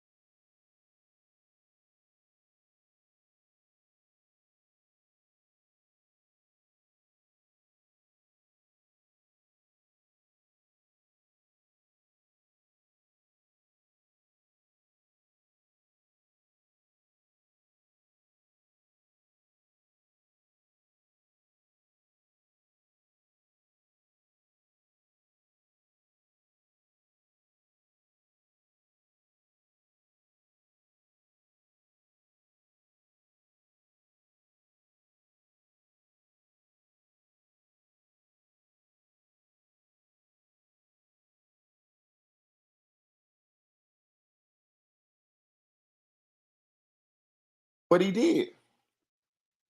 That's what he did, y'all. Y'all can hear me now? Y'all can hear me now? Hold on. Let me know if y'all can hear me now. Y'all can hear me now? Yeah, y'all can hear me now.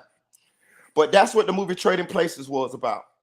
The movie Dan Aykroyd and Eddie Murphy. They took everything from the white man to see if he was going to revert the crime like Eddie Murphy did, and they gave Eddie Murphy all the benefits that the white man had, and he turned into a successful stock guy.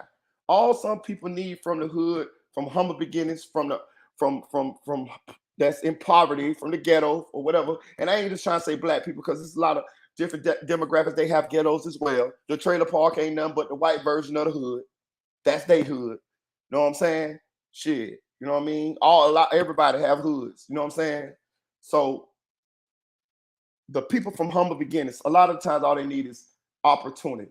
So I'm just telling y'all, man, it's okay to reinvent yourself. I encourage you to reinvent yourself. I'm a fucking blogger. You couldn't have told me 20 years ago I'd be on the internet blogging.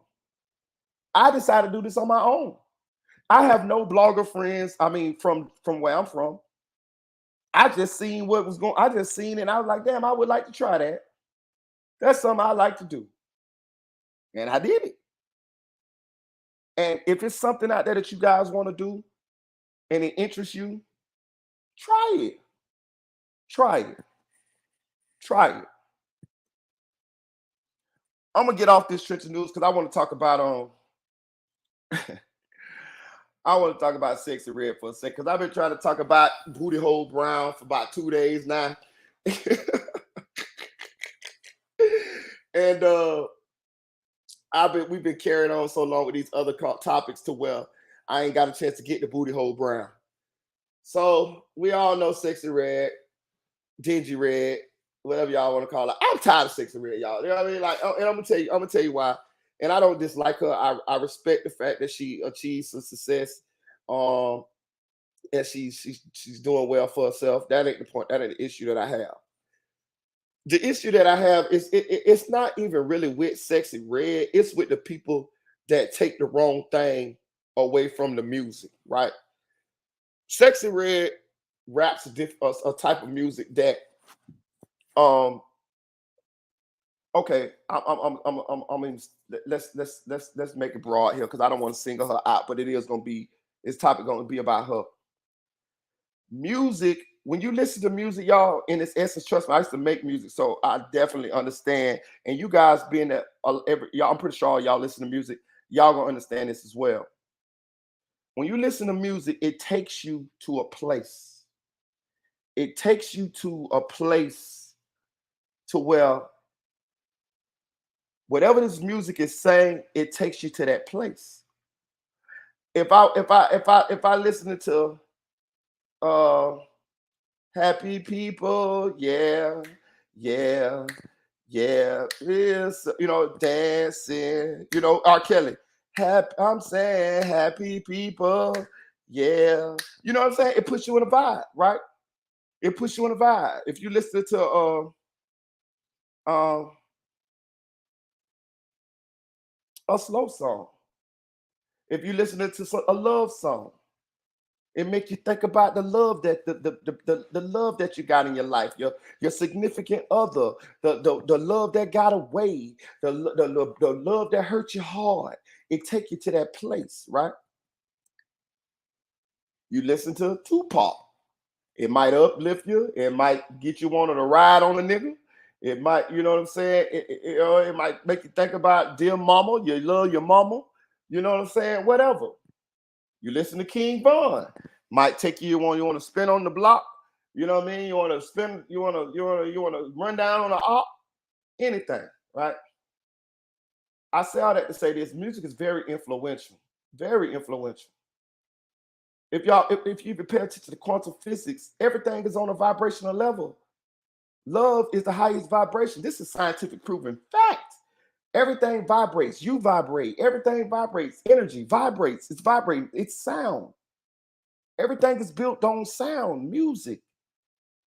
Even before we had this type of music, we was in Africa beating the drum, dancing around the camp, dancing around the fire. the music, the beat, the sound. It made you move. It make you feel a way.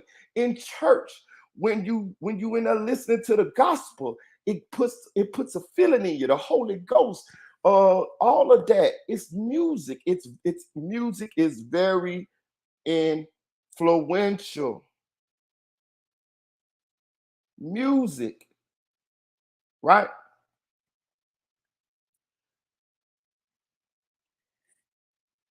The type of music, and I'm just only gonna talk about Sexy Red because I want to get to a point about her really quick. But I'm using the music. She's not the only one. I was involved in this too because I made rap music, gangster music, music that was talking about shit, glorifying certain shit. So I'm not judging her on that. I'm just showing you the effects of the shit. We at a point now, y'all. I'm trying to tell you this real shit, y'all.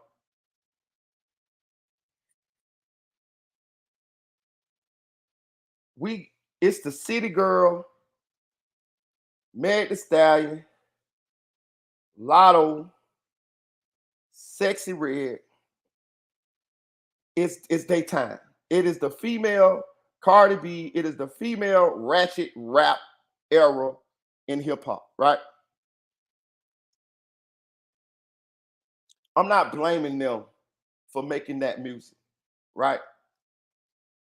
But what I am blaming is the people who listen to the music, who let the music influence them to behave in a certain kind of way because they listen to the music.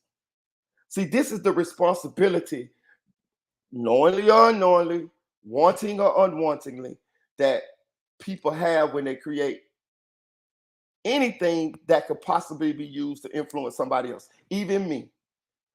Even me when I was making the music, I had that. I had that burden too. I don't know if everybody understands this. Even me right now, when I'm on this platform, I have 4,000 some subscribers.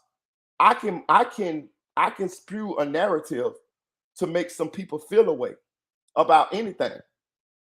The things that I say on this platform, people believe it. I could not be cognizant of that and use that to manipulate people to believe in certain things. I could be irresponsible with that with that power or with that gift of influence. Yeah, that influence, and I could lead people down somewhere that I wanted to lead them. And it might not be a good place.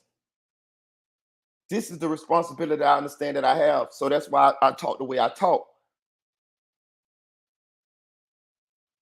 A lot of these young people nowadays listen to this music and they use it as a way to live.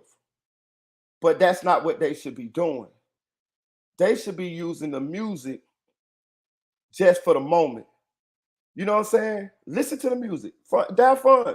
Dance to the music. Do all of that. That's fine. But don't try to live these songs out. You know what I'm saying? Like, don't be trying, oh, I'll fuck your baby dad, I'll fuck your baby dad. No, no, no, no, no, no, no, baby. No, baby. It's just a song, baby.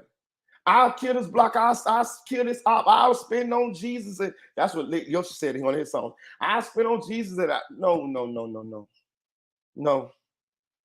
Listen to the songs if you like the songs, but disassociate yourself when it comes to actually acting out these acts in real life. You know what I'm saying? And a lot of people do this shit. You know what I'm saying? Now back to Sexy Red. I saw a picture of Sexy Red sucking on a dude's toe. Like, what the fuck is that about? Like, if that's what you want to do in your own personal time, that's cool. But why is that out here for these young girls to see? And it ain't just only her. I ain't only just attacking her, I'm just using her because I want to talk about what she had going on. I want to talk about this toe sucking shit. She got a dude toe in her fucking mouth.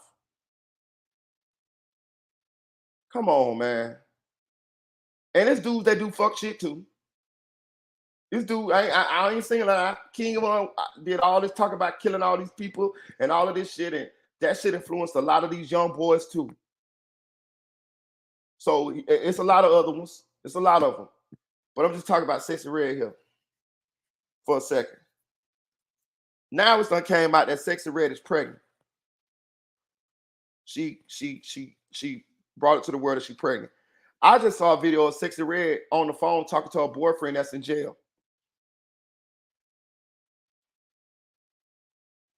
So now we got you as one of the, people that a lot of these young girls listening to now. And we got you knowing you got a boyfriend, and now you pregnant. So that image, a lot of these influential young ladies are going to enact that. Because they feel like, oh, Sexy Red did it. But they ain't Sexy Red though. They regular motherfuckers living regular lives. But in their mind, in their delusion, in their fantasy world, maybe because they got a little shape or a little popularity or a little motion. Now that they see that they can lean on somebody to justify the shit, they got an image of it so they can justify doing that fuck shit in their head. There it is. And it's not just her, it's men rappers and shit like that too. And I'm just trying to show y'all that this is how, this has a lot to do with how we get to where we at today in today's world, with our babies dying in the goddamn street. Definitely the Chicago drill culture had a lot of influence on these young boys killing each other. A lot of these gangs, a lot of the lingo they use, the same lingo, a lot of the way they behave, backdooring, ops, all of that Chicago gang talk, drill culture. It's the blind leading the blind. And the reason why I'm talking about it is because we need to diagnose it, because we got to try to save our babies, y'all. You might not have kids now, but you may have some in the future. And if you don't understand what you're fighting up against, then you're going to be at disadvantage when you comes to raise your kids. And who the fuck want to lose their kids to the streets?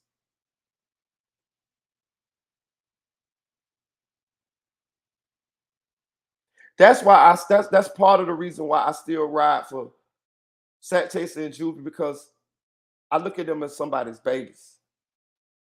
That shit was wrong.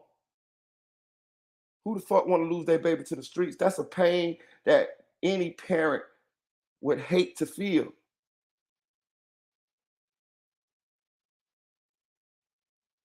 The behaviors that the people that are our kids are watching and learning from to exude these behaviors is a big part of the reason why they behave in this way. Some of it is us too. Some of us act just like Sexy Red or King Von. Some of our kids have parents that act just this way too. So we can't put it totally on them either. Some of us is just like Sexy Red, and some of us is like King Von. This is the point I'm trying to make. At some point, when you become a parent, you have to choose. You see what I'm saying? You laid down, you had these kids, whether you wanted them or not. But once they're here, you have to change. Your life is not your own no more. I saw a video on Facebook yesterday where the lady was talking shit to a lady on live, and her daughter was in the car with her. And she said, and how I knew the daughter was in the car with her, because she stopped, she broke talking shit for a second, and she started talking to her daughter. And then she went immediately back to talking shit to whoever she was talking shit on live. Puss asshole, fuck you, bitch. I ain't never fucked your baby daddy, but I fucked that whole baby daddy. But your daughter right there hearing this.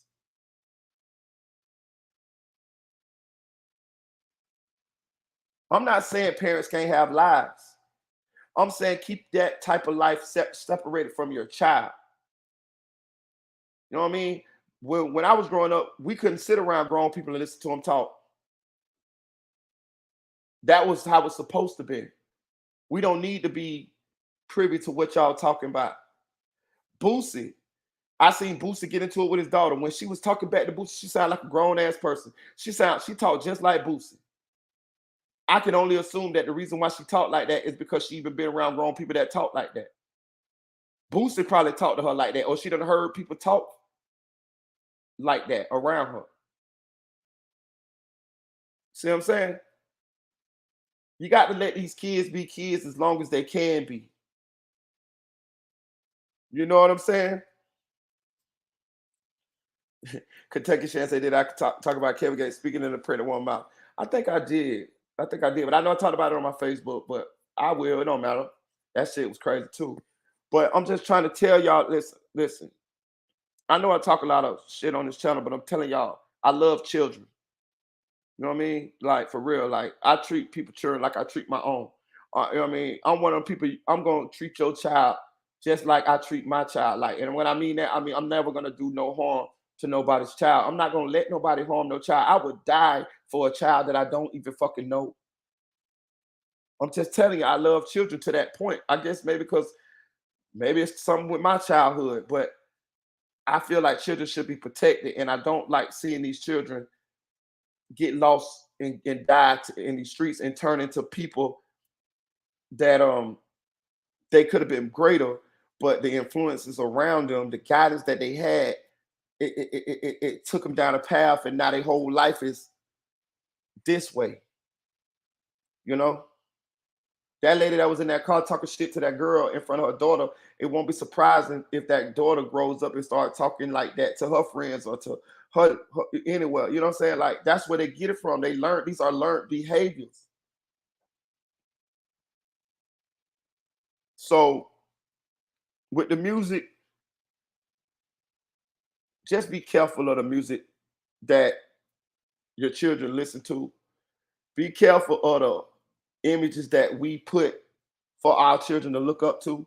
I'm telling you, I ain't judging nobody. There ain't no perfect parents either. Ain't no perfect parents, y'all. So I ain't no better than y'all. I sold dope and did all that shit too. But when I matured, I realized I didn't want my children to see that, see me like that. You know what I'm saying? And I switched that shit. You know what I'm saying? For them and for me, it was a good decision. It was the best decision I could have made, but I should have made it sooner. But and you gonna make it whenever you want to make it. If you ever make it, I ain't telling you what to do. I'm just talking about it to show y'all, because maybe you don't know. This is what's happening here. We got us as parents, we choosing to live a certain way, and we praying or hoping that our children gonna do as we say and not as what we do. And that ain't how it works nowadays. Gone are the times where you could be doing something and telling your children don't do it. It's not gonna happen. You have to walk the walk and talk the talk for these children, especially teenagers. You can get away with it when they're small, but when teenagers, they're looking for inconsistencies. Teenagers are looking for inconsistency. So if you tell put it this way, if you tell your teenager don't smoke weed, you know what your teenager in his mind gonna say? But you smoke weed. You see what I'm saying? But you smoke weed. That's what they're gonna say. Now I know what your comeback gonna be. Well, I'm grown.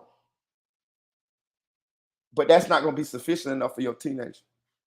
So if you still want to smoke weed, I suggest that you don't let your teenager know you smoke weed. Because you're grown, you can do what you want to do. But I'm suggesting that you keep that totally separate from them, to where they don't know. That way, when you tell them don't do something, you can lean on the fact that they don't know that you do it. So you'll have some credibility. So they don't have a comeback for you. So if you want to go do any type of grown activity, you can do that. You grown. You that's the part of the privileges of being grown. My point is, I think you should shelter that from your children. Don't let them know. Don't let them see that.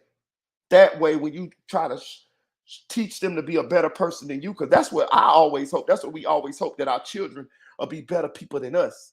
They're supposed to be a better version of you. Take the torch farther than you did.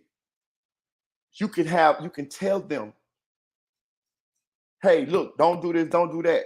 And they won't have no ammo to say, well, I seen you doing this or I seen you doing that. Women, that go for us, that go for men too. But ladies, if you got a problem with your baby daddy, and fellas too, you got a problem with your baby mama, don't let them children see y'all argue. Don't disrespect that lady in front of your children. You should not disrespect her at all, but I know people get into heated arguments. Ladies, don't disrespect that man in front of his children or behind him or behind his back. Because how they see us deal with each other, that's how they're going to feel like that they should deal with their significant other in their lives. I don't care if you don't like her. I don't care if she cheated on you. I don't care if he cheated on you. I don't care whatever they did. Y'all broke up now. Y'all just co-parenting now. Do what's best for them. Let them children see y'all be cordial and respectful to each other. If you got a problem with him, call that nigga out on the phone after you and your children and you're in around your children and tell him what your problem is with him. And he tell you and you tell her what your problem is with her. But you don't call her no bitches. You don't call her no hoes in front of your children. Or none. You shouldn't call her that anyway. Don't call him no fuck nigga, no none of that for them children. Because whether you realize it or not, that's still that child's parent. You ain't no kin to him. She ain't no kin to you. But that's still her daddy or his daddy, and that's still her mama or his mama. Know what I'm saying? That's how you got to look at it. It's hard. It's tough. I get it. Most of the time, one parent gonna be with the good shit and one parent gonna be with the bullshit, most likely. And I know it's hard sometimes getting on the same page. I done been there, trust me. But you just take it one day at a time. And there's no perfect parents. All of us are gonna make mistakes. All of us have made mistakes. That's not the point. The point is to try to do the best you can each day as a parent and realize small things affect these children. They're not going to tell you sometimes because a lot of times we ain't even gave them the feeling that they could tell us anything. We still holding on to that, oh, I'm your mom, I'll tell you what to do. Yeah, we do, but let them talk sometime too. Because a lot of times they'll tell us shit that in the way they feel that we ain't even paid attention to. Now, when they get a little sassy, hey, you get out of pocket. If you want to talk, I'm gonna let you talk. Let me tell me what you're feeling, but at the same time, don't never get this misconstrued. I'm your parent. I'm not your friend. Now go ahead and finish what you're saying. You feel what I'm saying? That's how you do that. I'm not telling everybody how to parent. I'm just giving you some blueprints, some guidelines to some mistakes that I have made along the way, and maybe y'all can use it. You know, it's up to you. You parent how you want to parent. But my main thing is I'm tired of these children dying in the streets, man. It hurts my heart every time I see somebody baby dead. You know, that shit hurt my heart. Like, you know, for real. Like, I'm afraid of that shit. I don't have a care in the world right now, y'all. I ain't rich or nothing, but I don't worry about. I don't worry about anything. The only thing that I worry about is the safety of my children. And if you guys as parents out there who love your children, I'm sure you do, y'all understand what I'm saying. Every day, all day, in the back of our mind, we worried about our children. Is they safe? Is they all right? Is they gonna be okay?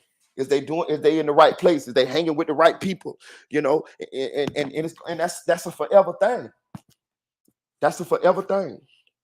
So I'm gonna get off of it real quick. I just want to touch on that real quick because I see that a lot of these young girls like sexy red music, and that's cool. But I also see a lot of these girls actually trying to emulate these acts that a lot of these people do, and I don't like that. I don't like that. I don't like that because I see what it goes because it don't work out. It don't work. This shit don't work out like that. You know what I'm saying? Like they lead it. They're getting led astray. They're getting led astray, and we as parents got to be the ones to lead them because you're your child's role model. I don't give a damn who you is, bro. Your children love you. You could be a whoever, or ice cream person or ice cream man. You can work at Walmart. Your children love you, and how your children see you live, behave, and act, they're gonna respect you for it. You know, give them that role, give them that model to live by. If they see you doing a bunch of bullshit, jumping from woman to woman, beating on women, selling drugs and doing all this type of shit, they might go that way. You know what I mean? They might go that way. You ain't gonna be able to tell them not to do it, especially when they big, because they're gonna say you did it. If they see you jumping from man to man, and you in the mirror twerking and doing all of this shit in front of them, when they get big and they do it, you ain't gonna be able to tell them not to do it. You know. So if that you grown, you can do what you want to do. My opinion is just to keep it separate from them. Just don't let them see it. That way you can guide them the way you want to guide them. The bad shit that we got inside of us that we won't want them to do, if we keep it separate, we can keep them from doing it. We can at least have them tell them not to do it, and they won't know that we doing it. You see what I'm saying? If you want to still live, even if you still want to live your life, is what I'm saying. You know what I mean? Because I'm not trying to tell a grown person how to live their life. I'm just saying, don't let it influence the children. You know what I'm saying? Let them be kids as long as they can. Because boy, we all know when you grow up, goddamn, we wish we could be kids again. You know, I damn sure wish I could be. I ain't have to worry about no bills and nothing like that. But when I was a kid, I want to be I want to be grown. No, the fuck I don't. Now that I'm a grown, I don't want to be grown no more. I want to be a kid. I want to be a Toys R Us kid again, you know? But for real. So love the kids, man. And I know y'all love y'all kids, dog. I know y'all love y'all kids. I believe that. I believe that. I love my kids, and I know y'all love y'all kids. I don't want I said this before. I don't want my kids to do nothing to y'all kids, and I don't want y'all kids to do nothing to my kids.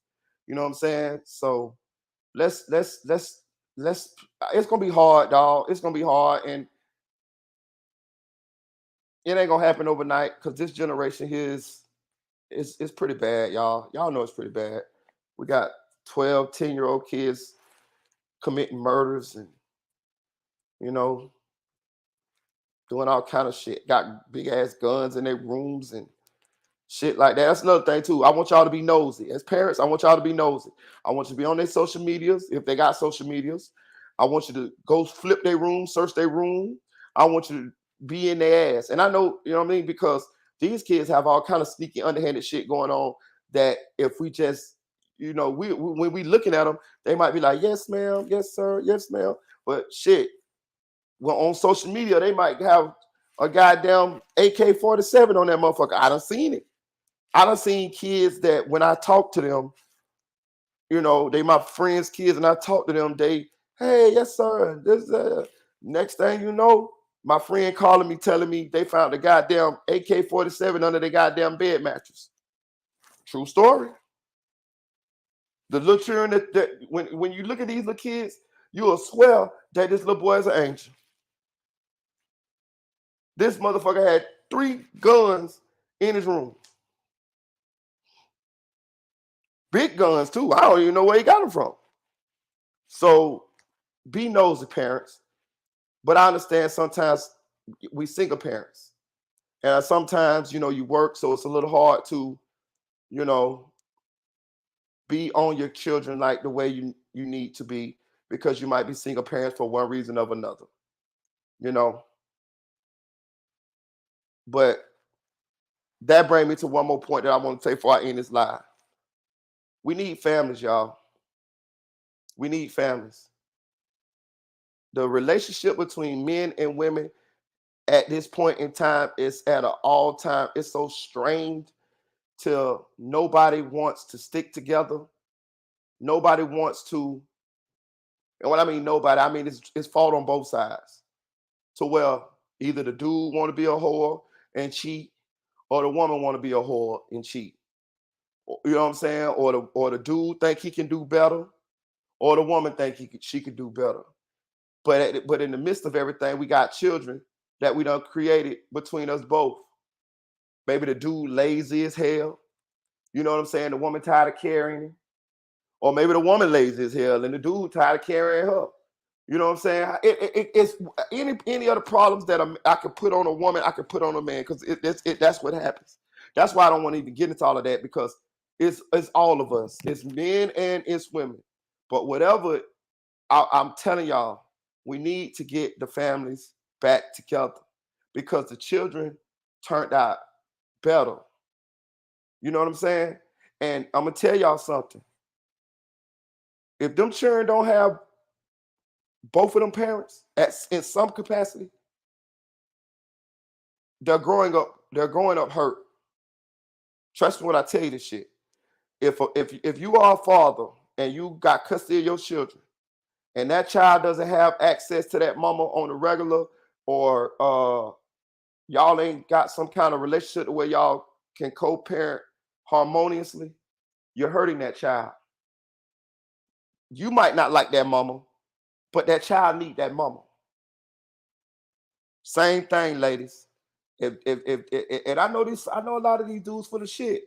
A lot of these dudes deadbeats. A lot of these dudes is, I got all kind of bullshit going on. The way you don't want your child to be fucked up with them.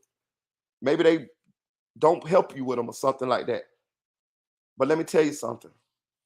Still let that child have access to that daddy, unless it's something that gonna put that child safety in danger, like the nigga gangbanger or some shit like that. But I understand he might not help you, but that's gonna be an issue that he gonna have to reconcile with that child when that child get big enough. You still let them have access to that child, because they're gonna fuck it up for themselves in that child's eyes. See what I'm saying? As kids, when we grow up, we realize which parent is with the bullshit or not. We don't need our mamas and daddies to tell us. Once we get big enough, we gonna see. We're gonna, oh man, daddy with the bullshit, man. Fuck that shit, mom. I ain't going over that nigga house, man. Hell no, I don't want to go over there, mom. Let them make that choice on their own. Know what I'm saying? But let them have access to them. Because if they don't have access to them, then they grow up feeling like that other parent didn't want them. Or just because we mad at the other parent, let's not use the children against the other parent, because that hurts the child. It hurts the parent too if the parent is one of the parents that want to be involved in the kid's life. But a lot of these motherfuckers can go on and live other lives and say fuck the kids, and it doesn't bother them as much as it bothers the kid. Can you imagine your kid playing at the playground and they're not gonna tell you this, they're not gonna say nothing, but they see the other kids over there playing with their parents, and they wonder what happened to their parent. Where is their mama? Where is their daddy? Why aren't they here with me? Do they want me? Do they love me? These are questions that's going to be in their mind, but they're not going to say it. They're not going to tell you. They're going to just keep smiling and playing because they know they got you there. But as they grow up, it's going to fester in their mind. They might even have resentment for you. They're going to grow up splintered people because they didn't have both. It's like a yin and a yang. That's why God gave children mothers and fathers. They need both of them. I'm somebody who got a baby mama who just died. Trust me when I tell y'all, bro, my children are hurt as hell that they don't have their mama. That shit hurt me like a motherfucker. First of all, she was my friend. She was my first love. But second of all, I hate to see my kids hurting. My kids post on their social media stories every day about their mama. Their mama been dead finna be 2 years. And my children were big when she passed. My daughter was like 19. My son was like 17. My children are hurting every day because they don't have their mama. Do you know how bad that hurt my feelings to see my children hurt and can't do nothing about it? She wasn't my mama. She was their mama. You see what I'm saying? Children need their parents, dog. They need their parents. I don't care what you and the mom and the daddy got going on. I don't care. I don't care if she was wrong. I don't care if you was wrong. I don't care. Y'all broke up. That's fine. That's cool. You don't have to be in a relationship with somebody who disrespecting you, who abusing you, who maybe you're not in love with them no more. You don't have to be in the kids. That's not enough. That's not enough reason to stay in a relationship for that. But when y'all break up, y'all need to find a way to be cordial, at least around the children. Y'all need to find a way to co-parent, at least for the children. You ain't got to be friends. You ain't got to be none of that. But keep it cordial. Keep it respectable. You want to talk about that nigga? Talk about that nigga with your sister. Don't let your daughter hear it. Don't let your son hear it. None of that. Now, when they come to you and they got some issues, when they got some issues with their daddy or their mama, then you listen. Know what I'm saying? What happened? Oh, mom, dad did that. Okay. Then you talk. Yeah, well, baby, you know your daddy, this, you know, you I'll talk to him about it. What do he don't want you to, he don't want you to play basketball, he wants you to play football. What you want to play? You want to play basketball? Okay, well, I'll talk to your dad about that. Know what I'm saying? Yeah. You know, that type shit. You know what I'm saying?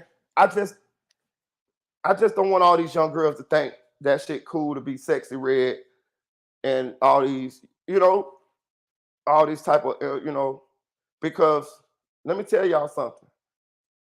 Us as guys, we gonna tell you that shit cool, but we don't respect it. Know what I'm saying? We don't respect it. We're gonna put you. We're gonna judge you for that, and it's unfair. But we're gonna judge you for that. Sexy red them could be just putting on the front. Even though I don't think they are. I think this is who they are. But I'm saying they could be like they say Future. They say Future don't even do no drugs. But every time you turn around, he talk about popping perks. I can hear the perks calling and all this shit right here.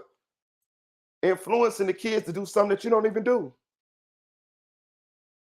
So I'm gonna end it like that there, y'all. You know what I'm saying? I just want y'all to just think about the kids because I love kids, dog. And I know y'all love y'all kids. And I want to see these kids grow up to be something better than what we was. I know y'all do. I know y'all do. I know y'all do. I don't give a damn. I know y'all love y'all children. I'm gonna believe that shit. And some of them else. Some of them gonna grow up to be better than us. But I think we should give them all the opportunity, the best opportunity that we can, by telling them no sometimes. Stop. We ain't gotta be. We're not their friends, y'all. We're their parents. We're their guides. We're their hitchhikers guides to the galaxy. That's why God gave kids parents, because they ain't never been here before. So they're gonna tell us what they're gonna. Once after a while, they're gonna get smart and they're gonna go thinking they know everything. And y'all know if y'all got some teenagers, y'all have been through that stage with them or something. They're gonna go to telling us shit like they know what the fuck they talking about. It's our job then to step in and say, no, we're gonna do this way because I have been here before you have been here. And I know where that path that you're talking about leads to. And it's not a path that I want you to be on, because I don't think that path is going to be a positive path for you, a safe path for you. Now, when you become big, you become grown, you can make all the decisions that you want to make on your own. But now I need you to listen to me. Okay? Because this is my job and I'm gonna do my job. My job is to guide you, provide for you, love you, take care of you, and to get you to be as self-sufficient as I can before I leave this earth. So I'm finna teach you all these little skills. I'm finna teach you the ways of the world. I'm finna teach you how to do these things so that one day when I'm not here, you can take care of yourself, because I'm not gonna be here with you all the time. One day I'm gonna leave here. And I would love to know or have the feeling that you can take care of yourself when I'm gone. You know what I'm saying? But I'm finna get out of here, y'all. I appreciate y'all listening to your boy. We almost did 5 hours. I guess we're gonna go live again tomorrow when the Melly hearing start. I appreciate y'all. You know what I'm saying? I enjoyed talking to y'all this live. Y'all some wonderful people, dog. I want all y'all to know y'all wonderful people. And I appreciate y'all for supporting this channel, for coming through supporting me. Um, I want y'all to know y'all blessed. I want y'all to know that if God woke y'all up this morning, whatever God you pray to, Buddha, Muhammad, Allah, Jesus, whatever. If he woke you up, the universe, whatever. They woke you up this morning. So you blessed, you winning. You here for a reason.